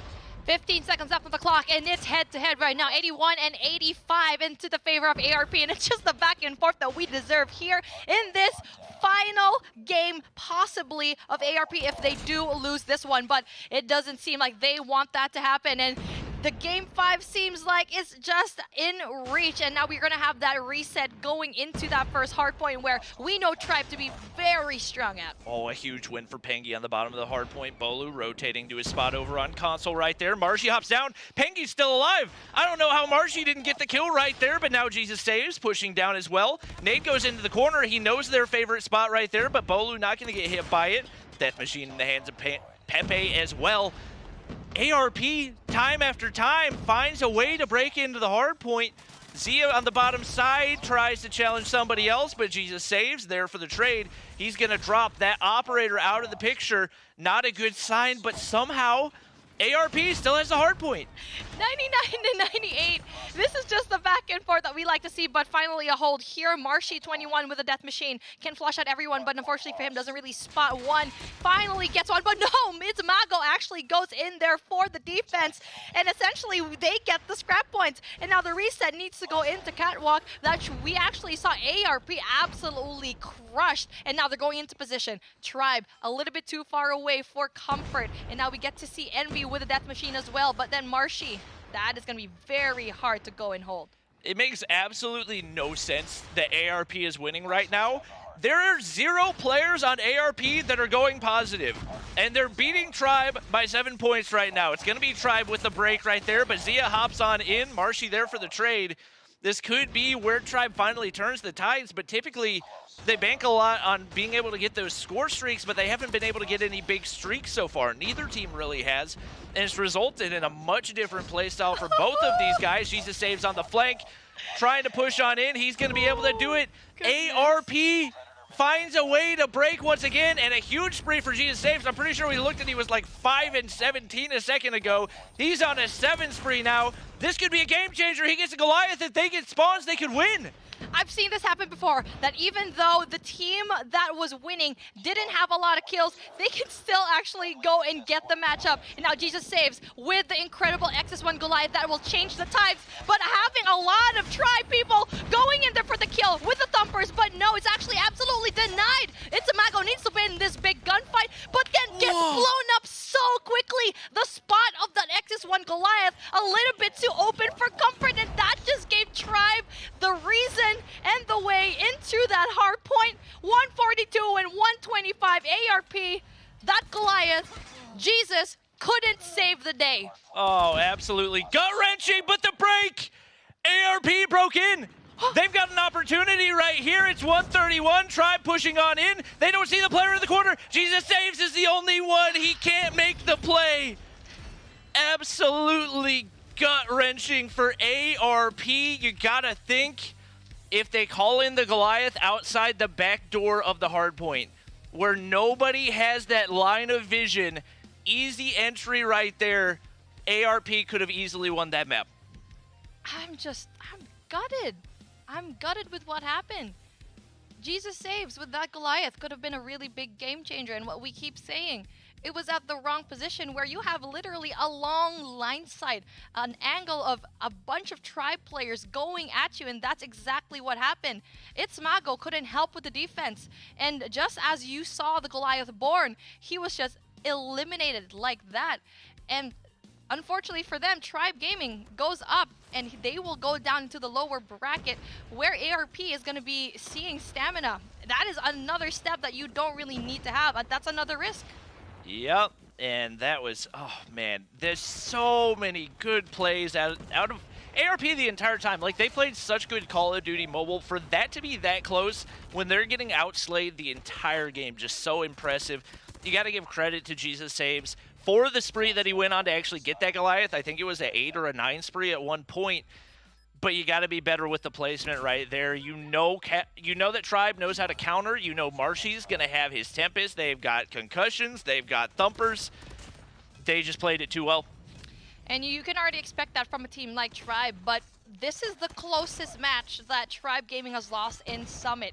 And we didn't even expect that ARP really just coming in from that very weak first hardpoint matchup and firing range, 100-point differential, closing in the gap into a map something like Summit, where we saw Tribe just crush stamina as well. That is a good sign that a team is actually going a really, really good way, especially coming in from the lower bracket. So looking at this map specifically, do you feel like there's things that Tribe can learn based on the way that went? Because it felt like, in regards to the scoreboard, Tribe should have been much more in control than they were, and it felt like maybe they got a little bit lackadaisical just based on their confidence going up against ARP. Any rotation or different changes that they could make? We actually saw a bunch of ARP players in power positions, and yes, they were getting outslayed, but they were really focusing on the OBJ, which you need to be inside the hard point. We saw Tribe getting a lot of kills outside, but never really getting to touch it at the inside at some point, and that's why we thought ARP was actually going to win it. And it really just went down into that last half, that last battle for Tribe to actually go and win it. I've seen it before. I've seen a really good game of Summit. That was also Summit, where you saw not a lot of good kills from a team, but they still won it somehow. So ARP could have had that in the bag, but Tribe, they're going up. They're taking a little bit of a break, a seat as to who is going to be making it up to them. Yep. Beautiful play by Tribe. They will be advancing to our grand finals. And to break it down, we got our desk. Puckett, take it away. Thank you so much, Bobby Plays. As you mentioned, Tribe Gaming is going to be in our grand finals here in our Western Final, and they are already guaranteed $180,000. That was a $55,000 bonus in that Game 4 victory. Talking about that game specifically, it was so unfortunate for ARP because Jesus Saves gets that Goliath, but because of the positioning and the timing from the push of Tribe Gaming, it basically was all for naught. The second he called it in, all 5 members of Tribe Gaming were flooding through the front, and unfortunately, Jesus' teammates were just not winning the gunfights, and it takes so long to get into that mech that by the time he was in it, they were already pushed up, flipping out spawns. Then you find Bolo finds 3, and then Charlotte slides into the hills for that contest for the last couple of seconds. Shift, there were some key plays in this one, but I felt like overall, Jesus Saves was just getting shut down in the first half of the match. When he showed up in the second half, I thought ARP was taking this to a Game 5. No, you make a really solid point. And the thing about it was, yes, Jesus Saves does go into a really nice spree. But the thing was, the energy and the effort that ARP were putting were largely on lockdown spawns, then play the OBJ. And when Jesus went on that spree, it was all on locking down the rotation. The problem was, Jesus may save, but Tribe stayed blessed. The spawns that came through behind the Goliath were a thing. Bolo had some help. A little bit of help. And of course, our players are getting a ton of help from our friends at Sony's. The Sony's Xperia 1 Mark III, the official smartphone of Call of Duty Mobile World Championship. We've got the Strike First in the Dark with the LY Razer. This is the low gamma Razer. No more hiding in the corners. If you've got an Xperia in your hand, you are going to spot anyone on this map. No, honestly, that image right there is a perfect example of some of my struggles. As you can tell, I have glasses on. I can't see, so anything that can help me see in the dark, the Sony's Xperia 1 Mark III is incredible. Love this device, as do our players. And remember, you can still get yours before the holidays, so you can smash up on the Christmas noobs. Shout out to Tribe Gaming, though, here as we wrap things up from our Winners Bracket Finals. I hold Shift. We've got Tribe waiting in that Grand Finals, but we got another matchup. It's going to be ARP facing off against Stamina coming up next. This is going to be NA versus EU. This one's got me fired up. Pangy's interview, he's made me an ARP fan, but I think a lot of people in this chat are excited to see Stamina as well. It's going to be a really interesting matchup because I think just looking at them on paper, they should match up pretty darn nicely. Both teams really good at respawn. Search and Destroy has been a little bit all over the place for both of them. I won't say inconsistent, but it's like a little bit of growing pains has definitely been showcasing itself in Search and Destroy. So I'm really pumped to see what the map set's going to bring for both those two teams in the lower finals. Allie, what do you want to see moving forward? Because this is do or die time. Basically, these two teams, you got to win or you're done with your event next. Honestly, I think we're going to see an ARP Tribe after this. Stamina has fought their way through here, but Asylium pushed them to the limit. Stamina, I have so much love for you, and I want you to prove me wrong, but I think ARP might run with this. All right, we'll have to see how that one plays out. Before we get to our next match, we got to talk about our previous match champions. We got Envy joining us live. Envy, how are we feeling after that big dub? Oh, what happened? Envy, I turned off your power. Let me turn this switch. Give me a second. It's coming. Envy's going to be joining us here in a moment. Sorry, I kicked the wire. My bad, production.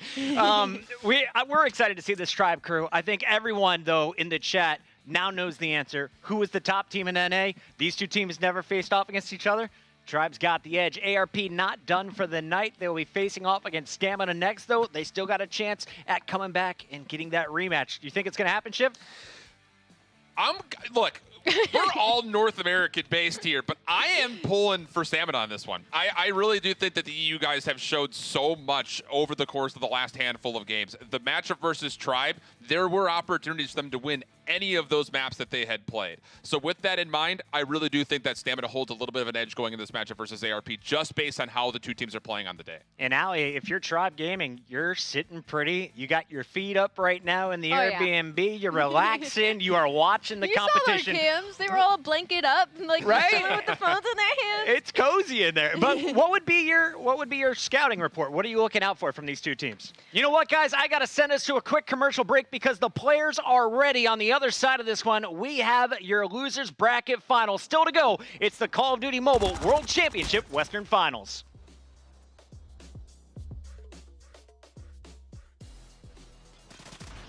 Oh my goodness! I'm taking it up a level, gonna even that score. Oh, they're able to get both! Hit that floor every day, all day, all I do is win. I'm the best in the world, I let the games begin. The one, gets the second.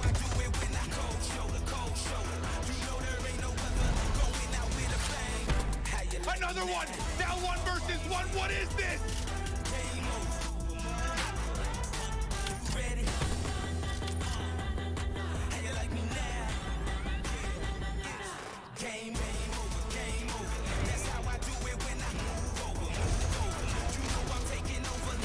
On top of the North American region, coming out of the lower bracket.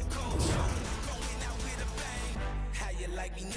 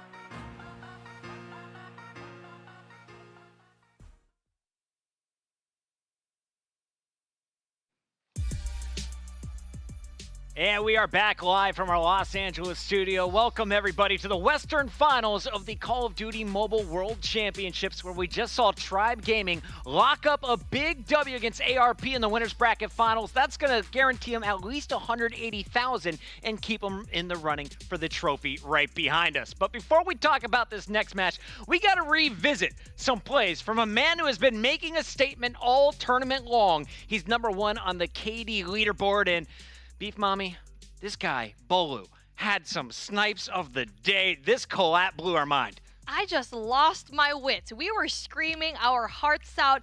The moment he was slowly approaching into Tractor, I already saw that lineup happen, and then I was like, okay, bring in the scope, please hit the collateral. And that's for all of you folks to see. Razer shot plays here. That's right. That, of course, is going to be the Razer Shark headset. You guys can pick up yours right now. All of our players using it during the competition throughout this week. And Bobby Plays, we've got Tribe Gaming in the grand finals, but we still have 2 teams alive in our bracket. Stamina about to face off against ARP. Everyone looking to make their Razer statement of the day. Let's talk about this matchup here, because this is NA versus EU. These are not squads that play against each other on a regular basis, but did get a little sample yesterday. Yep. Coming into this, I think ARP actually won in the first matchup, right? Yeah. Okay. Well, that gives you a little bit of a taste, but we talked about the fact that Stamina had a very, very slow start to the day yesterday, and especially based on the way they've been playing right now, I feel very confident that they can take this one. I think probably factoring into it, we're also going to have to take into consideration ARP just had a heartbreaker against Tribe. That is just going to be really tough to bounce back from. Do you think they can, though? Because they started to turn it on. It wasn't that 150-65 beating that they took in Map 1. That Map 4, you took Tribe the distance here. So how do you think their mental state is coming into this matchup for ARP? I think they're coming in hot. The fact that they almost won that summit, I feel like they actually could take it to the distance, but it will stop because firing range, hard point. We already knew the story. Tribe is going to give them, that was very hard, but for sure, Stamina is not going to give them ease in time. These are the only teams left in the bracket. Tribe Gaming waiting in that grand finals. ARP fell to them in the winners final. Stamina fell to Tribe earlier on in our winners round 1. But who is moving forward? Who is going to lock in another 55 grand and take us to that grand finals matchup? It's time to find out. I hope you guys are ready, chat. Let us know, who do you have taking this game as we kick it off? It's I Hold Shift and Alley Cat on the mic. Lower finals, baby! Rematch! And yes, hey, to your accord, you made the pick for ARP. They did 3-0 Stamina yesterday, and we did see the firing range hard point as map #1. It's just, it feels like these two teams are playing at a different level than where they were yesterday, and that's good news really for both of them, honestly, if I'm being honest. Okay, we saw the map layout. Stream, you saw, I feel like a mother scolding her children. Will you never learn, Stamina? Stop giving these teams firing range hardpoint map 1 in your series. You just got smoked on it in your first match of the day, and you're going to run it again against the same team that has almost a perfect record on it. To be honest, though, Stamina does like this map, okay? And yes, they did come off of a loss there, but so has ARP. They've both been beat up by Tribe on this map, and really someone just needs to crack the code of what Tribe is doing, because I'm not going to give anything away for free, but they're running the same opening setup in the first 30 seconds every single time.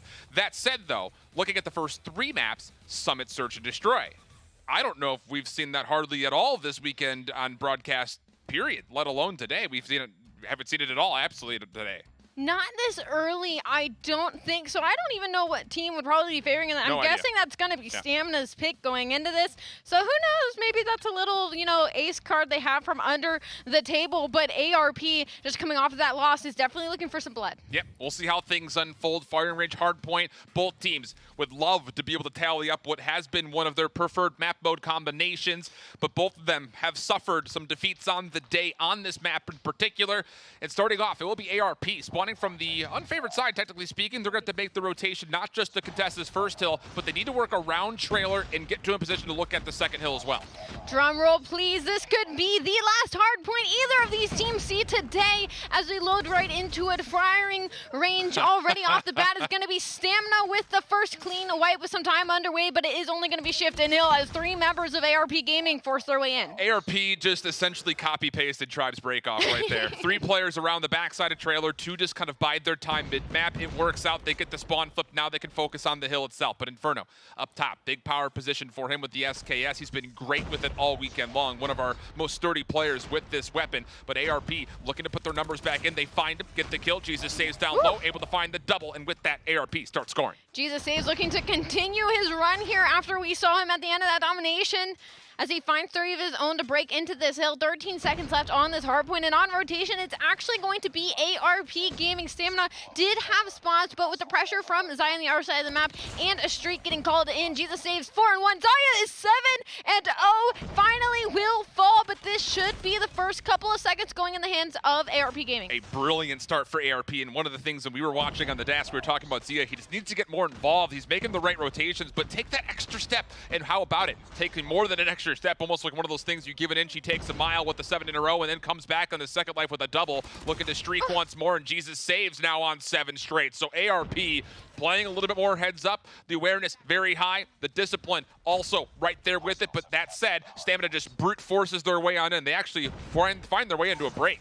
Jesus and Zaya Show is the name of this hardpoint right now, as streaks are starting to get called in for this final 30 seconds. Jesus finds 2 with the Storm. Stamina, though, still able to break in. However, they are still stuck in these deep spawns with 3 members of ARP Gaming watching over the rotation. Mongo finds 2 with a streak as well. Although the score is pretty even, it feels like ARP Gaming's in the driver's seat. Yeah, Jesus has done exactly what he needs to do, play his life. That'll give him now 9 in a row, but he's done the work. He's gotten himself the Goliath. Just comes down to at what point do you want to actually use it? Likely would not be right here, as there's already 3 members ready to go for trailer. Stamina looking to break from the top side of the map through barrels. Thumpers looking to get a little bit of damage in, little poking, prodding, softening up this break. But Drari, first blood from the side. Gravity Vortex gun comes out, concussion out, but not going to make a difference. Jesus still able to find it and still holding on to a Thumper, while him and Pengy just continue to soak up time.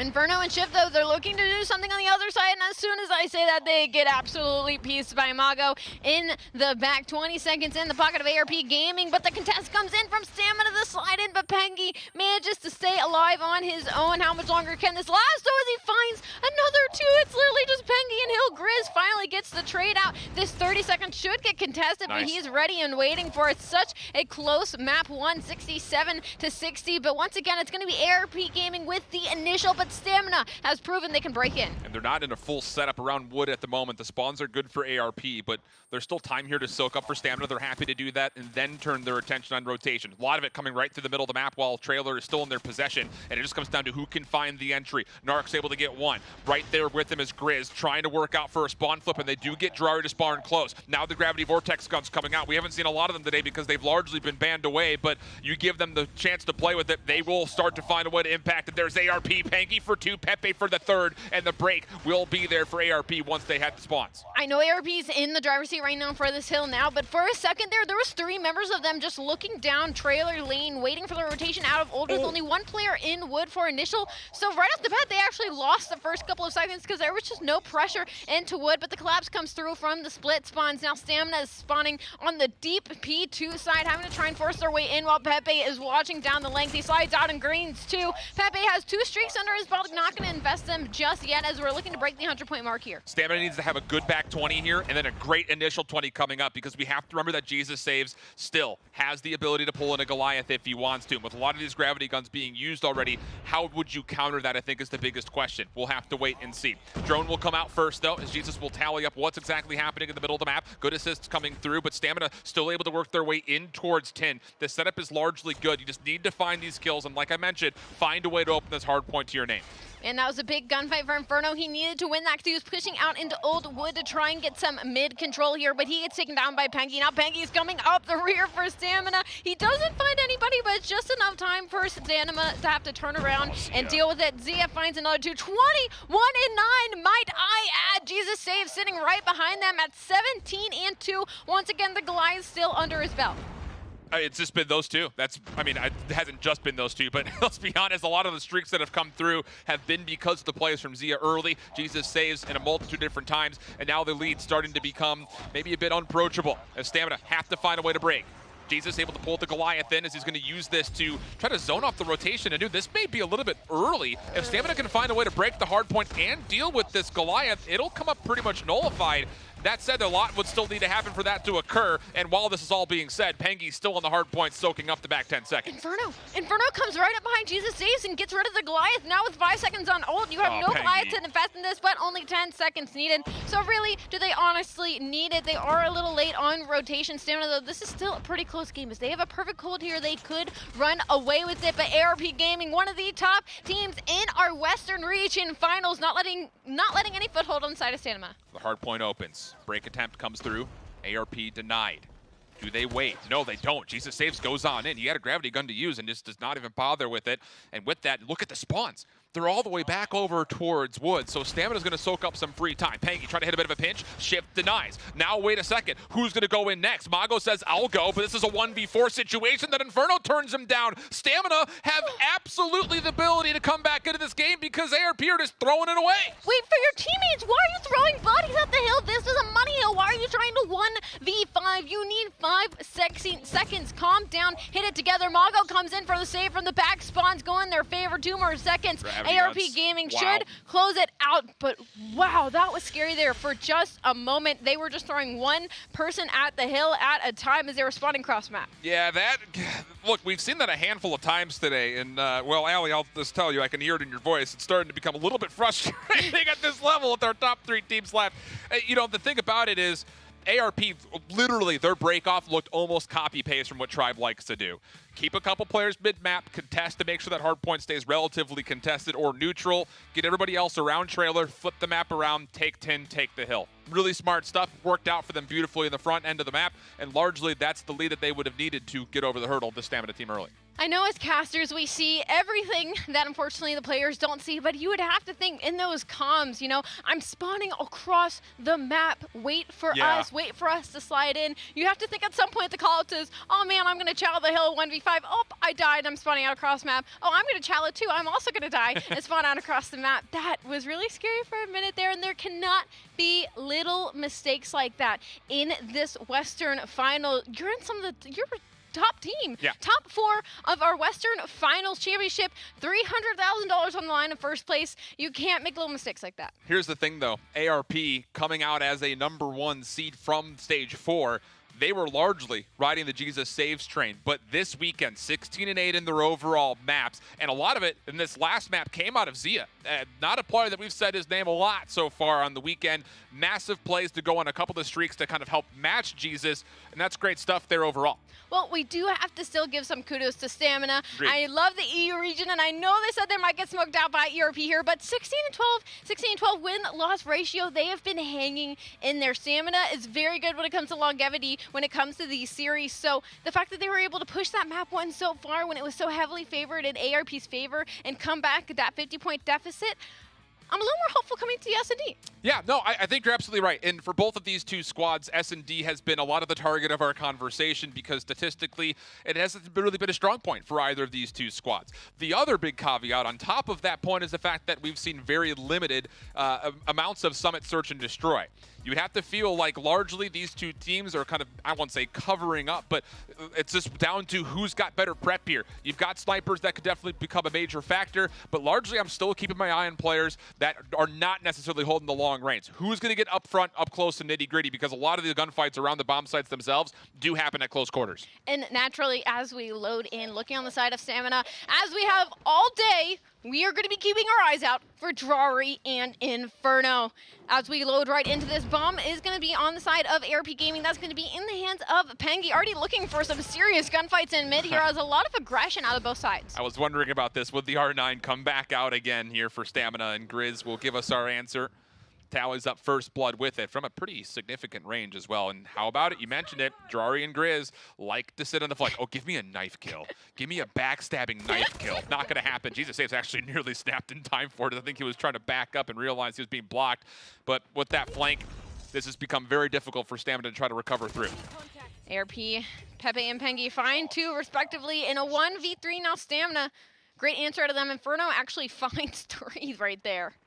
That's exactly what we were expecting out of the 2 duo. Pengi? Thumper's out. Pengi almost takes himself out. Just for fun, right? Well, if anybody's going to take me out, it's going to be myself. Well, he's going to sit down here for a minute. 50 seconds on the clock, plenty of time. The big question is how much have you actually seen of Stamina over towards this A site? Because obviously we're getting the information through the observer feed that there is nothing over at B, but the cross is being watched by Narcs. You hear the vocal call up. Pengy gonna rotate back over, gets a look, but can't finish the kill. Now help has arrived from the side door. Pengy for one, gets the reload. Double checks to see if he's getting pushed. Narcs over the head, he finds the kill. 1v1. Where's the trade? Pengy Inferno, where are you at? finds Inferno long range, but no!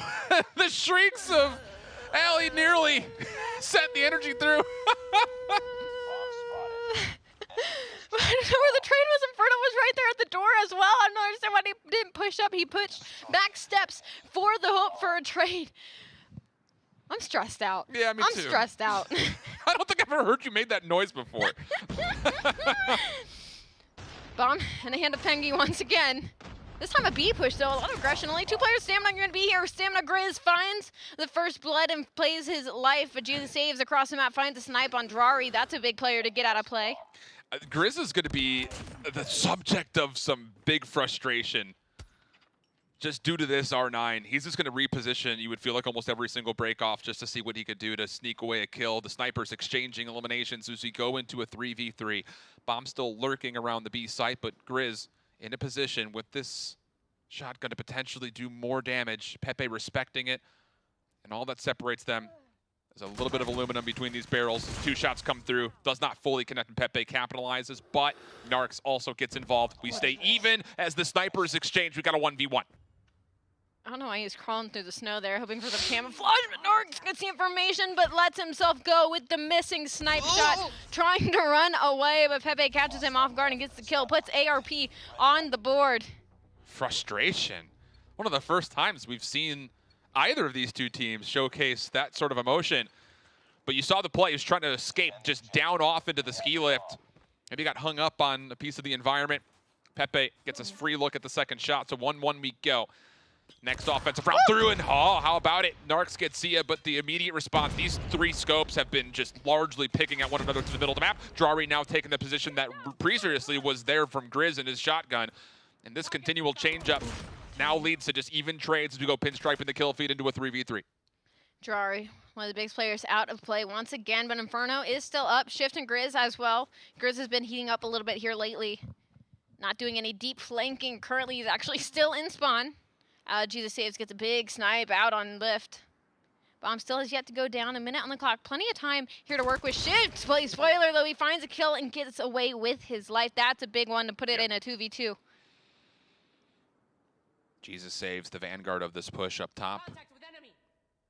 Call out comes through. Pengy's trying to work down low. Shift has not fully gotten out the back. Oh, they go for the stun shell. It's so well timed.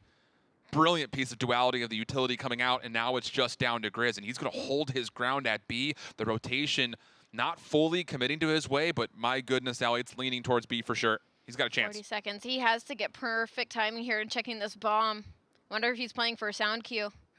Jesus actually pushes up, but Jesus plays aggressive here. He can get picked off for free by Grizz. This is a chow, but Jesus is the one that wins the gunfight before bomb even has to go down. Man. I respect the play out of Grizz. I mean, that was the right call to make. Just sit there and wait. You knew they were rotating to the B site and just try to get timing on the hop up. Just unfortunately, Jesus happened to be looking right at him. The mental chess that's going on between both of these 2 teams in these opening breakoffs has been a real treat to watch. This time, Jesus Saves not going to take that initial sniper battle mid-map. And actually, similarly so, neither are Stamina. They're going with a pure 3-2 split. Narcs able to lock down Mago on one side of the map. And ARP, you can see they're still looking around saying, okay, Stamina has contested us here every single breakoff. Where are they? Narcs quickly made that rotation, though. He left the A side up to shift Inferno and quickly went in this line to go for the scope battle. Jesus, he might catch it. Narcs can back up for just a second. This might be a scope battle here on outer. No, he backs up. This is a really slow round. Nobody's fallen out just yet. There's been 1 blood on ARP Gaming. It's going to be Meg out of play, but Grizz finds one from mid, 4v4. I love that from ARP. You get the middle of the map for free, use it. And boy, have they. Pepe catches Shift looking the wrong way. And as Jesus Saves takes care of Drari, a second chance for Pepe to double down, and boy, will he. 2 kills in the round, 1 more to find, and there he is at long range. Narcs cannot connect. And ARP break this back and forth deadlock as they go up 3-1. Still seeing fist bumps. I'm still seeing fist bumps on the side of Stamina.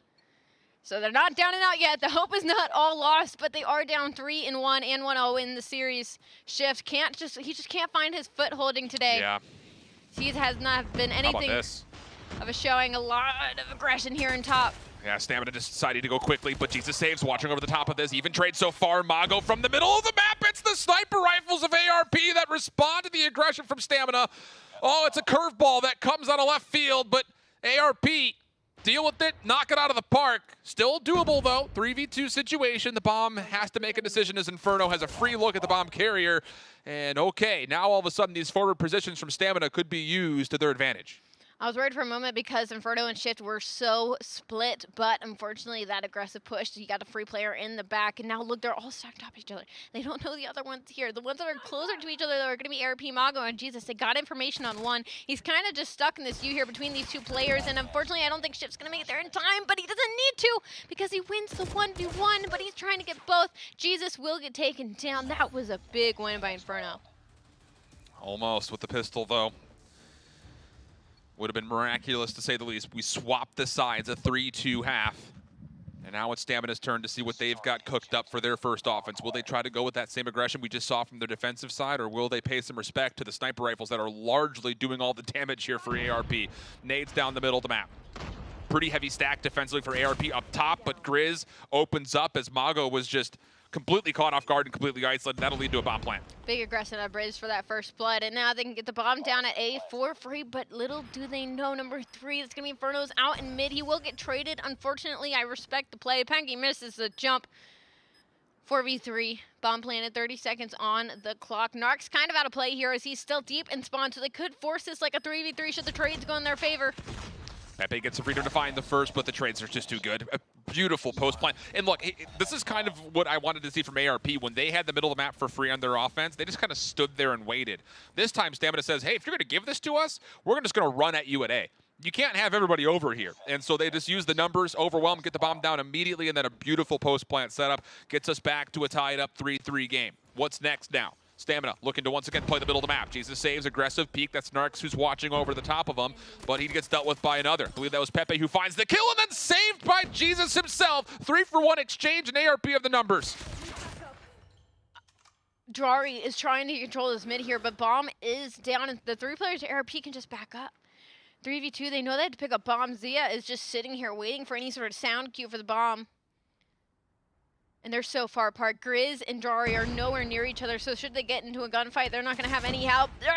Drari doesn't need help, though, as he finds one, forces the 2v2. Bomb is still down and out, though. It has to get picked up. They saw Jesus saves. They pushed him off the angle to help that cross. So Drari will take the mantle up top, pick it up. But Jesus saves has completely repositioned over towards B. He could still contest this bomb. It would be an aggressive challenge to really contest the plant itself, but he may still get a look here as Grizz comes out long, goes with the pistol, finds the kill. Second challenger, waiting for a little bit of help. And Drari will back down very wisely as he still holds on to the bomb, but now wants to go back in for the 1v2. Does he realize the second player is to his left?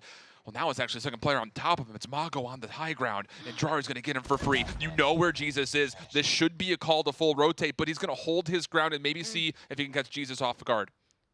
Well, you say know where he is. Jesus actually already went on the full rotation to get this angle on the B bomb. Drari, I guess he hasn't read it. He hasn't read the fact that Jesus is no longer there and he's going on the hunt. He has 18 seconds to put this bomb down. He obviously has to put it at B now. It's too late to make the rotation, and Jesus is there. He's just waiting for it. Going to stay safe from any angles, though. Jesus not going to see this. Bomb will get planted. He's pushing up. He hops off of it? Does he have enough to still plant? He doesn't have enough to... Oh, my goodness. It's by the skin of his teeth, and then takes the challenge. Oh, my goodness. I don't even know if I would have fingernails left if you continue to play like this. That was way too close for comfort. I can't believe he dropped it. I guess he assumed Jesus was making the push-up. I guess he got a sound cue or something, or maybe it was just a finger slip.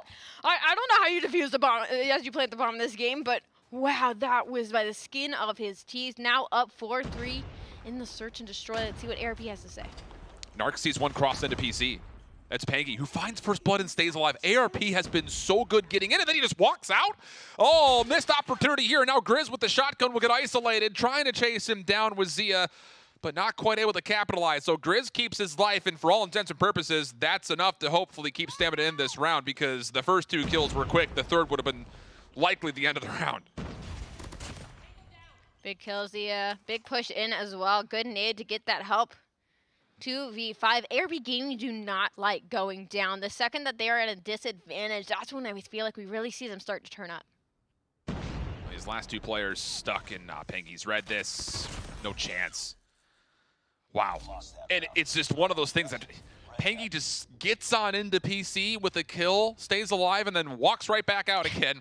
It's not often you're going to see that happen, but Narcs coming up empty on 2 separate shots allows ARP some very early favor. We go back to 4-4, and this would be the round that I would say if Stamina's going to try something cheeky, it would probably be here just based on how they've gone in the past, but they're trying to over-nade the middle of the map, and Jesus Saves gets a blessed piece of timing, also then a hit marker, but the flank still comes out from topside PC. Even exchange coming out. Jesus with the pistol able to turn it into a 3v1 favoring ARP. I can't believe that was a hit marker, but I'm glad he was able to finish it up. Zai will find the last kill now for match point. ARP Gaming to go up 2-0 in the series. And you know what? Stamina has been pushing the limit here. Shift, sure, he's 3-7, but we talked about how it was all the Inferno and Terrari show, but now Narcs and Grizz have joined the conversation, 6 and 8 respectively, but they gotta shut down Jesus' snipes. He's 11-5, getting free pick after free pick.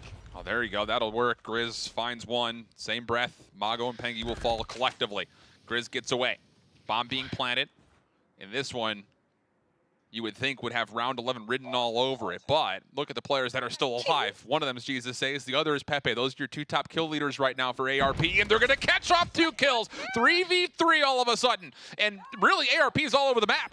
Do you read this? The answer, no. Jesus on the opposite side finds the kill. Narcs just walks through the smoke and Pepe turns on him. Now it's just down to Shift. This would be a 1v3. Diffuse possibly coming through, and it is. The kill comes out. Do you check? Yes!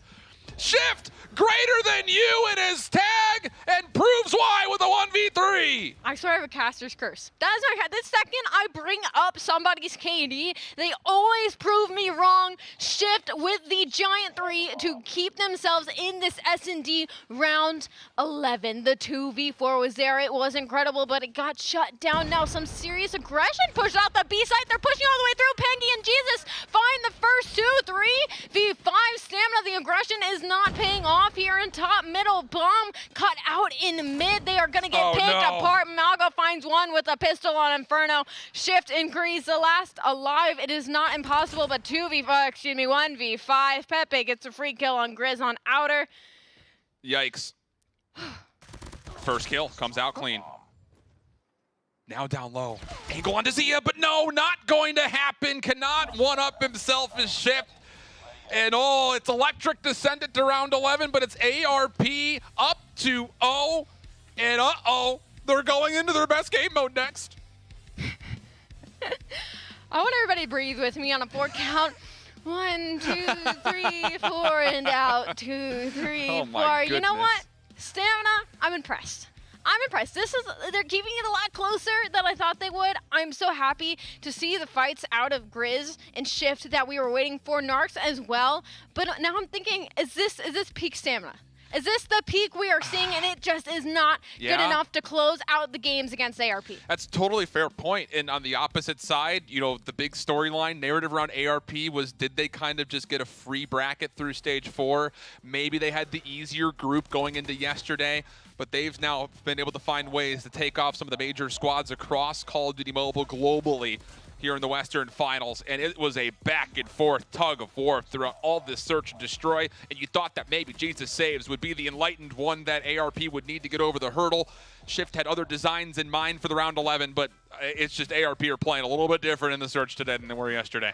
And now we're going to be heading into the domination. Stamina, what we just saw in S&D, I feel like, is all these players firing on all cylinders. ARP, though, still able to shut it down in the round 11. Now we head into their best game mode, 4-0 on domination. Stamina, I feel like I haven't heard a whole lot about them when it comes to Dom, especially Respawn overall. In general, I feel like it's a little shaky in that conversation. Do we see ARP taking it 3-0? Man, it's really hard because we've seen standoff Dom like twice this weekend. That's fair. So it's a really oddball pick coming into the mix. You know, we talk about ARP, we talk about what they've done on Crossfire domination. Stamina has been, you know, rightfully served on Dom as well. It's just we don't have much to go off of because the last time these two teams played, they, I believe, played on Raid. So it's a little bit of a different look here when you talk about what Standoff has to provide as a venue. And I think the biggest curious thing that I have in mind here is Inferno with that SKS could be a huge impact over the middle of the map, especially when you talk about that influence across the B flag. I will say Stamina is 4-0 on Standoff Hardpoint. Obviously, we are heading into domination. Sure, yep. But that is still a better statistic for their side of things, especially off of that firing range hardpoint that we knew was just a terrible idea off the bat. At least heading into the domination, there's a little light at the end of the tunnel because it means they have enough reps on this map, that they're good at this map, they know its ins and outs. So maybe heading into this domination, a reverse sweep is not impossible. It has to start here. And look, here's the thing. You want to talk about efficiency from ARP. How about the gun skill? Yeah, we talked about a couple of their players being high on the KD leaderboard. How about the overall accuracy leaderboard? And Bobby's right. Let's be honest. There's a lot of pre-firing that happens in COD Mobile, so those numbers are a bit deflated a touch. But the fact that they still find themselves on the top, you have to feel like a lot of that is credit to the snipers that continue to find one-shot, one kills continuously time and time again. Oh, yeah, no, I'm thinking of Jesus. The second that I see that scoreline, I'm like, that's all Jesus is written all over it. But now I want to look at the map win and loss. ARP sitting at 17-8. Stamina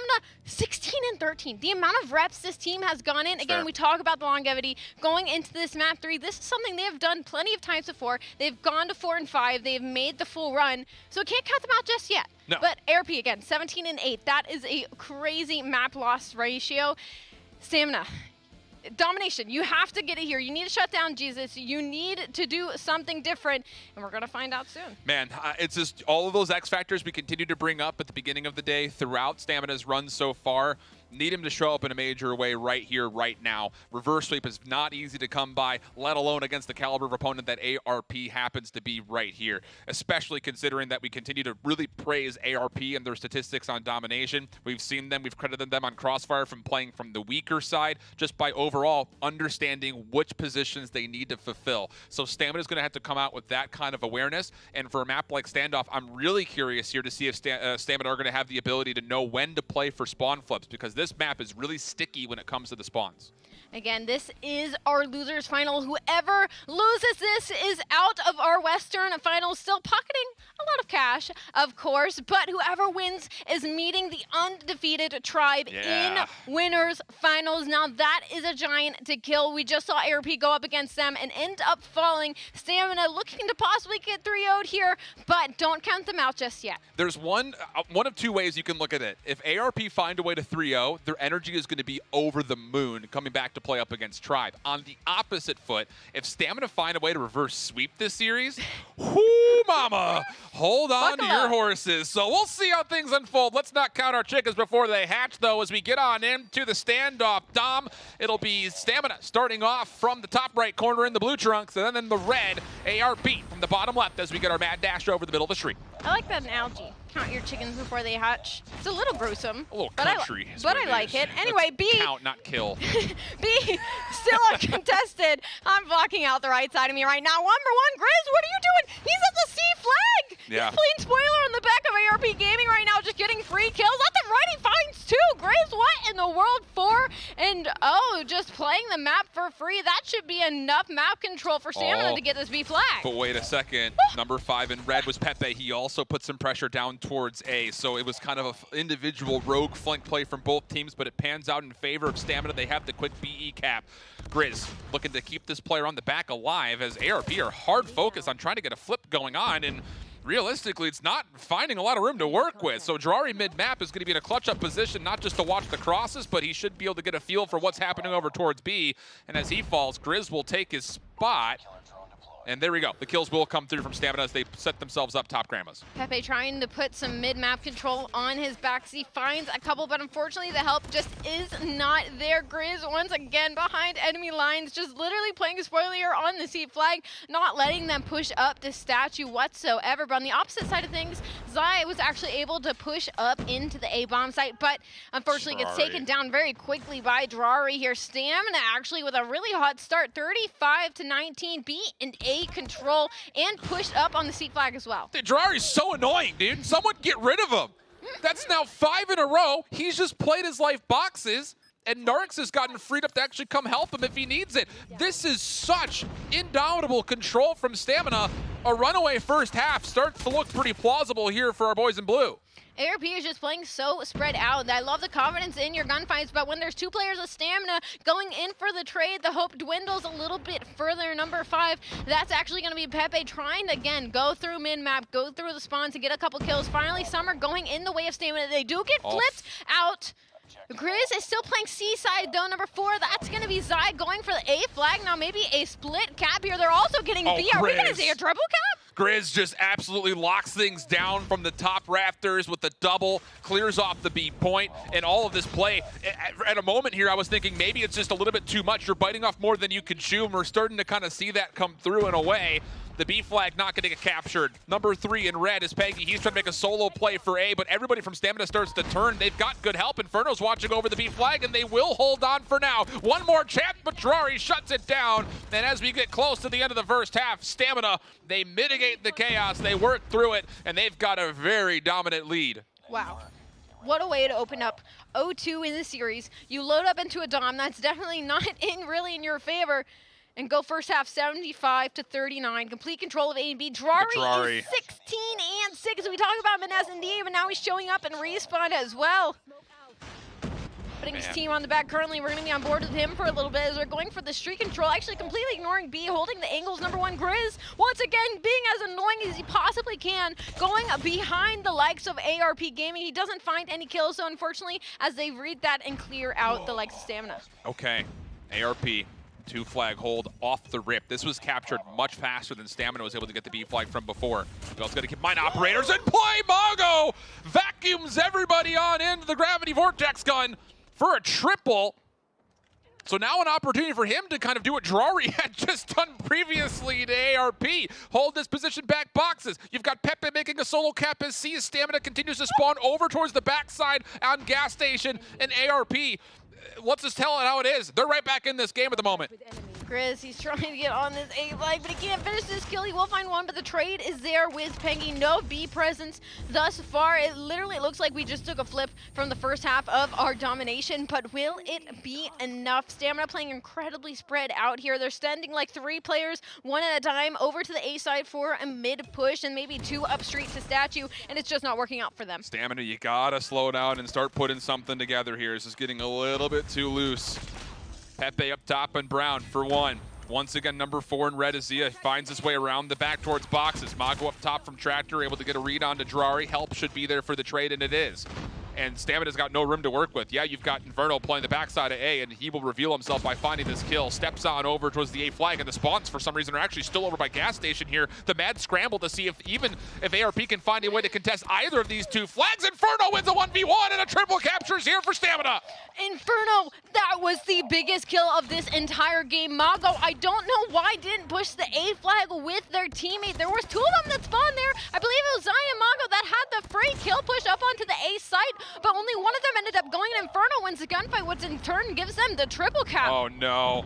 And Inferno just drops the hammer down. Pred missile for 2. That stops the A flag from being locked up, and in the same breath, it may just lock down this map. Stamina up a huge margin, still holding on to all 3 flags. I almost want to look away. It's murder. Can't we even show this right now? Is it legal? This is unbelievable. This is losers finals, and the trip cap has been here for a minute and a half. My mouth is open. 130 to 84 doesn't speak enough on how this map has gone. ARP just got picked apart. We're watching a different series right now, I'm convinced. That is one. They haven't scored but beyond 84 points in 2 minutes. Unbelievable. It was what, 75-66 or something, and it's going to end 150-84? Unreal. I don't have the words. I've been casting COD Mobile now for the better part of the year. I haven't seen a triple cap that long, and the fact that we get it at World Championships in the lower finals, color me surprised.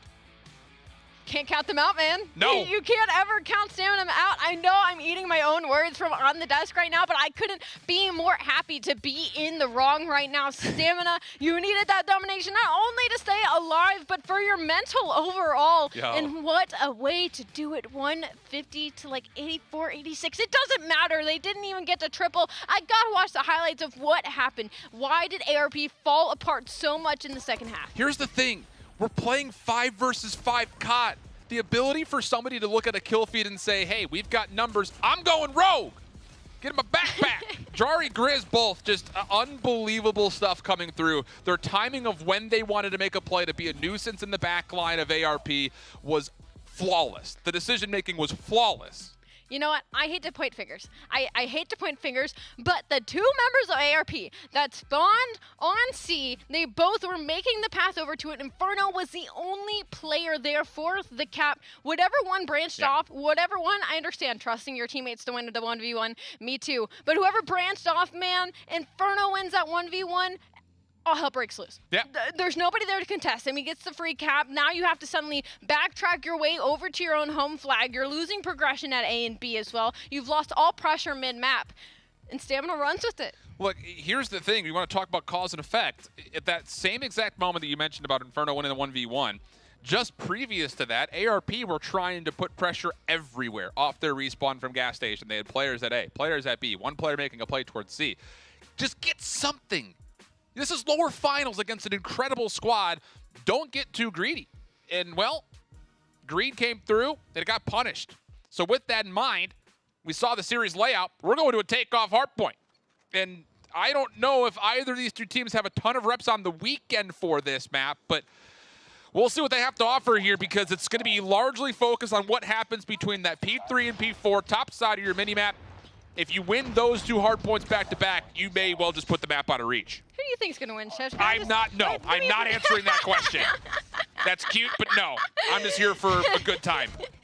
Here for a good time, not a long time. Unlock Stamina, who makes the longevity happen every single time in control of P1 right now. First couple of seconds going their way. Great kill feed to start off for Stamina, keeping the hands hot. And with that, you need to make sure you're staying in control of your ARP. This is not a hard point right off the rip that you expect a squad to take 40 seconds on, let alone maybe even 30 seconds on. Stamina looking to maybe just go perfect. They can find a way to full 60 this. Could you imagine?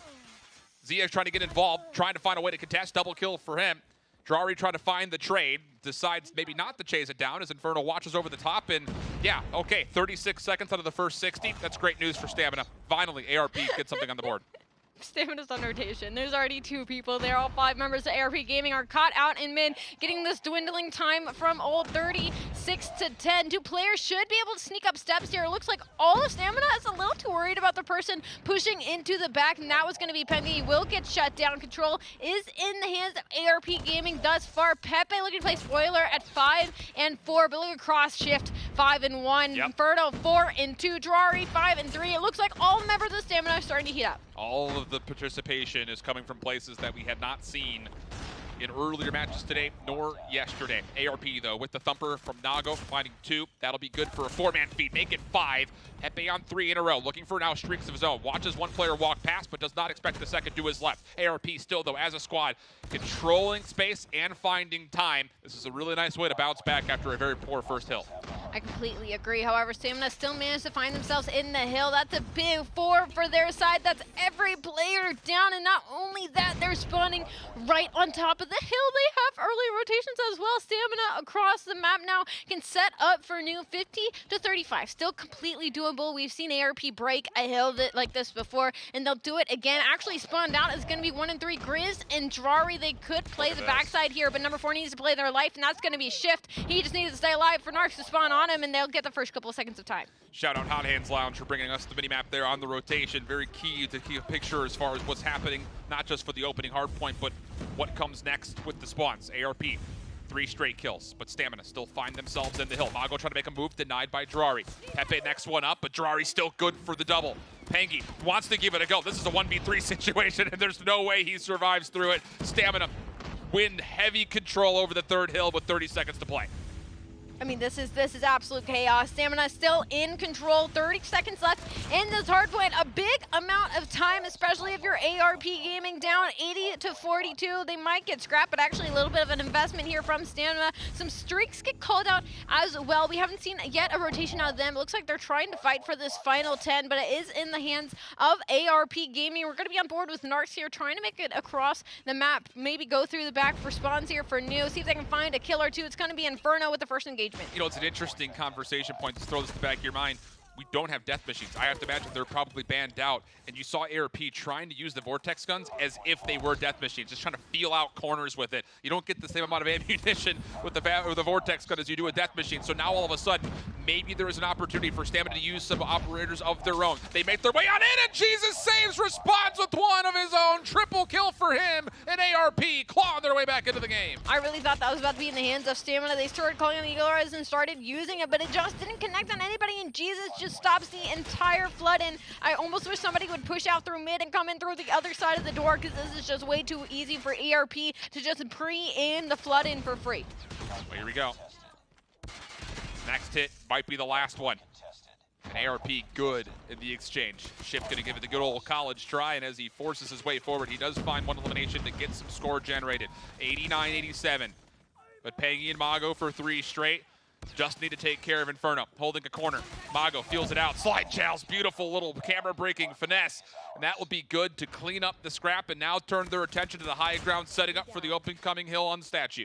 Inferno, a player we've talked about a lot today, struggling to really get on his feet at 9 and 16. Everybody has bad games, but it can't be. And losers finals down 2-1 in the series with an amazing comeback, and the domination. Merely 10 points separates these teams right now in our hard point. 48 seconds on the clock. No serious control on either side as we have reset to the P1.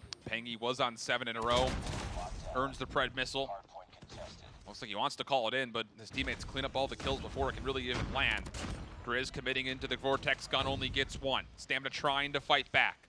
But ARP, a really solid hold over the hill. Pangy's just sitting in the hard point for free. Now Stamina looking to break on through. Numbers are looking pretty decent, and they will be able to bounce ARP out for now. 20 seconds still to fight for, and they still need to win the rotation. I mean, look at the ARP. They're just anchoring, hard anchoring in the backside, making sure they hold on to these P2 spawns. What a beautiful hold from ARP Gaming in that P1 that usually you can't get that much time off him, and Stamina now has to worry about the rotation, but Jesus finds 2. Will he find the 3rd? He also has a streak to use here as well. This could be the biggest hill of the game right now, 110 to 108. You see all the red on your minimap collapsing onto the hill, but nobody's able to get to the back, so they will have far away spawns, but one was able to slip by.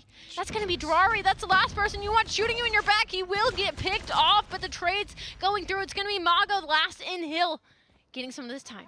Trying to fight for the spawns, though. Pepe trying to lock things up. Jesus saves is going on a long flank, and he's actually pulled his team to spawn with him. 125-108. Still in the hard point is ARP. And Pepe, how are you still alive? Someone put a final bullet into this guy. Are you kidding me? And now Pangy just says, wait a minute, I'm not done. Take this gravity vortex as he doubles up and gives his team a chance to put the game away here.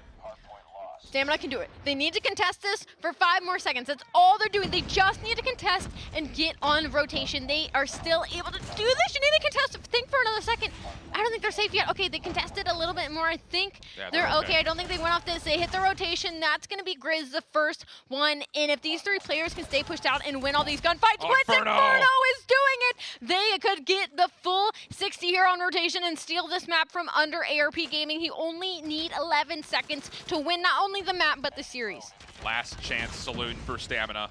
Comes down to a 3rd hard point. Keep an eye on Pangy. Spawns out, takes a couple of shots, and gets denied. So Stamina have made safe the rotation. They open up the hill accordingly. Split spawn situation. Does it get red? Jesus for 1, but nothing more. Trade will come through, but Stamina are going to recognize the threat. Pepe trying to keep the play alive, but Inferno denies. Now to the front. Pangy on the entry. Not going to find anything as Drari shuts it down. We've got a tie game. Only one place they can come from. They're all spawning in the back, and you see all the arrows pre-aiming the fire. 9 more seconds. It's uncontested. Who got off? Get back in there. It's all up to Zai. Zai finds 1. Will get traded out. There's a couple spawning on it, but only 4 more seconds needed. Pepe trying to force his way in. He can't. The spawns aren't there. Stamina push it to a game 5 S&D. The reverse sweep is happening. Shift.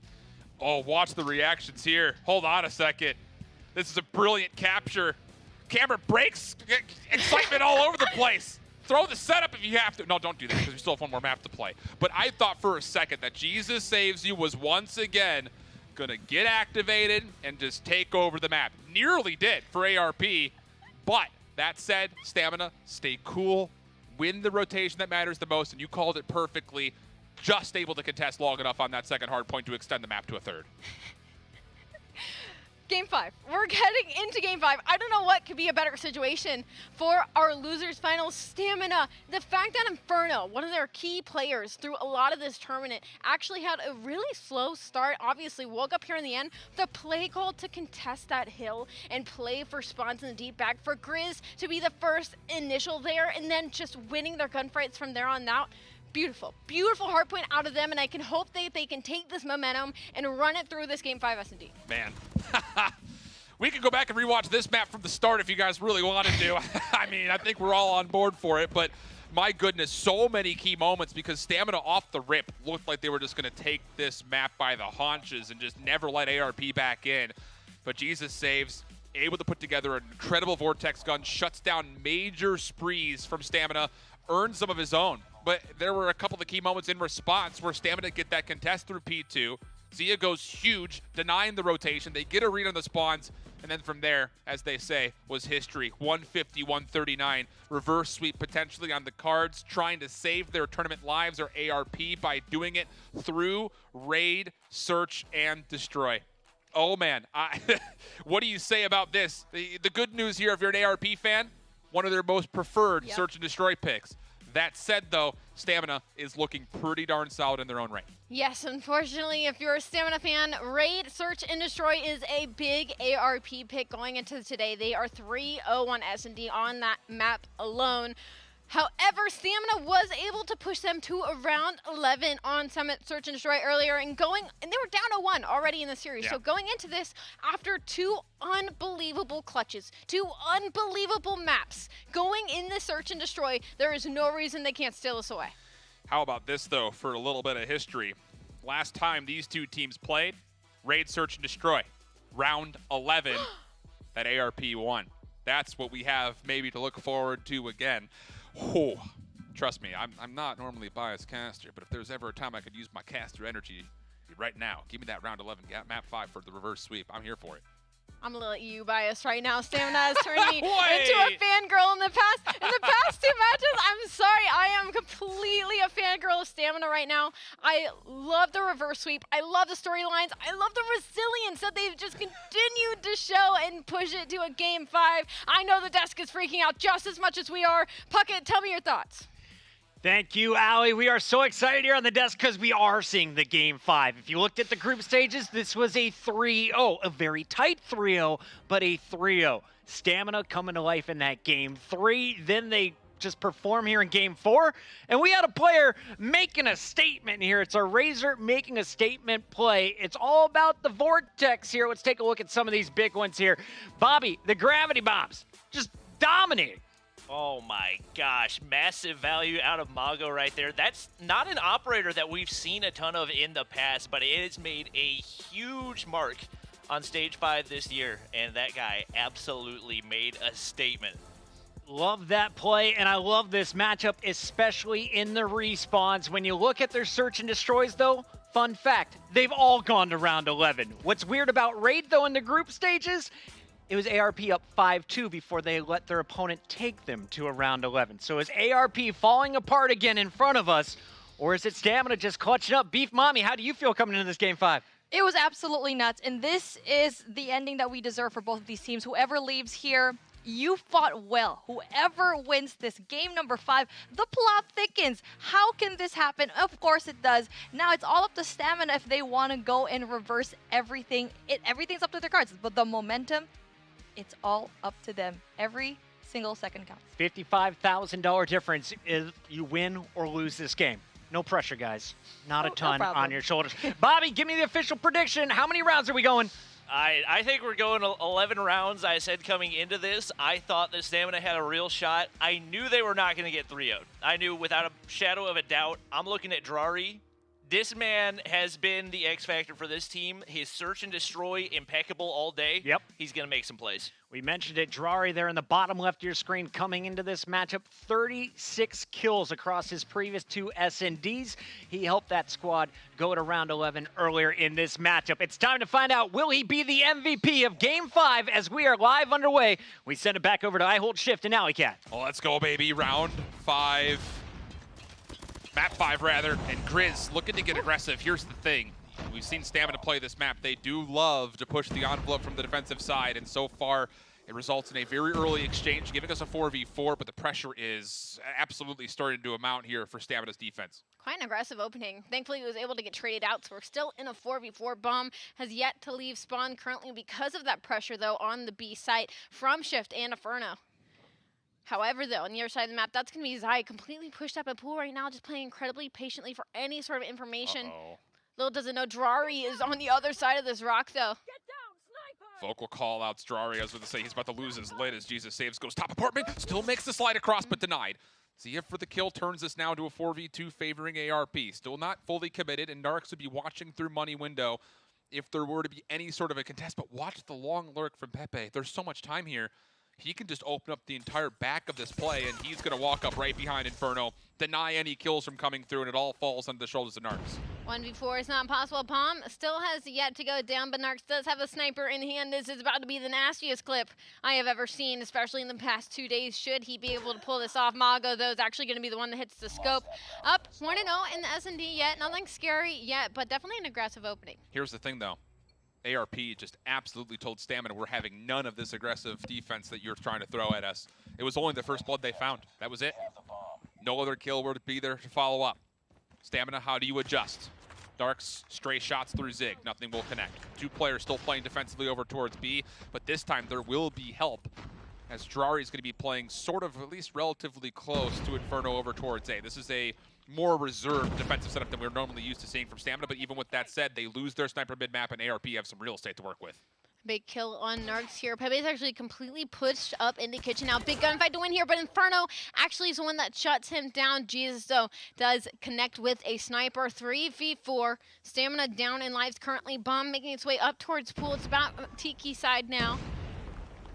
No plant in sight just yet, as it looks like all of Stamina has officially made the rotation for this push. Inferno picking up a scope. Not often we see him with this, and he will find one. Missed the first shot just a bit to the right. This one will hit center mass.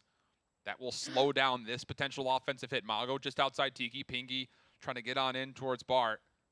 And there is help here. Grizz is holding a corner. If he just goes 1-for-1, that would be okay. And respect starting to be shown from ARP as they're still biding their time. Something Inferno doesn't realize is that if he keeps holding that window, he would gain all the information he needed. He would know if they pushed out of Tiki onto the A side, he would know if they were going for the bomb plant, and he would know if they were going for rotation, but unfortunately he gives it up at just the wrong time. However, does make the full rotation onto the B side to check this bomb, and that looks about where the bomb seems to be heading. A slow push into mid, 30 seconds, though not a whole lot to work with. Inferno just has to hit one shot. That, or shift mid-map if he catches anything, needs to read it and back away. This is a 1-1-1 split up here for this 3v3. 18 seconds to play has to come. Inferno gets cold feet. He backs out of laundry, but the rest of his team is starting to rotate over. Maybe there was a sound cue to come through. Shot does connect. Inferno for one. Maybe a chance for the second, but gets flashed out. Shift making a quick play to stop Pangy from getting the plant off. Not sure how that kills it come 3, and Pangy's still alive. But time is the problem, and time will expire. No chance for this one to get extended by way of a bomb plant. Is that the first round we've seen on time where the bomb just wasn't all planted? Weekend? Yeah. Yep, that's the first time. That's crazy. Peggy was about to get a free kill there, too. I wonder what happened there in a couple of those gunfights that just didn't seem to connect. Inferno, though, 3-1. Wouldn't expect anything less. A little bit slow out of Narcs and Drari here. A little out of character for those sides, but 1-1, we're still fairly early in our search and destroy, as a lot of pressure seems to be on the B side. The answer there is going to be Shift and Grizz. Grizz takes a couple gunfights to the chest. He manages to stay alive now with the information of the push. Nobody else seems to be rotating that side, though, so it's just going to be them two, but Grizz says, I don't need the help, as he finds one, might find the second. Teammate goes for the cleanup, but Pangy actually gets the help and wins the gunfight after trades are through. It is a 3v3 bomb down and out at B. Evan's going to go for the plant. This is bold. He thinks he's safe by way of smoke. Inferno's on the other side of the van. Could be able to find the exit kill, but Pepe takes the Eagle Chow and wins it. Now down to Narcs. Once again, 1v3. Jesus saves at long range. Mago, close corner. And then the lurker of Pepe. You never know where he's going to be. This time he's playing just underneath the window. Thumper goes up top. That's the information off the damage. But an angle found by Narks. Does he find Mago to his left? He didn't quite see him. And Mago, playing the rock corner, secures up the second round. Just some serious unfortunate timing there. He hops out and just doesn't catch the little glimpse that we did. So he gets a shot to the back. Again, not impossible. 2-1. ARP Gaming are up across the board. Pepe sitting at 5-2 right now. Finding a lot of aggressive kills, pushing out through mid, going through the back. A big bomb push here through B though. Stamina is changing up their strat. It's still Narks who's watching mid-map, but they try to throw players through open stairs, and look where they've gotten Inferno to. He's already bottom bedroom. Mago's just playing a lurking role. The bomb's already committing over to B. They don't have the luxury of the real estate to really make this play happen, but boy, they're forcing it. Panky with the bomb is going to be put into a very precarious position. He's all the way around the back. Snipers will start to trade, but realistically speaking, the bomb carrier has to be the catalyst for success if there's going to be any way that ARP win this round in my mind. I love that play out of Stamina, actually. They actually sandwiched Mago in mid. There were 3 members, and the fact that Shift is still alive right now is actually mind-blowing because he's between all 3 of these ARP players. He will get taken down with the pistol, but that's all the information Stamina needed. They can still make this rotation and get the bomb off the plant. You won everything that you could possibly want through A. You won the middle of the map. You won bedroom, and nobody came to help Shift. Now Inferno's going to get red over through Lambo Drive, and Zia's going to find a kill mid-map on Nadrari. Inferno should have held his gunny there as he did not connect enough shots to finish that kill, which gave Jesus the opportunity to help his teammate. Narks has to hit something. Yeah. Right here. Oh, he just puts the scope down as a head popped up in front of him. Retake on the way, 20 seconds to play with. Snipe will not connect. Jesus saves on the other side, responds, and it's down to Inferno, who has not moved since he initially started to take his opening shots. 12 seconds on the clock, and a round that looked all but sure for Stamina falls to the wayside. That was a 3v5 for ARP. It's just little mistakes that Stamina is making, just little missed calls, little timings that are just not going in their favor. We've seen it enough with Narks right now. A lot of his snipes were in the right place, but just the wrong time. 3-1, ARP looking to take this bomb is going to be on Pengi. Another B push. You'd think Stamina would be used to this by now, but actually 1 and 3. Mago and Zai are pushed up pool steps already, looking to play spoiler. Yeah, Grizzis with this R9 is going to stay up here in Art, and he may have just seen the backside of Pepe.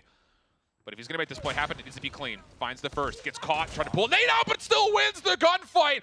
Oh, buddy. That's the bomb carrier down, the double for Grizz. Tilts it to a 4v2, favoring the defense. Stack. They need to start playing together. There's 2 pairs, 2 duos, stack on top of each other, play for the trades. No room for error here. 2v4. Bomb is down on Grizz, and I think he knows it as he has not left this building. However, Jesus saves and Zaya on the other side of things. Jesus is trying to make his way towards the bomb. The problem is Zaya is stuck mid-map, mid-pool map, so has to now backtrack to the back of spawn to tag up with Jesus to try and get this bomb without losing any lives. Honestly speaking, for a 2v4, this is doable for ARP because you've got 2 separate 2v2s. The big question is, can you get through Grizz's shotgun? And he backs off of Arts. The bomb could be collected here. It's all about the timing. Jesus watching the side door, frees Zia up as he slides in. That'll be good, you would think, for the bomb to get collected. Gonna pick it up? And now it's down to where do you want to go. Grizz is watching topside. Art has not seen any of this, by the way. Takes his look down low, and the double tap comes out. Jesus falls, and then Zia meets the same fate. Another double for Grizz as he tallies 4 in the round with the shotgun. 4 in the round for Grizz. What a play. That is a round they really needed to put on the board here. Drari with a slow start, but it's fine because Grizz is making up for it. He said, you know what? You have carried me through the past 2 days. Time for me to take over the backpack. 8 and 3. Bomb making its way over to the B side. A lot of aggression out of Stamina. Inferno actually gets the first blood. Huge mid-control out of them. Bomb should get planted for free. Grizz tries to get the kill, and Zia gets traded out for V3. Bomb should get laid here. Can Jesus find another miraculous pick? Maybe on the exit. He's holding laundry with no help whatsoever. And just barely misses the connection on Nadrari. So now numbers in the post plant favoring the offensive Stamina. Looking to tie this up at 3. Pengi, opportunity but missed. Mago able to respond. And it all falls on to the sniper for ARP. Tagged up at screens. Everyone knows where he's at, and there's no reason for Stamina to even bother moving. As Mago's got a lot to do here and not a lot of time to do it. Gets to the backside of ring. Ring around the Rosie with shift. No chance. Tied up now, 3-3. Mago snipes have been incredibly on point from what we've seen out of ARP Gaming today.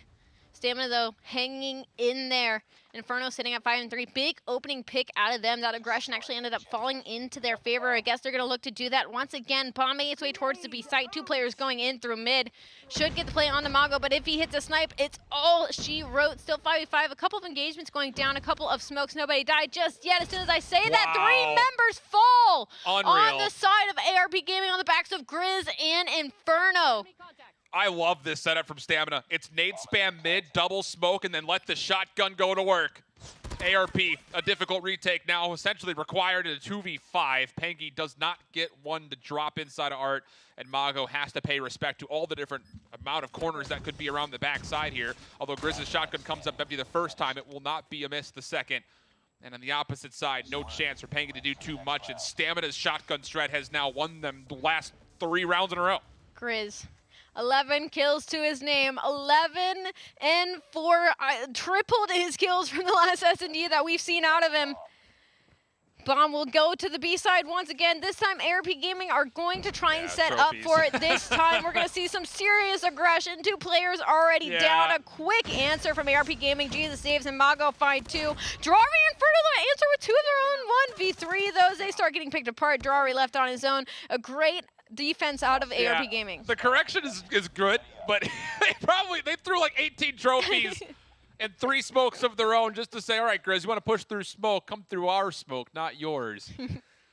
And the question would be, now that those trophies are out, they're still going to do it. Are they still going to do it? Exactly. So we'll see how things unfold. It's a 4-man defensive stack for ARP. Same position. There's the smoke down. Grizz, same route. Why not? First blood almost every single time. And he gets around the back. Is there a trade anywhere? No, there's not. Somebody turn and kill Grizz. He's got 3 finally. Jesus tallies the kill. And in the same moment, there is enough of an exchange here to where it makes it maybe manageable for Jesus as he's got a 1v2 to work through.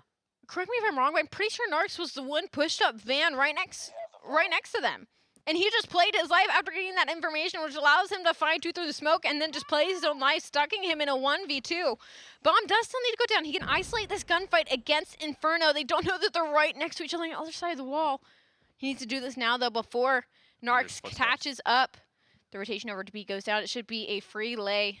Yeah, Jesus has to pay respect to the footsteps he just heard. But now he will very quickly realize, as the trophy system will be in the kill feed, or at least in the points feed, he's going to have to make the rotation. What is the post plant setup for Stamina? They plant this to play off ring. A very difficult position to be in, considering that Jesus is going to have the ability to have a scope. And honestly, he may be looking for a rifle before he makes the play. Here he comes. Reload off. No rifle required. First shot. Patient. 1v1. Inferno over the top denies. Stamina. 1 round away from the reverse sweep. I was sweating for a second there. They were both looking at the exact same lane. I was like, God, please somebody turn around. Jesus is known for getting behind enemy lines. There's no reason he wouldn't do it now. Pepe and Jesus, 7 and 8 and 9 and 5. They are getting the kills. The round's just not going their way. A full A push out of the likes of Stamina. This could be free real estate. There's only 1 player in basketball. Should they get the kill, this could be a free plant. But Mago finds the first blood, and they completely catch Stamina off in no man's land. Still doable, though, 2v3. They have to get a pick here. Before bomb goes down, they have to get a pick. I mean, Mago's in a great spot to watch over this bomb site. He just needs to make sure he's safe through middle, and Zia's going to be able to provide that. Jesus saves mid-map. We saw it in the group stage. I'm going to freak out. Will we see round 11 again? Drari, if there were ever a time to step up, it would be right here. And he's going to play the patient game here in this 1v3. He has a minute to work with. Yep. He could literally just sit here and not move. Mago, though, Drari is going to get the information. He knows he's there. That's a big kill. It doesn't get traded out. He plays his life 1v2. Still doable. A minute on the clock. Drari versus Zion. Jesus saves. And they're going to opt to play this. They're just going to surround him at A. They're going to force him to make the rotation or commit to the plant and take 2 different gunfights. But Drari does not want to play for the plant. Zia holding a corner inside a kitchen. Taking his time, staying very silent, but he's not going to commit for a full roto. Jesus saves just on the outside, playing the heady on the fringe. Gets a look. Drari going to commit for the plant. Then here comes Zia. They're going to try to hit this together.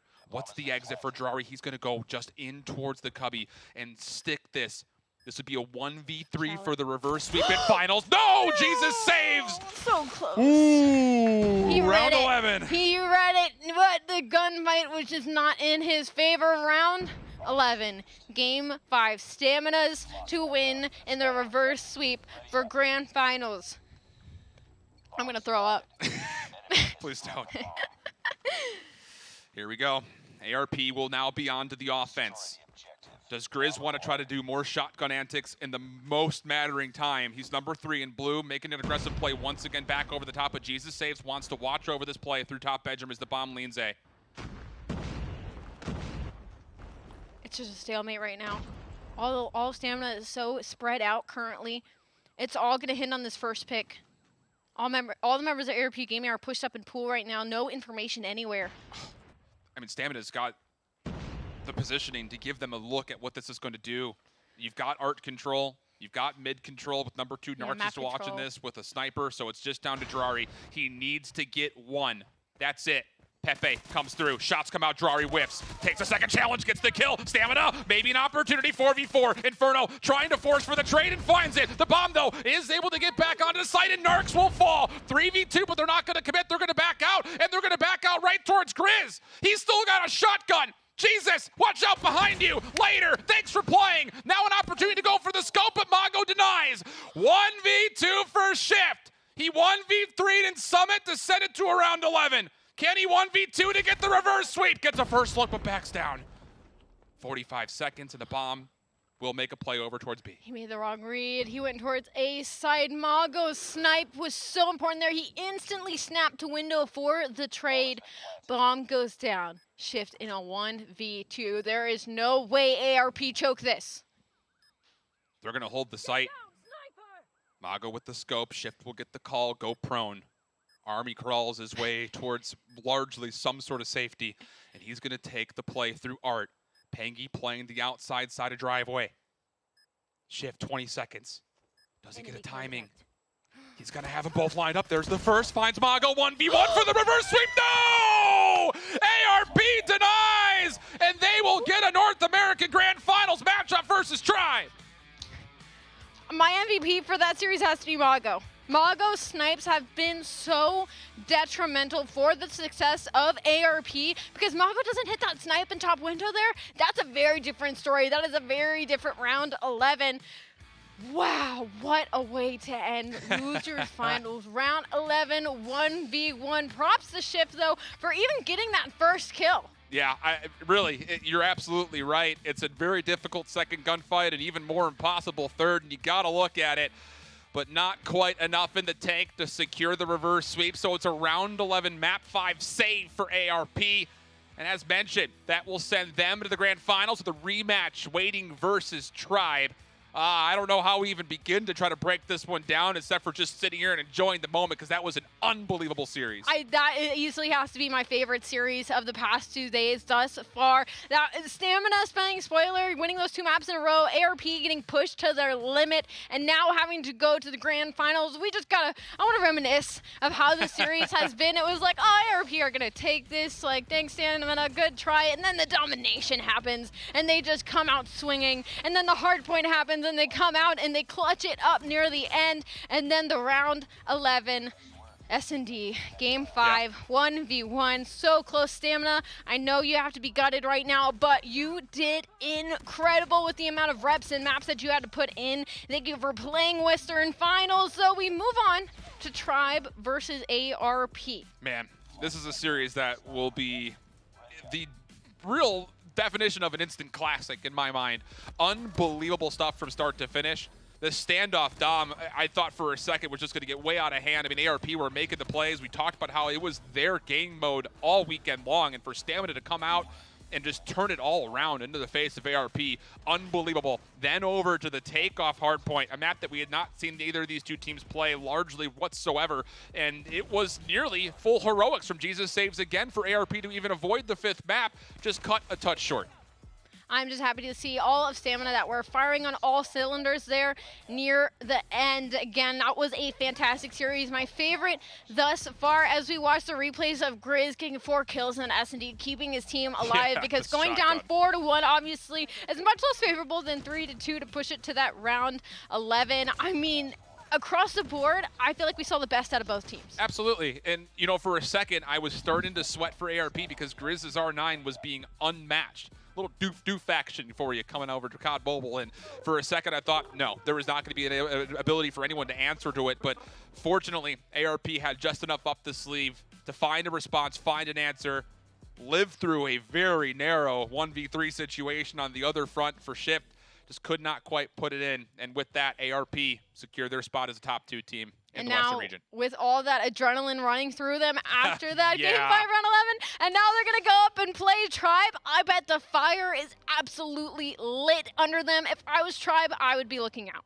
I mean, hey, you don't want to sleep on anybody. Yeah. And that has been the definition of the story for ARP. Just don't sleep on us. Don't rule us out, because they will find ways. But one last recap over the series layout. A tight affair really all the way from start to finish. I know the 150 to 84 on standoff doesn't really look like it, but there were moments in that map that ARP nearly triple capped of their own. But unfortunately, they missed out, and Stamina kind of did the same to them. A little taste of their own medicine. But around 11, map 5 rather, you really can't ask for too much more.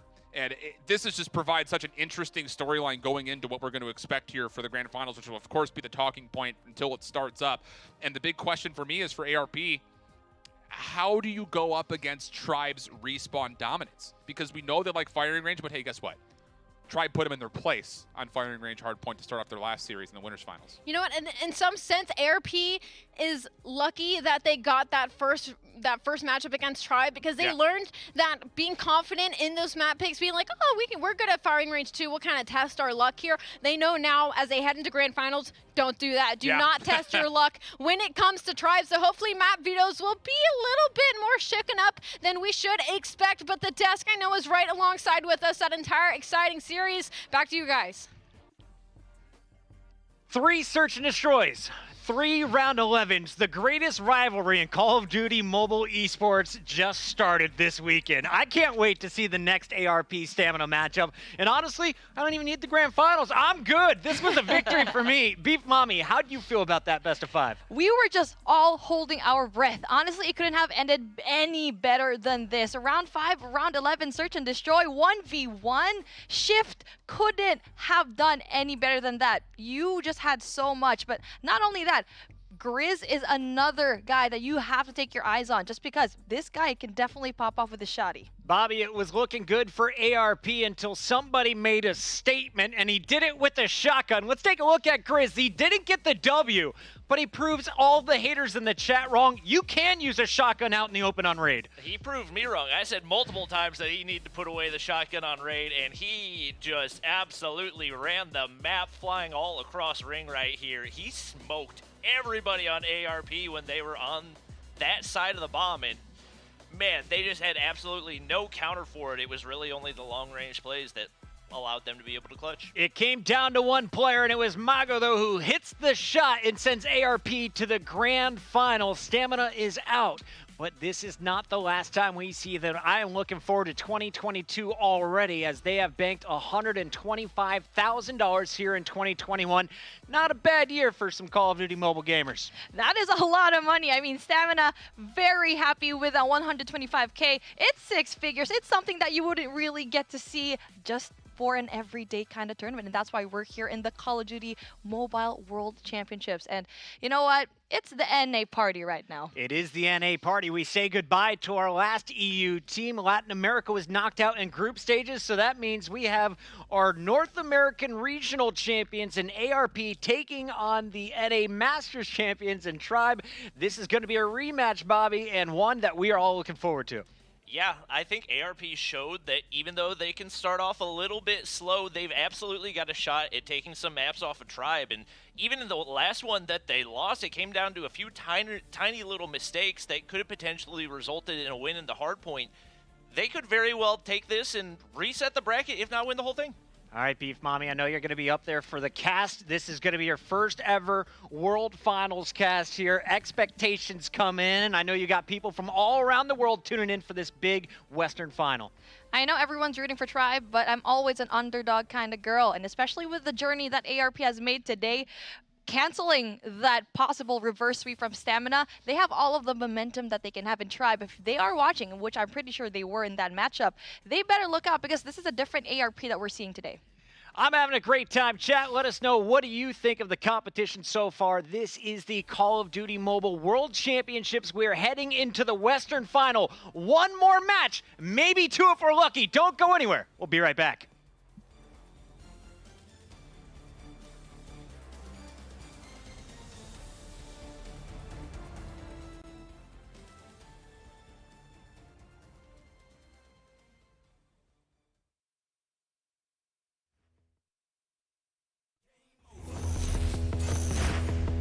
Further beyond that, looking for the third. Oh my goodness!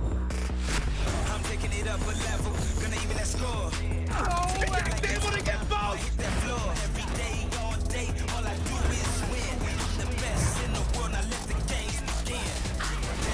The one gets the second. I do it when I cold shoulder, cold shoulder. You know there ain't no other going out with a bang. How you like Another one! Now 1 versus 1, what is this? game over? Ready? How you like me now? Game over, game over. That's how I do it when I move over, move over. You know I'm taking over, game over. On top of the North American region, coming out of the lower bracket. Going out with a bang. How you like me now? Over.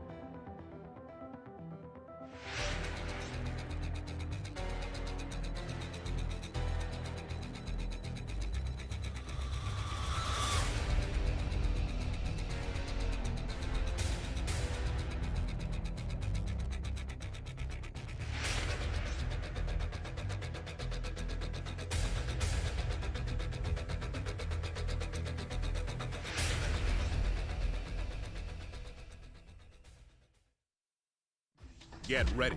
For the first time ever, Call of Duty Mobile will see the best teams from around the world go head-to-head. Watch as the top 24 teams fight for a $2 million prize pool and the chance to lift the World Championship trophy. Each and every one of these players has proven themselves through a grueling 4-stage gauntlet of competitive play. But now, there is no next round. It's all or nothing. Win or go home. 12 teams will compete in the Eastern Finals, and 12 will compete in the Western Finals.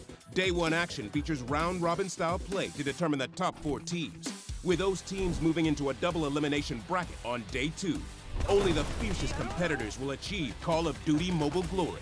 24 battle-tested teams, 144 ultra-skilled players, one shot at the trophy. Who will come out on top? Find out right here, right now, as the Call of Duty Mobile World Championship Finals begins. It's the Call of Duty Mobile World Championship 2021. We are live in Los Angeles with your Western Final, and that is a look at what is waiting for our champions tonight. The brand new Call of Duty Mobile World Championship trophy and $300,000 going up to our top team on the day. It's Chris Bucket at the desk alongside Alley Cat, and I hold shift, and you guys just came through a marathon in that losers bracket. 2 round 11s, but we are now here, and we know who is playing Tribe. It's going to be ARP.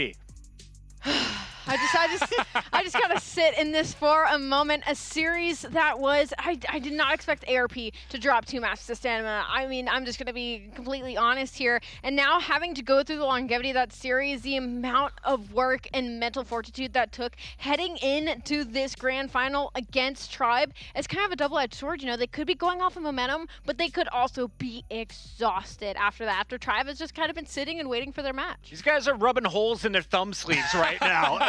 What a day it has been for ARP.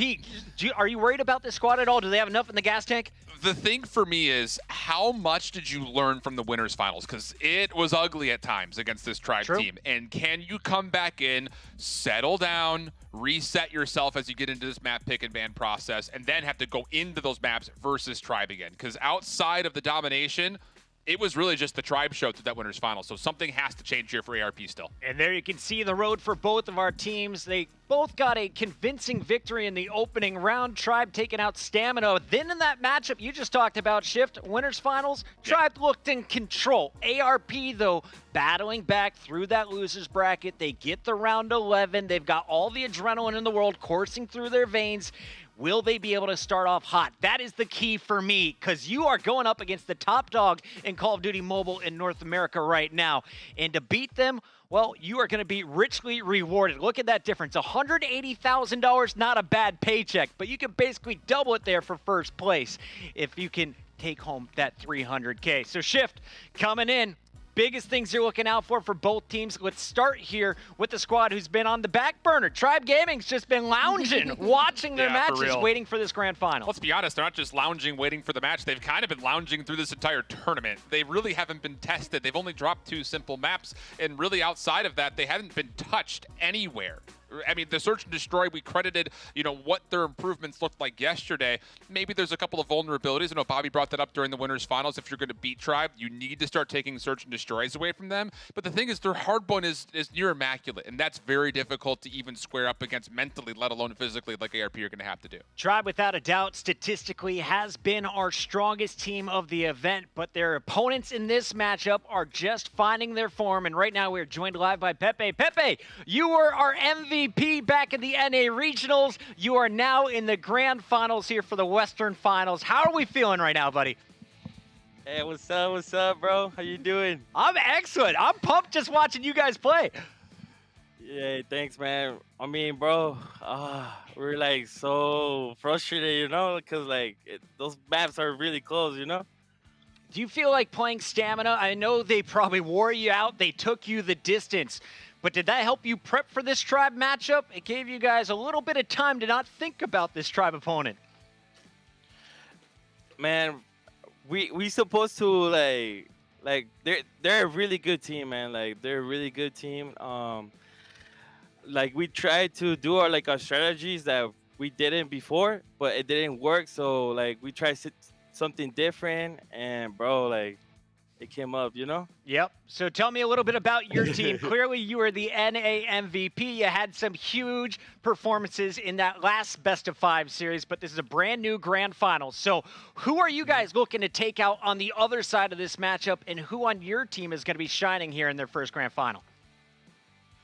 Man, we know Tribe is like right now they're doing really good, but I mean we know that we can do better. Like when we went against Tribe, we didn't do that much because like we were like so like cold, you know. Yep. So right now we're hot, we're ready to go, you know. So. Well, I don't want to delay it much further, but I do need to give the players a moment to have some lunch. They're wrapping that up while we're chatting. But Pepe, tell me a little bit about this year in general, because this was my first year getting into the Call of Duty mobile esports world. I'm absolutely loving it. It seems that North America is jacked full of talent. The whole region here for the Western Finals is showcasing stellar talent. What's this year been like for you? Man, this year has been absolutely awesome, bro. Like, I have a really nice team, bro. We won stage 4. We're like, since we went stage 4, like everything was like perfect, you know. Like now we're in stage 5, and we're gonna get that dub, you know. Gonna get that dub. Well, I'm gonna let you stay focused, my friend. Best of luck. Before you go, though, I know you got some people watching at home and cheering you on. So who do we give the shout outs to? Hey, raza, trucha que se viene, ¿eh? Que se viene, trucha. Los amo mucho, baby. Hey, mamá, te quiero mucho. I love it. Shout out to the family. Much love to Mom. That is Pepe. We're going to let you get your thumbs back on your Xperia 1 Mark III. Guys, I am ready to get this going. It is Puckett, Alley Cat. I hold shift on the desk. We are going to have Bobby Plays and Beef Mommy with the cast after this break.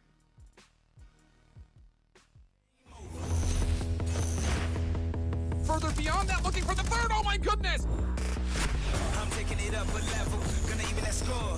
Oh, it's able to get both! Hit that floor every day, all day. All I do is win. I'm the best in the world. Now let the games begin. The one gets the second. I do it when I cold shoulder, cold shoulder. You know there ain't no other going out with a bang. How you like Another one! Now 1 versus 1. What is this? game over? Ready? How you like me now?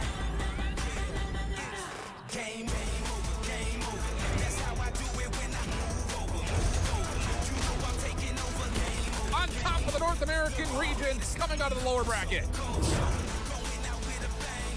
How you like me now? Over.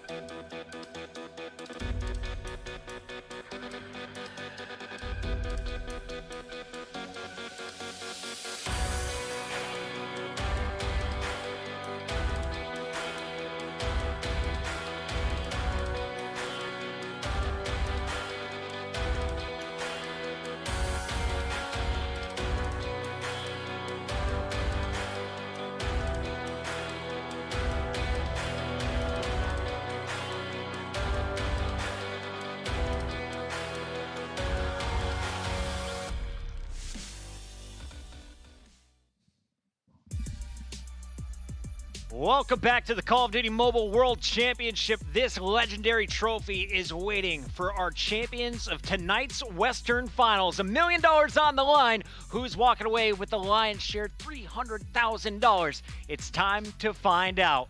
Welcome back into the studio. It's Chris Bucket alongside Alley Cat. We have I Hold Shift, and this is a rematch that we're about to see from our winners bracket finals. Tribe Gaming was able to dispatch ARP down to the losers bracket. ARP taking down Stamina, setting themselves up for a road to redemption. But Alley, we got to look back at what happened just a few matches ago in that winners bracket finals, because Tribe came out hot. They did, and I am going to start screaming in about 3 seconds. This is our map layout. The last time we saw these two match up, it was firing range, hard point. Tribe takes it 150-63. Standoff, search and destroy 6-1. Wow. Crossfire 150-146 in the favor of ARP, and then Summit 150-132 in the favor of Tribe. Now, I told you guys I was going to freak out. Firing range slipped past it again, and it did. There it is. Shift, are we going to a second best of 5, or does Tribe get it done in 1?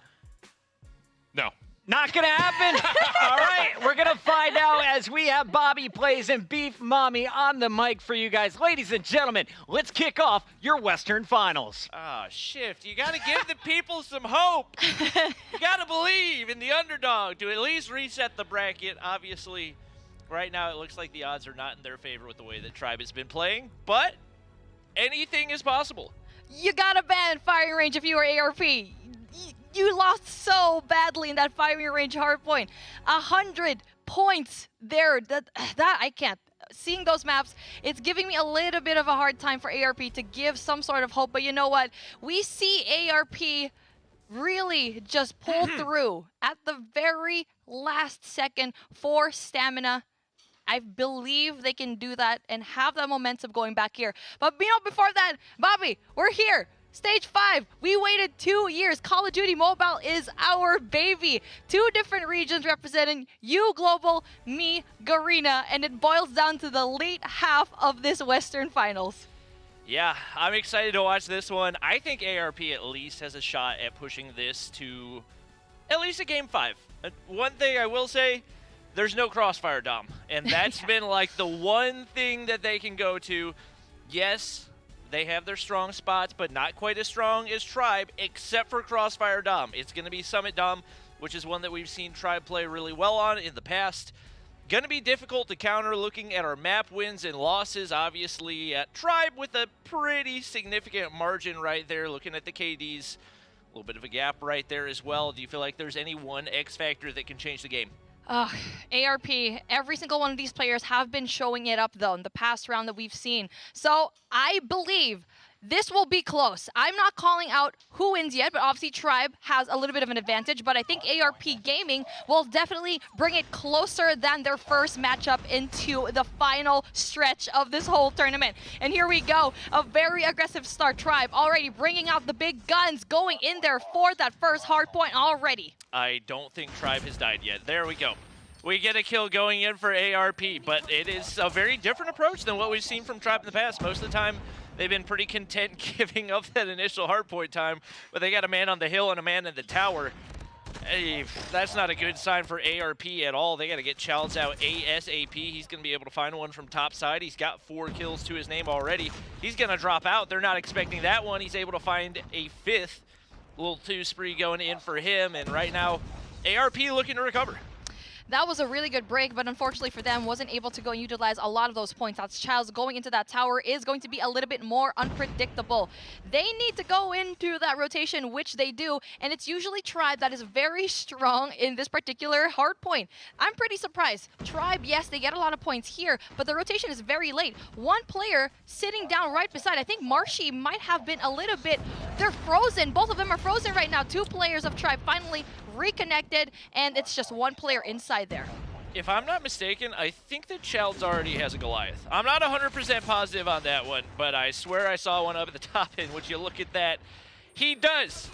We're just moving out of the first hard point. My man's already got his highest score streak ready to go. Obviously, those score streaks going to go ahead and get reset, and ARP going to be on P2 right here. This is typically where Tribe's dominated in the past, so looking good. The contest goes on in. Z is there, but Envy with the trade, and Tribe immediately with the break on in. And right now, if you're ARP, you already have to be aware of that Goliath that's more than likely going to be coming into play. Man, this hill really is Tribe's baby, and even though the ARP went in there for the strong setup, flushed him out, they actually didn't go in there very early on, but that's because they probably had a lot of technical difficulties, but it's a good thing they had a pretty strong start. 51 and 31 though, that's not a large margin. We can see 4 players of ARP inside of this trailer. I don't like this. Yeah. You need to have Slayers outside, especially if you're going up against a team like Tribe. But you know what? Maybe this is a different kind of strategy that they want to pull off apart from that first hard point. Oh, and especially when you get the drone in the sky so everybody knows where everyone is. This is just not going to be a sustainable hold for ARP. One player taken out, Mago trying to stay alive, Pinky slides, he's taken out. Just the insta break from Tribe, and right now they are wrecking havoc across this map. And like you mentioned, you just can't send 4 players to the inside of trailer. Eventually they're going to get some type of utility, something on the inside, and it's just too easy to flush out when you don't have any type of defense on the outside. ARP got to have a better strategy than that, and they are finally going to be able to get the break right here. Zia trying to do it all by himself. Honestly, I didn't think that was going to happen, especially with how brutal that break was from Tribe. Well, it's a good thing that they were able to recover from that break from Tribe, and yes, the setup and that 4 people push into trailer didn't work out, but they did spawn off into bathroom, which made a very easy entry into trailer. And fortunately for them, they won all of the gunfights, got a lot of the points already. 79 and 67. Tribe a little bit down, but obviously the setup is already there into that wood house. But you can see a lot of these teams, ARP, a lot of the players already going in there for the push. I don't know. For me, it feels like ARP is losing, but they're winning right now. With that being said, there's Goliath about to enter the hard point, so they're going to have to contend with that. Putting some shots into it initially. He's going to be able to find one. There's another on the other side of the wall. Death Machine going to get destroyed right there, and that's not a great sign. But fortunately, if you're ARP, there's a lot of wall-bangable walls right here, so you should be able to get some damage onto that Goliath pretty soon. But Ban pushing out, and this is what you got to do if you're going to hold down a hard point. You don't throw 4 people on the inside and hope that they can hold it down. Players extending to the outside, and right now ARP having a tough time taking out this Goliath. Hello, bring out the thumper, please. Oh, finally, Jesus saves, gets rid of Childs. Just with that, having 2 pieces to himself, the Death Machine finally up to work. Jesus saves 10 points already to his name, going in there for the power position up in trailer, and that's what you want, but unfortunately loses the gunfight. A lot of kills in the feed for Tribe right now, and they've got the rotations for next. It looks like 1 player top 10. Zia's going to sit back, try to see if he can find a couple frags. Jesus saves, hops down into the hard point. Picking up a little bit of time right here, but he's got no support, no high ground control at all. Marshy going to be able to find one right there. Checking American, nobody there. He knows that Zia's kind of lurking behind, and one of the ARP players, I think, actually going to be able to climb up to tower. Maga's going to give it up immediately, and that could have been a huge play. I just don't know about that one. You get players down on the hill, Marshy beaming from the top. It just seems like the battle of the strategy, and Tribe's map control looks stronger. Obviously, ARP's still in this, but they need a big hold over on P2 if they're going to make it happen. And we just saw one really big fall over there by Pangy. He's supposed to go into that P2, but unfortunately loses that gunfight. Only 1 person, Envy, going into that second hill that we really like to see, and Tribe always have a strong hold. See, this is a little bit too late of a rotation from ARP.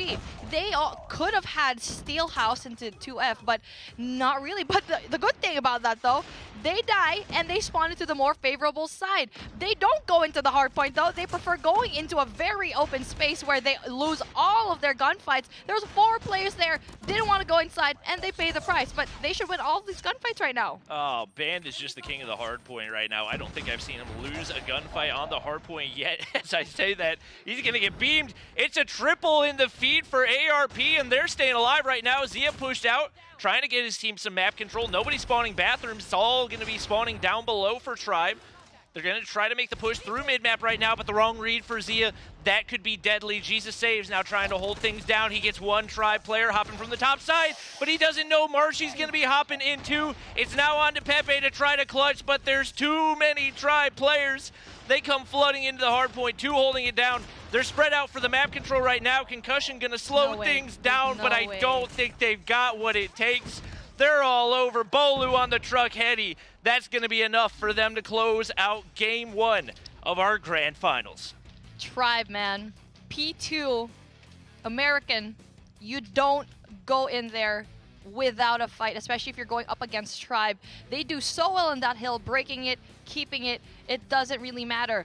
I feel like the fault there in that particular matchup in that late half was ARP. They have the spawns in their favor, but unfortunately for them, you could see that most of the players, they just stay outside. They don't go inside. So that leaves Tribe to just get rid of all of the members in ARP, spawning them so far away. And that's how we see this kind of score. But that's a good thing, I guess, comparing it to their first matchup today. That's a lot better compared to a while ago.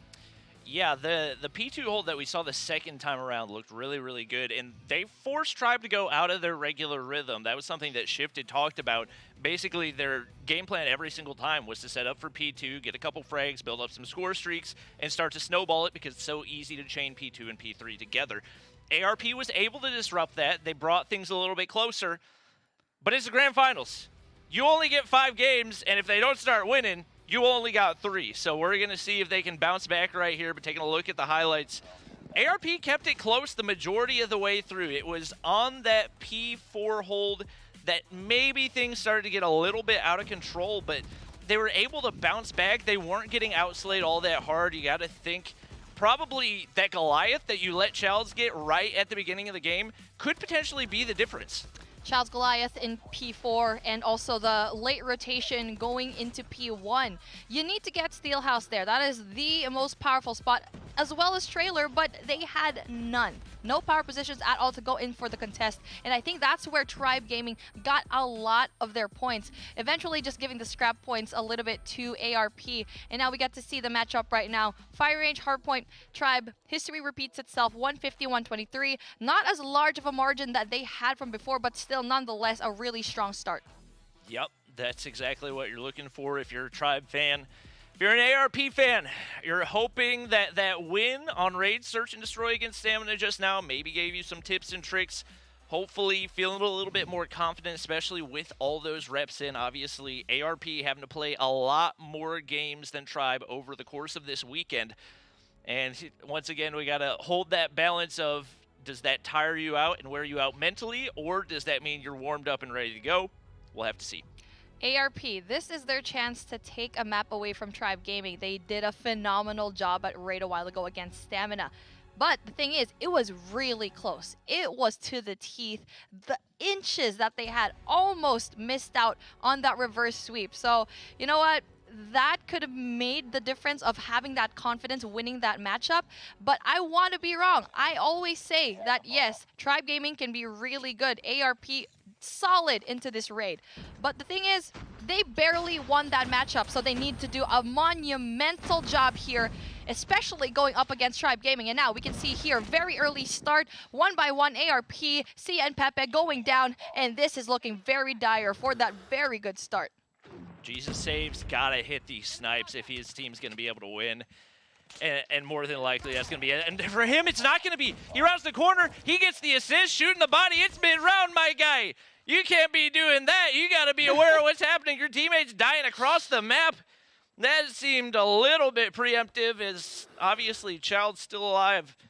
Has the opportunity to clutch up. That bomb going to be down way over on the B site, and that's not going to be easy to retrieve, especially with Jesus Saves and Mago holding it down. I thought for sure Jesus Saves was dead right there, but he pulled off the God tier quick scope, and now the opportunity for ARP to get off on the right foot. Can you say he resurrected? Jesus Saves.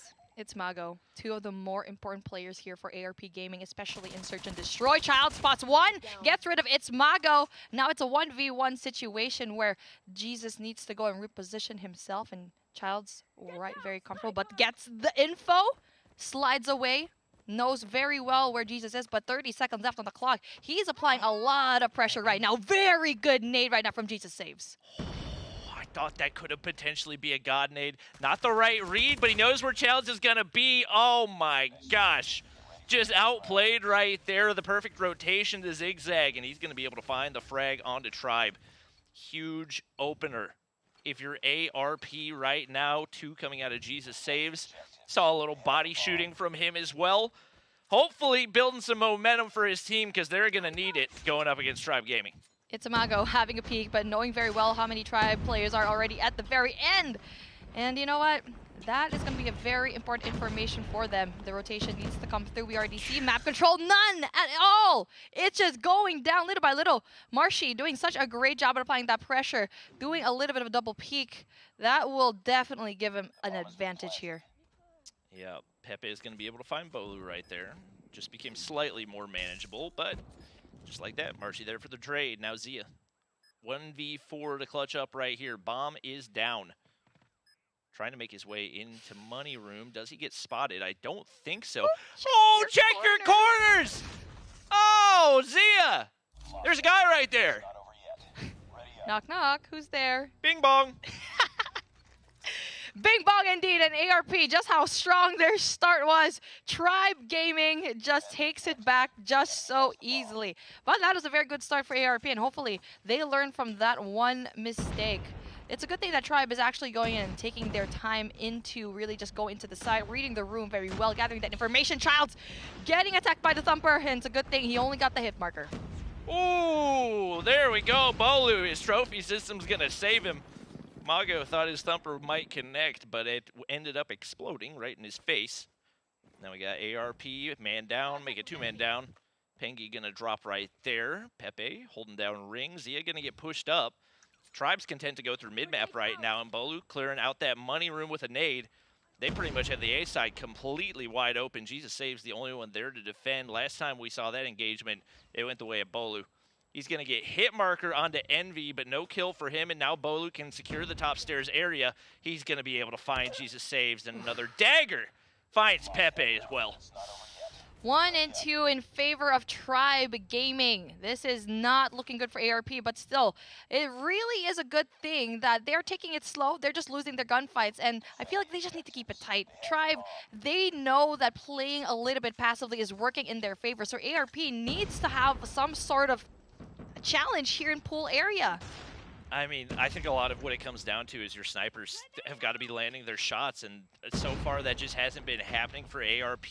Bolu's won the majority of the sniper gunfights that we've seen so far, if not all of them. I'm not sure he's been taken out by a sniper yet. Fortunately for ARP, Pepe's gonna find Bolu. Pengi finds another right there, and now a 2-man advantage for ARP as they look to bounce back. A little bit of a slow mid-round, but ooh, 2 kills go in for Tribe right there, and just like that, that advantage is eliminated. Mago got to bounce as quickly as he can. He ego Chal's in kitchen. Somehow stays alive, but Chal's going to find Zia, and now the man advantage back in play for Tribe. Mago, did you not see all the people right there? Come on, you should probably keep your sights out. Oh, the timing of the Thumper could have been really bad for ARP right now. We see here, Pengi, you need to go and rotate. Come on. I don't know why. Did the comms not pull through from Mago that there was like a lot of players going into Bravo, and now the rotation might be a little bit too late for Pengi, but hopefully the backstab will be worth it. Oh, he's going for the long wrap right now. One player right there. Oh, Marshy with the follow-up. You don't know him as a sniper, but he can do it, but so can Mago. Now the opportunity for the 1v3. Tribe players on the inside of a ring. You can see them position. One right on the back side. One over toward pillars. Childs gonna spot him right there, but the timing's not there for Mago. Not a whole lot of time to clutch up. All Tribe has to do is play time. Child's gonna peek right there. Mago not able to land the shot. A beautiful quick scope, but it's not gonna matter. And just like that, another round in play for Tribe. See, it was that late rotation that was the demise of ARP. Pengi all the way through the back, not giving a little bit of help from his teammate, but it's Mago left all alone there in top laundry. Should have probably given the information, and even if it was given, the rotation just a little bit too slow, which could have meant the difference of winning that round. And now we see Tribe getting up 2, and again, a very aggressive start going into Bravo. Yep. A lot of utility going out for both teams right there. It's going to be Pengi with first blood. Big opener, but we've seen Tribe wipe these away time and time again in the search and destroy. Jesus Saves going to be able to find Envy, and that's going to be huge. 2-man advantage again. A little ego chow onto the sniper. Bolu's weak.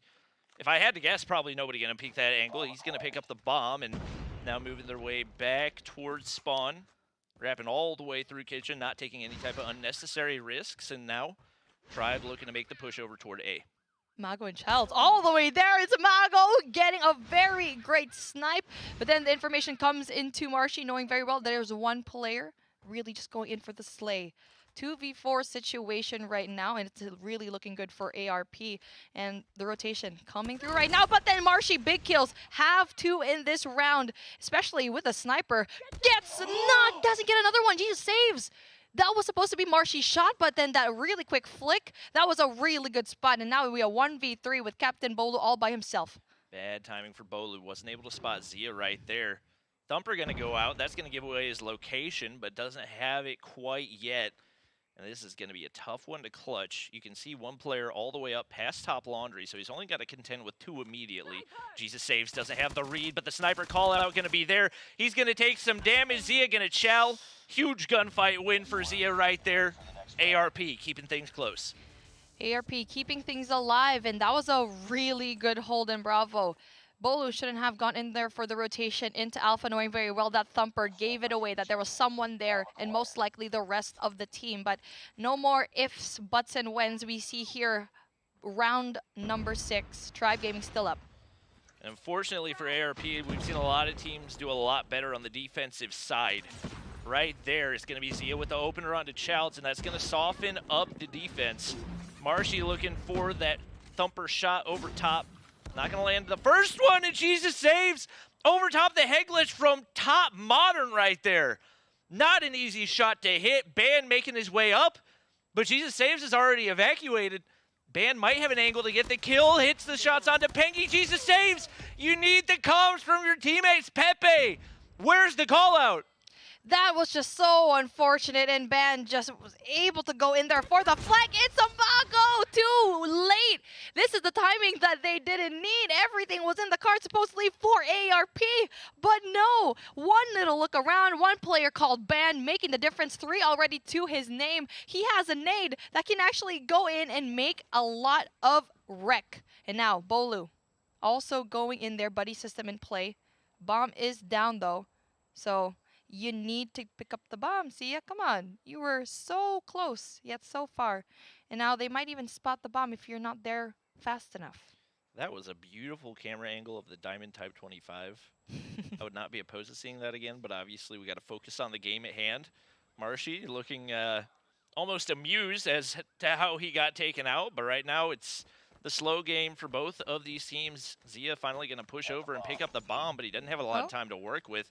Doesn't seem to know where Tribe is. If he did, he probably wouldn't be peeking that side so eagerly, but now Ban looking for the pick over onto that pool side, rather basketball. Zia going for the full wrap to the top side. He could have the right read right here, but he's got to be aware of the people going for the defuse, and Bolu's right around the corner. They've got the read on him. He's in a rough spot right now. Going to get wrapped from top side. Perfectly played by Band, and Tribe just read it like a book.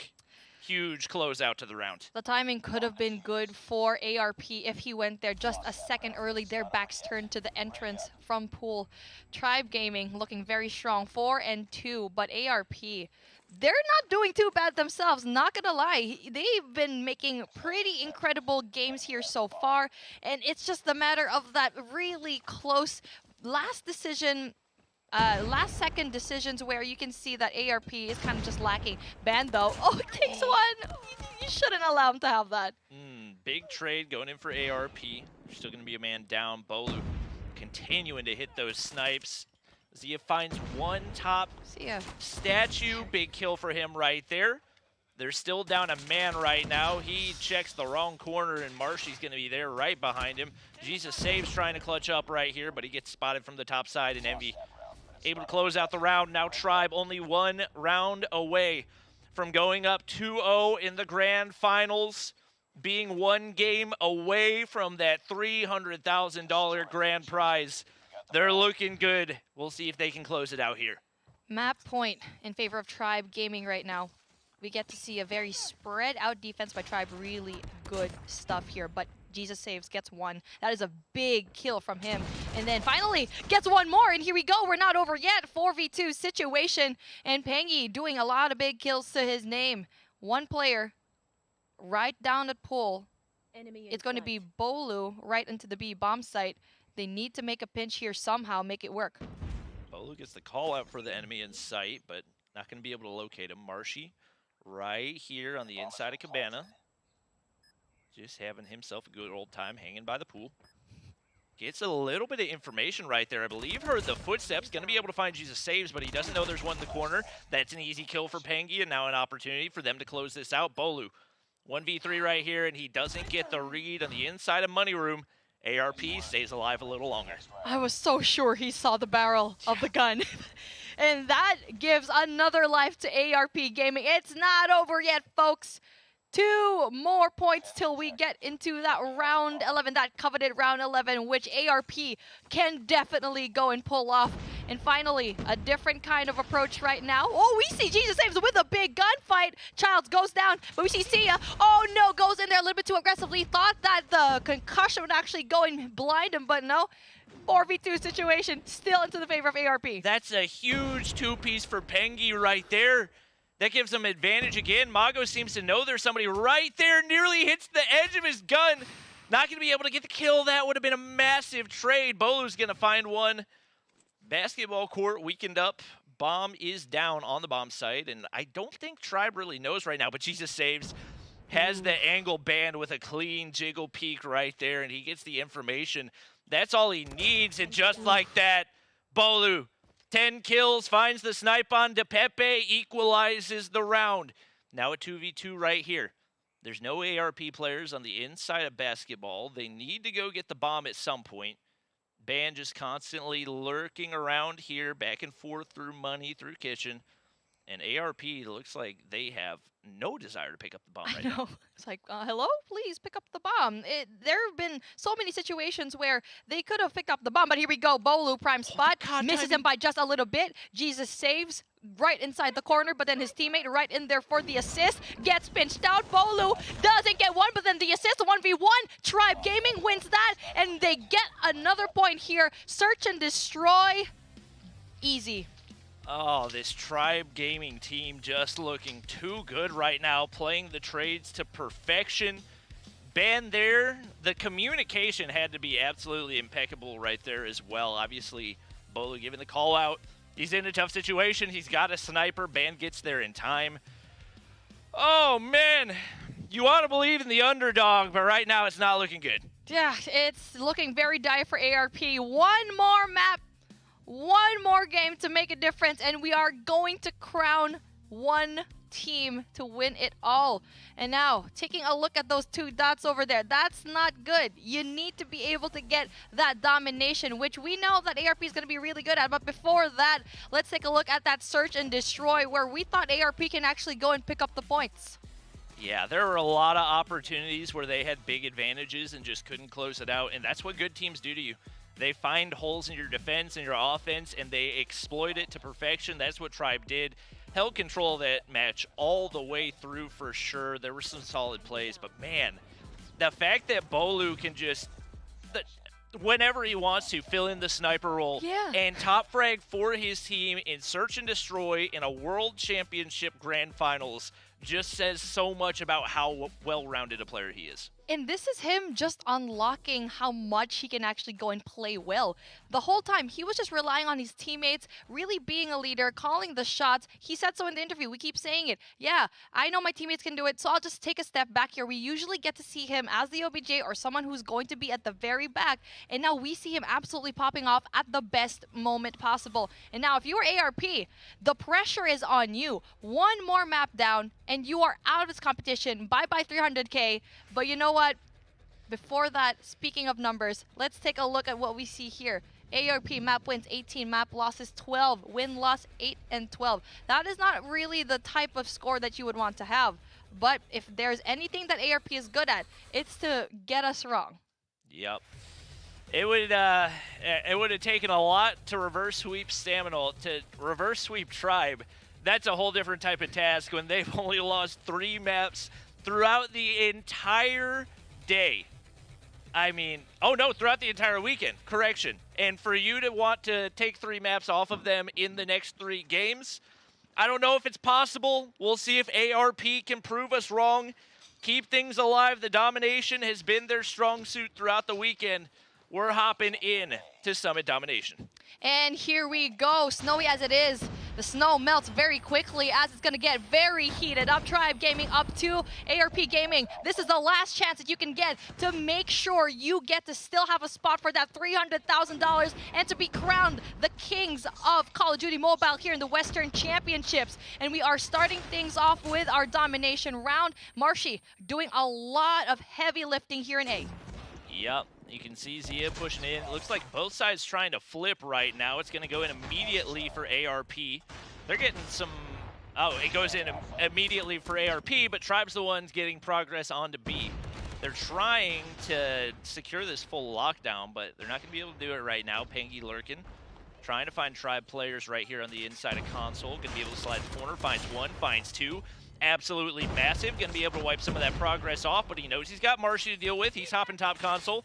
Not going to be able to get the kill shot right there. Pengy, you got to hit those sprays.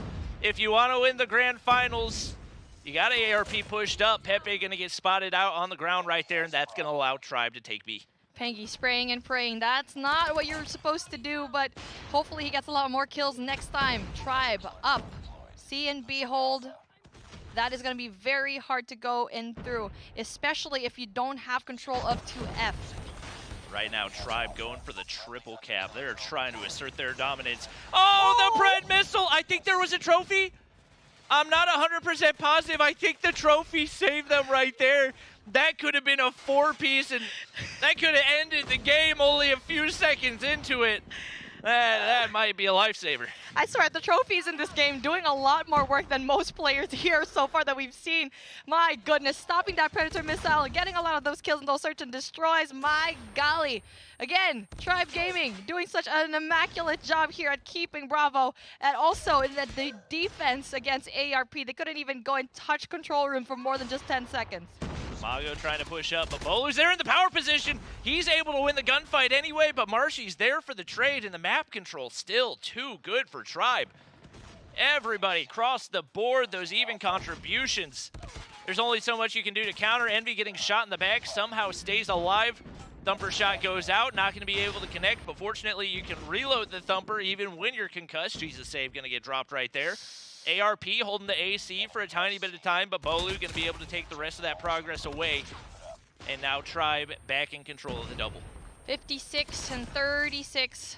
Obviously, Tribe, they know what they're doing here. Very solid control here in 2F, but ARP, you need to have a lot of these power positions that they've just been lacking, and just one flag is not going to be enough here. Bravo and Charlie, that is going to be a very strong hold. You want to have that Charlie flag, and they let go of that because they don't even have control of that 2F. See, they keep losing every single one of their gunfights, and finally, we get to see a flip in the spawn, but just as quickly as it can, one player can actually go in for that denial of that C cap. I think Jesus Saves actually concussed himself right there. That costed him. They're going to be able to get a little bit of that double cap advantage, but you got to be able to get that earlier in the half. Getting it that late, you just can't really capitalize on all the work and time that you invested into it. More than likely, operators out of play and looking at the KDs. I mean, it's going to be tough to climb back into. Pretty much everybody on ARP, -4, -5, -6. And it's going to take a miracle turnaround for them to avoid the 3-0 sweep in the grand finals. If you're ARP, or if you're an ARP fan, you got to cross your fingers, cross your toes, cross your legs, cross anything that you can. Do the sign of the cross for Jesus Saves. If he can go and pull off every single stunt that he can here, that is going to be so difficult as ARP finally winning their gunfights. A and B hold. That is what we finally wanted to see. Bolu wins gunfight topside. They still need to get control back on B. Big shots from Jesus Save from bottom side, and they're now looking to be the ones holding map control. We see the death machines starting to come on out. ARP's got to deal with those early. Pengy drops. Death machine on the flank right now, but it doesn't even matter. All the ARP players are dead anyway. That's an easy B cap for Tribe. It could be a triple cap if things go terribly wrong, and it looks like they might. Jesus Saves, big gunfight kill right there. Avoids the triple. Bolu doesn't see the player on the inside. Pepe's right there, probably heard the audio, and that's a big gunfight win. An opportunity for them to take B back. They could potentially triple cap right here. Jesus Saves has done enough pressure into Alpha to just stop that cap, and really, Tribe just funneled in there for him. They weren't able to go into the outside. Probably would have been really good for them to go into Catwalk. It's not over yet, folks. ARP is fighting CNB Hole. That is going to be solid. Not just that, we see score streaks after score streaks already. If you need to pull through now, this is the time to do it. Pepe 14 on the board. Looks like ARP starting to heat up right there, but Marshy's going to be able to find one. Death Machine cross the map, and that's a cluster strike for Pepe. That could be an X factor right here if they use it correctly. Envy around the corner, beamed in the face. Gonna keep going. He's gonna get dropped by a thumper, but a lot of kills. That being said, a lot of operators invested right here for ARP, and you gotta wonder whether or not that could potentially come back to bite him. But we still see a bunch of players still have their death machines as well. And now, it's a really good question if Tribe Gaming will pull out every single stop they have with one big push. Marshy having that Tempest. Now, that's going to be a little bit tricky to go and have. Assist going in. Finally, the push coming in from Tribe. Doesn't quite get it. Pengi was supposed to go in there. Cluster strike, though, from ARP. That is a huge one, but unfortunately for them, wasn't able to utilize it. I feel like this was brought out at the wrong time where they couldn't even utilize it well. You need to go in there. Come on, triple cap already for Tribe Gaming. Now, this is not the end that you really wanted to have for ARP. Oh, ARP pushing in. They're trying to get A right here. Childs, the hip fire connects right there. They finally get over to C, but the lead continuing to build, and ARP getting closer and closer to trip cap territory. They get wiped off of B as well. That could potentially be devastating, but they get it back in their control. That's going to be huge. More of the death machines come out. I don't know if 2 at one time was the right move, but it allowed them to get B. That's all that matters right now, but Bolu's got something to say about it. Jesus Saves. Death Machine in hand, round in the corner, but it's Pepe. It's Jesus Saves with a double. ARP looking like they could stay alive. This is really good, and we saw a while ago, they still have a bunch of death machines. They were able to utilize all of their death machines well. Operator skills on point. Bolu goes down. Jesus Saves with 22, and with only a few points left in between them, 10 points is the difference of you having $300,000, bringing it into another game against Tribe Gaming. And we got a close one on our hands right there. Bolu from the backside trying to protect A. Right now, Tribe needs to get the double cap back in control. We got ARP players spawning all over. Looks like they're going to be able to get A, even though they lose C right here. They're still in control of the double, and they've got an opportunity to win.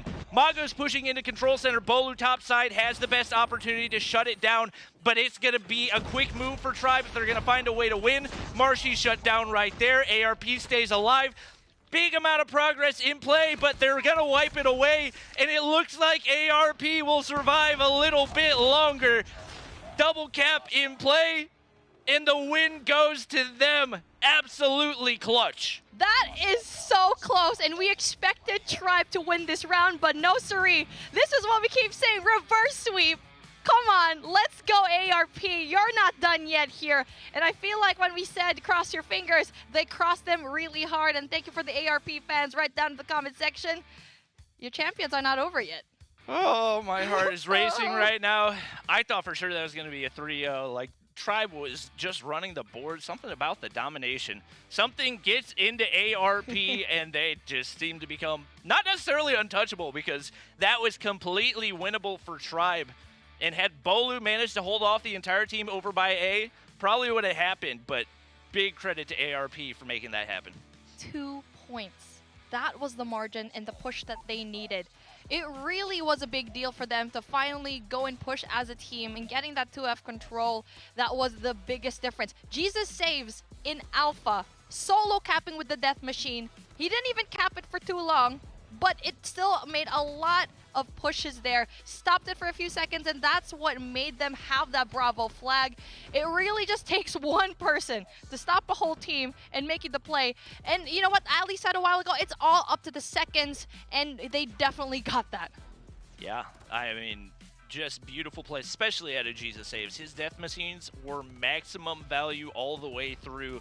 And like you mentioned, even those caps that they got where they didn't get a lot of time on it, it's only a 2-point difference at the very end of the game. You only need that small fraction of time for it to be able to make a difference. In 150 to 148, ARP stays alive, but now they've got to deal with a Tribe hardpoint standoff. Yeah. Oh, this is going to be a tough one, buddy. I know they can make it.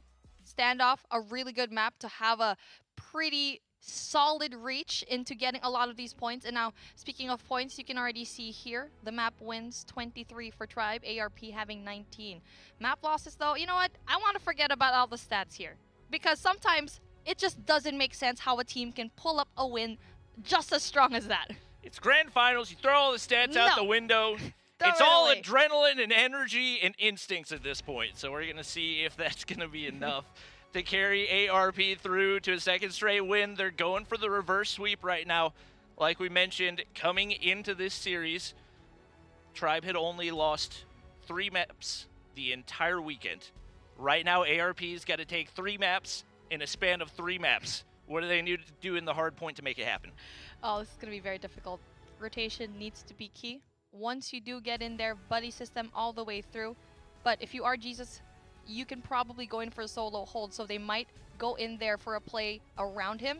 But everyone else doing a spectacular job. If you need to come through, Pengi, Pepe, they've been doing such an amazing job.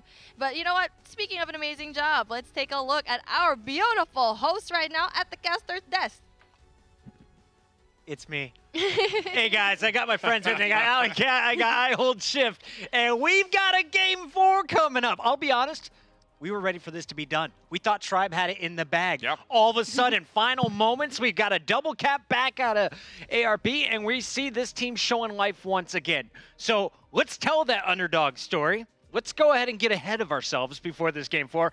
Allie, how do we get to another game 5, round 11? Well, first of all, a little bit of PTSD from our winners round 2, right? Because firing range 150-63, standoff 6-1 in favor of Tribe, and then they go into the crossfire domination 150-146. So this is not the first time we have seen a very close domination out of both these teams. There's the only difference is that ARP clutched it with just two points. 2 points. We went from 4 points to 2-point clutch. So heading into this hard point, I'm hoping they're able to go off this momentum and actually take it this time. Last time we saw them, it was 150-132, a marginal 20-point difference, so maybe they'll be able to pull it off this time. Shift, our Xperia MVP polls are currently running all over this studio, all over the world. Who's running in front of your poll, though? Who do you think are the leaders coming into these final games? Band has been so consistent this weekend. I mean, it's hard to pick just one player from Tribe when 4 of them are sitting in the top of the leaderboards going into today, and Shields has been so clutch so much across the day. But for me, Band is still on top of that list.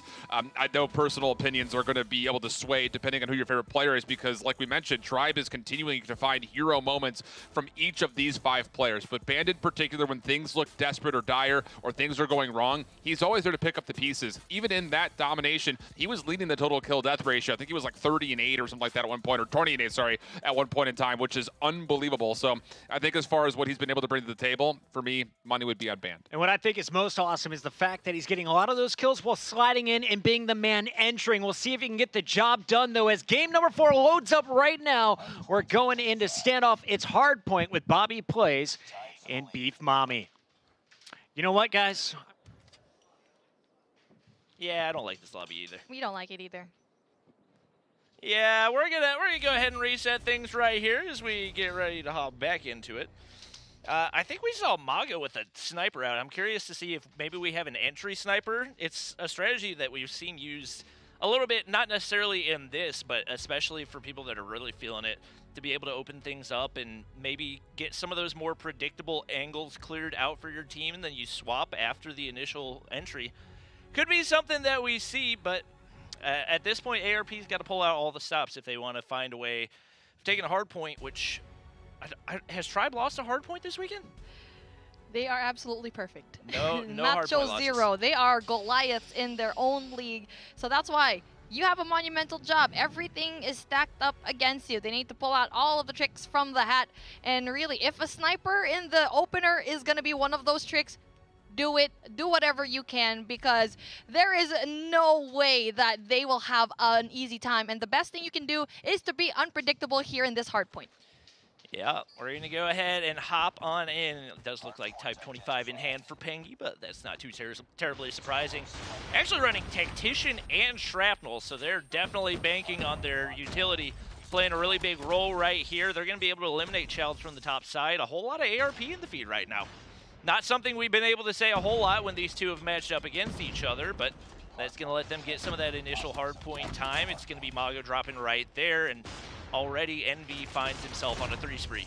Oh, Pepe, big shots all the time. He's basically king of the hill right now. ARP doing a great job, especially with this man going in there for the aggression. Getting a lot of the points already, but you can see here, too early for the rotation, but you can see here, player 5 for both of these teams. It's Mago and also Marshy trying to go for the hill, but no. Actually goes and loses it against Bolu. Yep, Jesus saves. Going to be able to find one there over by Broken, and right now, ARP still soaking up this time. We've seen them run hardpoint games really close with Tribe. There's one they actually clutched on Summit. We haven't seen these two match up a whole lot, however, for this mode whenever it comes to hardpoint. So not really sure what to expect at this point, but it was a really solid P1 for ARP right there. It's all Tribe on the next one, though. Child's trying to hold things down, pre-fire through the smoke. Not going to be able to connect quite yet. Envy, not able to get any of those streaks yet. He has, believe, been on 2 separate 3 streaks, but it's not going to get you any score streaks. Right now, Child's the king of the hill. And ARP still finding a way to get some type of progress toward it. Yeah, they're not able to touch it at all as the defense is a little bit too solid. It's your Slayers. This is what we keep saying. Tribe has very good jobs when it comes to like knowing what your role is inside of the team. ARP kind of in a little bit of a limbo here. Obviously, the scrap points are going to be for them, but the contest is going to be there as 3 players from Tribe just push in. Oh, Mago had the read, but not able to win the gunfight right there. Zia with a big 2-piece, though. He's going to be able to break in and get the scrap time. More than likely, his teammates already rotating. Multiple Tribe players still here. They don't have anybody pushed out for next.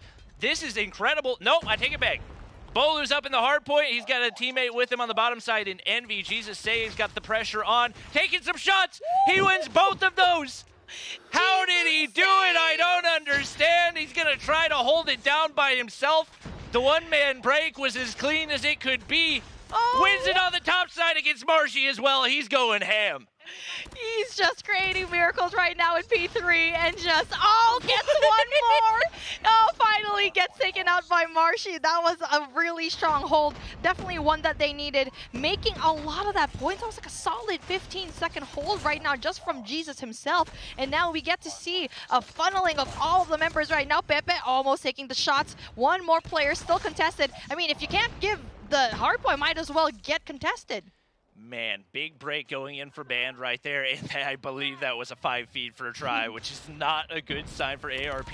They're spawning all the way in the back. Somehow Pepe wins that one. Oh my gosh, they look good right now. I don't know if it'll be good enough to maintain all the way through, because playing at this level, it's not something that we've seen anybody do besides try, but Jesus saves another one. He's still got streaks in play. He's on a 3 now. Again, a Pred missile that he can still use, a drone that he can use as well.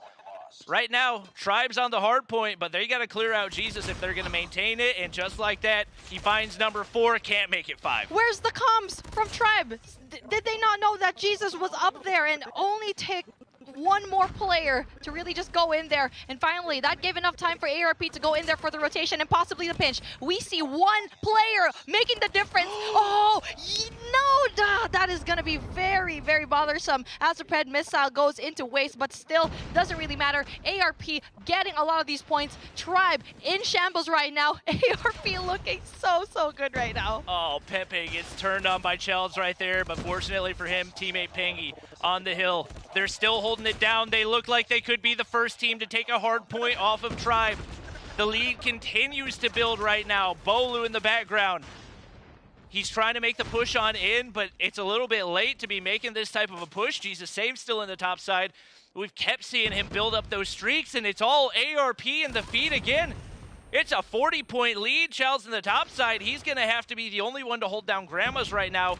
That's going to be the X factor for them to be able to get this lead back in their control. But Mago, Death Machine, trying to find something right there. But Child's in the top side, shuts things down. Somehow, ARP is still holding this down. Marshy crossed the map. That's huge for Tribe. Marshy going in there into Blue House 2F. That is the biggest play that he's done here in this competition because it boils down to this. You could have won yesterday. You could have won a while ago, but one more for Pepe. They're just going in there for the contest. 94, 123. You still need to get a lot of these points, but it's a good thing that the contest is going on right now for ARP. And now, not just that, they need to go in there for the rotation a little bit early on. Tribe getting a bunch of these points, and that's a good thing that ARP went in there for the rotation because they can give a little bit of scrap points to Tribe Gaming. But if you are a little bit too confident into that rotation into P2, that might cost you at the very end. Yeah, it's getting a little bit dicey for ARP right now. That lead, which was close to 40, has now dwindled down to about 15 points. Pepe holding down gas station. That's a big gunfight win against Ban. Pengi on the inside of the hard point. Right in that doorway, Zia taking some shots. There's a lot of Tribe players pushing in. The wallbang from Marshy. Not seen that angle used before, but that could be huge value as Tribe gets into the hard point. Marshy's the wallbang king right now. Somehow ARP is going to be able to break back in. They've got a Goliath, but guys, it's too late to be playing with the Goliath. He's going to try to make use of it. They get the contest right here, and this could be the game changer. Tribe gets the break on in. 25 kills for Marshy, but he's taking damage. Concussion. Pepe runs past him. Pepe said, I don't care if you got a Goliath. He's going to do a little bit of damage right there, but I don't think they need to contest right now. ARP can probably still win it on the next one. Yeah, not enough. And we can see Tribe has pretty much invested everything into breaking into this hard point right here. They've got the early rotation. Marshy's got a Pred missile, but he doesn't have anything he can do with it. He's got to get out of the Goliath. Bolu gets one with the Pred, but Zia there, able to get one with the Thumper. Things getting real dicey, and it's down to 7 points for one of these teams to win. Envy's going to push on up. Jesus saves, drops. Tribe pushes into the hard point. It's contested. Zia's there. He's almost got enough, but he hops off the... No! Ban takes him off the hard point. Tribe Gaming. They are your Western Regional champions. Hashtag Fear the Tribe. ARP, GG, well played. Tribe Gaming, the kings of Call of Duty Mobile for the Western World Championship 2021. Whew. I said Marshy didn't have enough time to get in the Goliath, and that's what won the game. Marshy hops in the Goliath. His team contests just long enough for him to be able to hop on in there. They get the time, but can we talk about the break from Tribe? There were 4 players, maybe even 5, set up for ARP all around P3 right there, and Tribe didn't even care. They just went in there. They were down 2 points left. They didn't want the same situation to happen with that domination where 2 points was the only difference. Tribe Gaming, take a look at that. It doesn't get more official than this. Taking a look at this fancy little big screen with your cute axis all crossed by. You are the first world champs here, my dudes. And you know what, Bobby? We expected this win, but it was a good fight for ARP. Yeah, we expected it, but we didn't expect it to be this dominant. We're going to send things back to the desk for them to break down everything that we just saw. Thank you so much. Much love to Bobby Plays and Beef Mommy crushing on that final cast. And I thought we might be going the distance, maybe a second grand final. Tribe might have thought that for the first 6 minutes of that game. Final 3, they changed their minds and closed this one out. We got to take a look all the way back at the start of this series here. As Alley Cat, I hold shift, we break down all of the games. We know we get 2 hard points in a series, and Tribe, well, they have been clean, if not perfect on their hard points all weekend. And Marshy in this final moment, Alley Cat, the man popped off. He had the Goliath, but he was getting it done with everything. It's crazy because I honestly overlooked the fact that Marshy was pushing the back with the Goliath, and it looked like ARP did as well. There were 3 members of ARP right outside of the door of the hill. It was only Marshy. It was Marshy by himself. Should they all 3 hit that? That's a contest. That's a wipe. That's possibly the game, but I guess they overestimated the amount of pressure that was inside, and Marshy single-handedly got the rest of the second. I was worried about him here. He gets stuck on the pole there. He got stuck on the pole. I said he's not going to get in. They survived. Yo, that boy's sus, though, for all of those shots through the wall. My God, that was something that we hadn't seen much of. Through the windows, yeah, but through the wall, There's a reference in there. But look, the thing about it was, and we said this as we came back to the desk in between the last two maps, everybody for this Tribe team showed up today. It was a full squad effort. Marshy makes the highlight play, but you go through from map number 1, you could pick a player and still find a good narrative to sell. ARP, I got to give them massive credit. You had to play Tribe. You knew it wasn't going to be easy after matching up with them in the winners finals. And even though this first game wasn't pretty at the start, they brought it back. They made it tight, and they showed themselves, okay, we can hang with Tribe in these hard points. The search and destroys, that has been the highlight for me on the day, though. And I felt like this was one of the most stacked lobbies we have seen in S&D. Taking nothing away from Tribe Gaming, obviously they have been almost steamrolling their way through our 2 days. I feel like ARP really put their own nail in the coffin when we saw that map layout. Truly, they just wanted to test their luck one more time, and I wish they had done their homework a little bit more. I wish they would have gone a little bit of a safer route. I understand hardpoint on firing range might have been your best map, but it was also Tribe's best map who hadn't dropped a respawn, so I wish they would have taken the other side of the spectrum there, but Tribe, like you said, every single player was firing on all cylinders. Man, I'll say this much. You want to talk about ARP and their resiliency through domination. They turned a triple capture from Tribe into a double cap right immediately on its own head within about the span of about 15 seconds. Unbelievable recovery. And then, like you had mentioned, Puckett, like the beginning of this map looked so darn good for ARP. And this is a map that historically, no matter what the mode is, favors Tribe. And it did take the heroics of Marshy to see this even come close to being a tight game, let alone to make the full comeback happen with only 9 seconds between them and the loss. Just dancing around that Goliath, getting in. Unreal. And of course, you got to give credits to his teammates, especially Band, who is going to cap the last head to keep his team in control of the point. They take it 150 at the end. An instant celebration there in the Tribe house. It looks so comfy. I mean, he was chilling up on this couch, all up in blankets. Imagine getting steamrolled by a team like that. That is just vibing. Congratulations to our Call of Duty Mobile World Champions here in the Western Finals. It's Tribe Gaming, and they get it done on the Xperia 1 Mark III, the official smartphone of the Call of Duty Mobile World Championships. We want to remind everybody, this is your last chance on this broadcast, but we've got a special going for you right now. If you pick up your Xperia 1 Mark III, you'll get 43,200 COD points. That's worth $540 here in the U.S. An awesome hookup for everyone coming into the holiday season. Taking a look at who else got hooked up, though, we want to give a shout out to everyone who made it to our Western Finals. $1 million getting paid out 5th through 12th just for making it here. You walked away with $40K, but it was Asylium in 4th place with 75. Stamina locking up 125 grand. ARP with $180,000 in 2nd place. But your Western Finals champions for Call of Duty Mobile, it is Tribe Gaming, and they are walking away with $300,000 shift. As we take a look back at this bracket, Tribe, they crushed from the groups. They crushed their way to a clean sheet. You know, the funny thing is, I remember watching over this Tribe Gaming team way back in Stage 2, and what I walked away with thinking was, these guys are just playing at a different level than everybody else. Yeah, there were times throughout the rest of the year where people started to catch up, but this weekend, Tribe was playing flawless hardpoint. They've really fixed up their mistakes on search and destroy. And yeah, they showed a lot more vulnerabilities in the domination, but they played up against some really tough dom teams and still took it down to the wire. They really are playing at another level, and I think the only thing they could possibly have a chip on their shoulder about is, man, we really wish we could have met up with the Eastern teams to see if maybe we are the dominant world champion across the board, because they sure played like it this weekend. A great finals, and Tribe Gaming comes out on top of it here in the West. We still have the Eastern finals to come up next Friday, 10 o'clock Pacific, if you're out here on the West Coast. Saturday for the rest of the world, it feels like.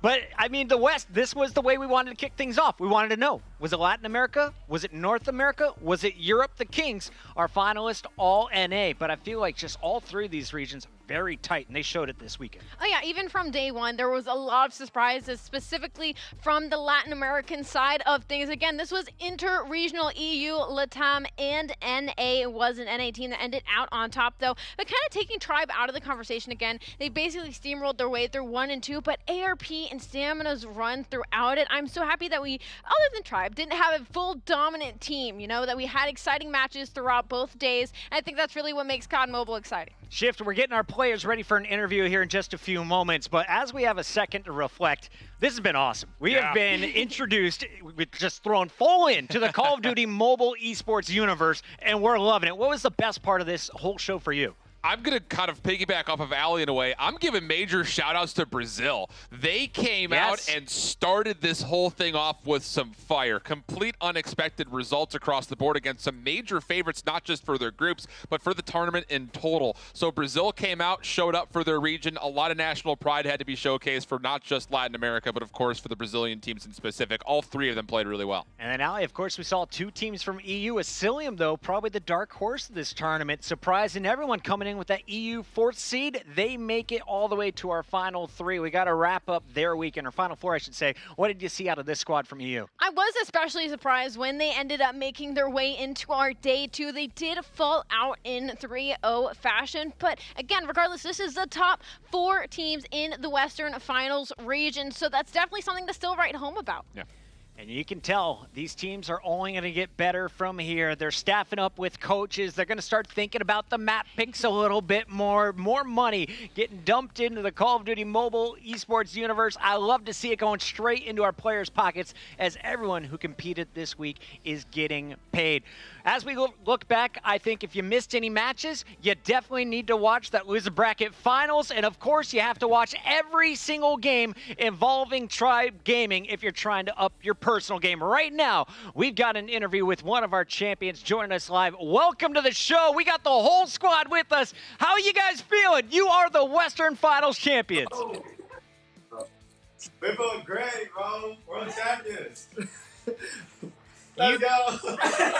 Let's go is right. You guys were able to have a clean sheet when it came to the hard points. It was looking messy in that final game. I want to talk a little bit to Margie here. Walk me through the final moment of this game, the final minute of this game. What was going through your head?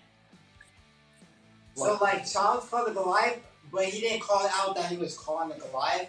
And they almost stole it, but they're not going to steal a freaking Goliath from us. Not from Marcy, not from Marcy. Not from He's the best Goliath player, dude. Come on. And then talk to me about those final 10 seconds. We saw the scoreboard, 148, 143, a clutch kill through the window. Who scored it? How'd that final moment break down? That was real. I think that was wrong. That was Chaz? That was one of you guys. No, I got the last kill, but it was the drone. It was the drone that helped us out. So what happened was, in the factory ball, I had a drone, just attacked the ball. They were able to wall bang through people all in blue, and they were able to get the kills because my Xperia had like 2%, and I couldn't play that entire map, so I was just sitting there holding an angle and just throwing my body on the point. And somehow I got 4 kills, I got a drone, and that's how we clutched it up. We'll take it. We'll take it. That 2% is all you needed, and you're walking away now with $300,000. But more importantly, you proved to all the haters. You are officially the best team in the West. Talk to me a little bit about your competition, though. I know this had to have been a fun tournament for you guys, but who else do you expect to be amongst you in the podium for future Call of Duty mobile events? Sorry, what'd you say? We didn't hear. Sorry, so this one's for Band. Band, who else do you think will be joining you guys in the top 3 podium for future Call of Duty mobile events from the teams you saw here in the West? I think there's a couple underage players that are pretty good. They're called like the Tiny Truck or something. Yeah, or Seminole. I think they're going to be in the top 3 podium. Seminole, shout out, bro. I got you guys. And I got a quick follow-up here for Band. How do you feel knowing now that you are officially our Xperia MVP of the tournament, buddy? I just got word. MVP, he's still your MVP, bro. To be honest, everyone in the team wanted MVP, and I just played like I baited my whole team better, you know. I'm the best baiter in the team. Best baiter on the team. I love it. So many highlights and your teammates helping you set up so many of them. Congratulations once again, Tribe Gaming, our first world champions here in the Western Finals. Fellas, I'll let you go celebrate. Wait, can we say a few more things? Yes. Before the 2 minutes. Yeah, hit me up, guys. Final thoughts here. Give your shout-outs. I'll give you 60 seconds on the clock. Hey, shout out to my family, all my friends watching and supporting me. I performed really well today. I think Yeah, you did. Fatima, спасибо, смотри, меня играть. Miles, all the players here, I love them. Not like no homo, you know.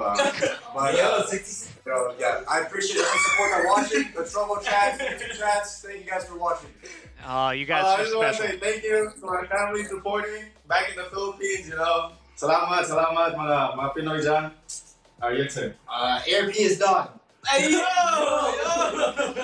All right. I think that's it. And that's where I'm going to cut them off. Your 60 seconds are up. They're going to go celebrate. His tribe is feeling a little bit rowdy tonight. Final thoughts here on the desk, though. An incredible Western Finals. Our first taste of $1 million championship. We've got another one coming up next week. Allie, I know you're fired up.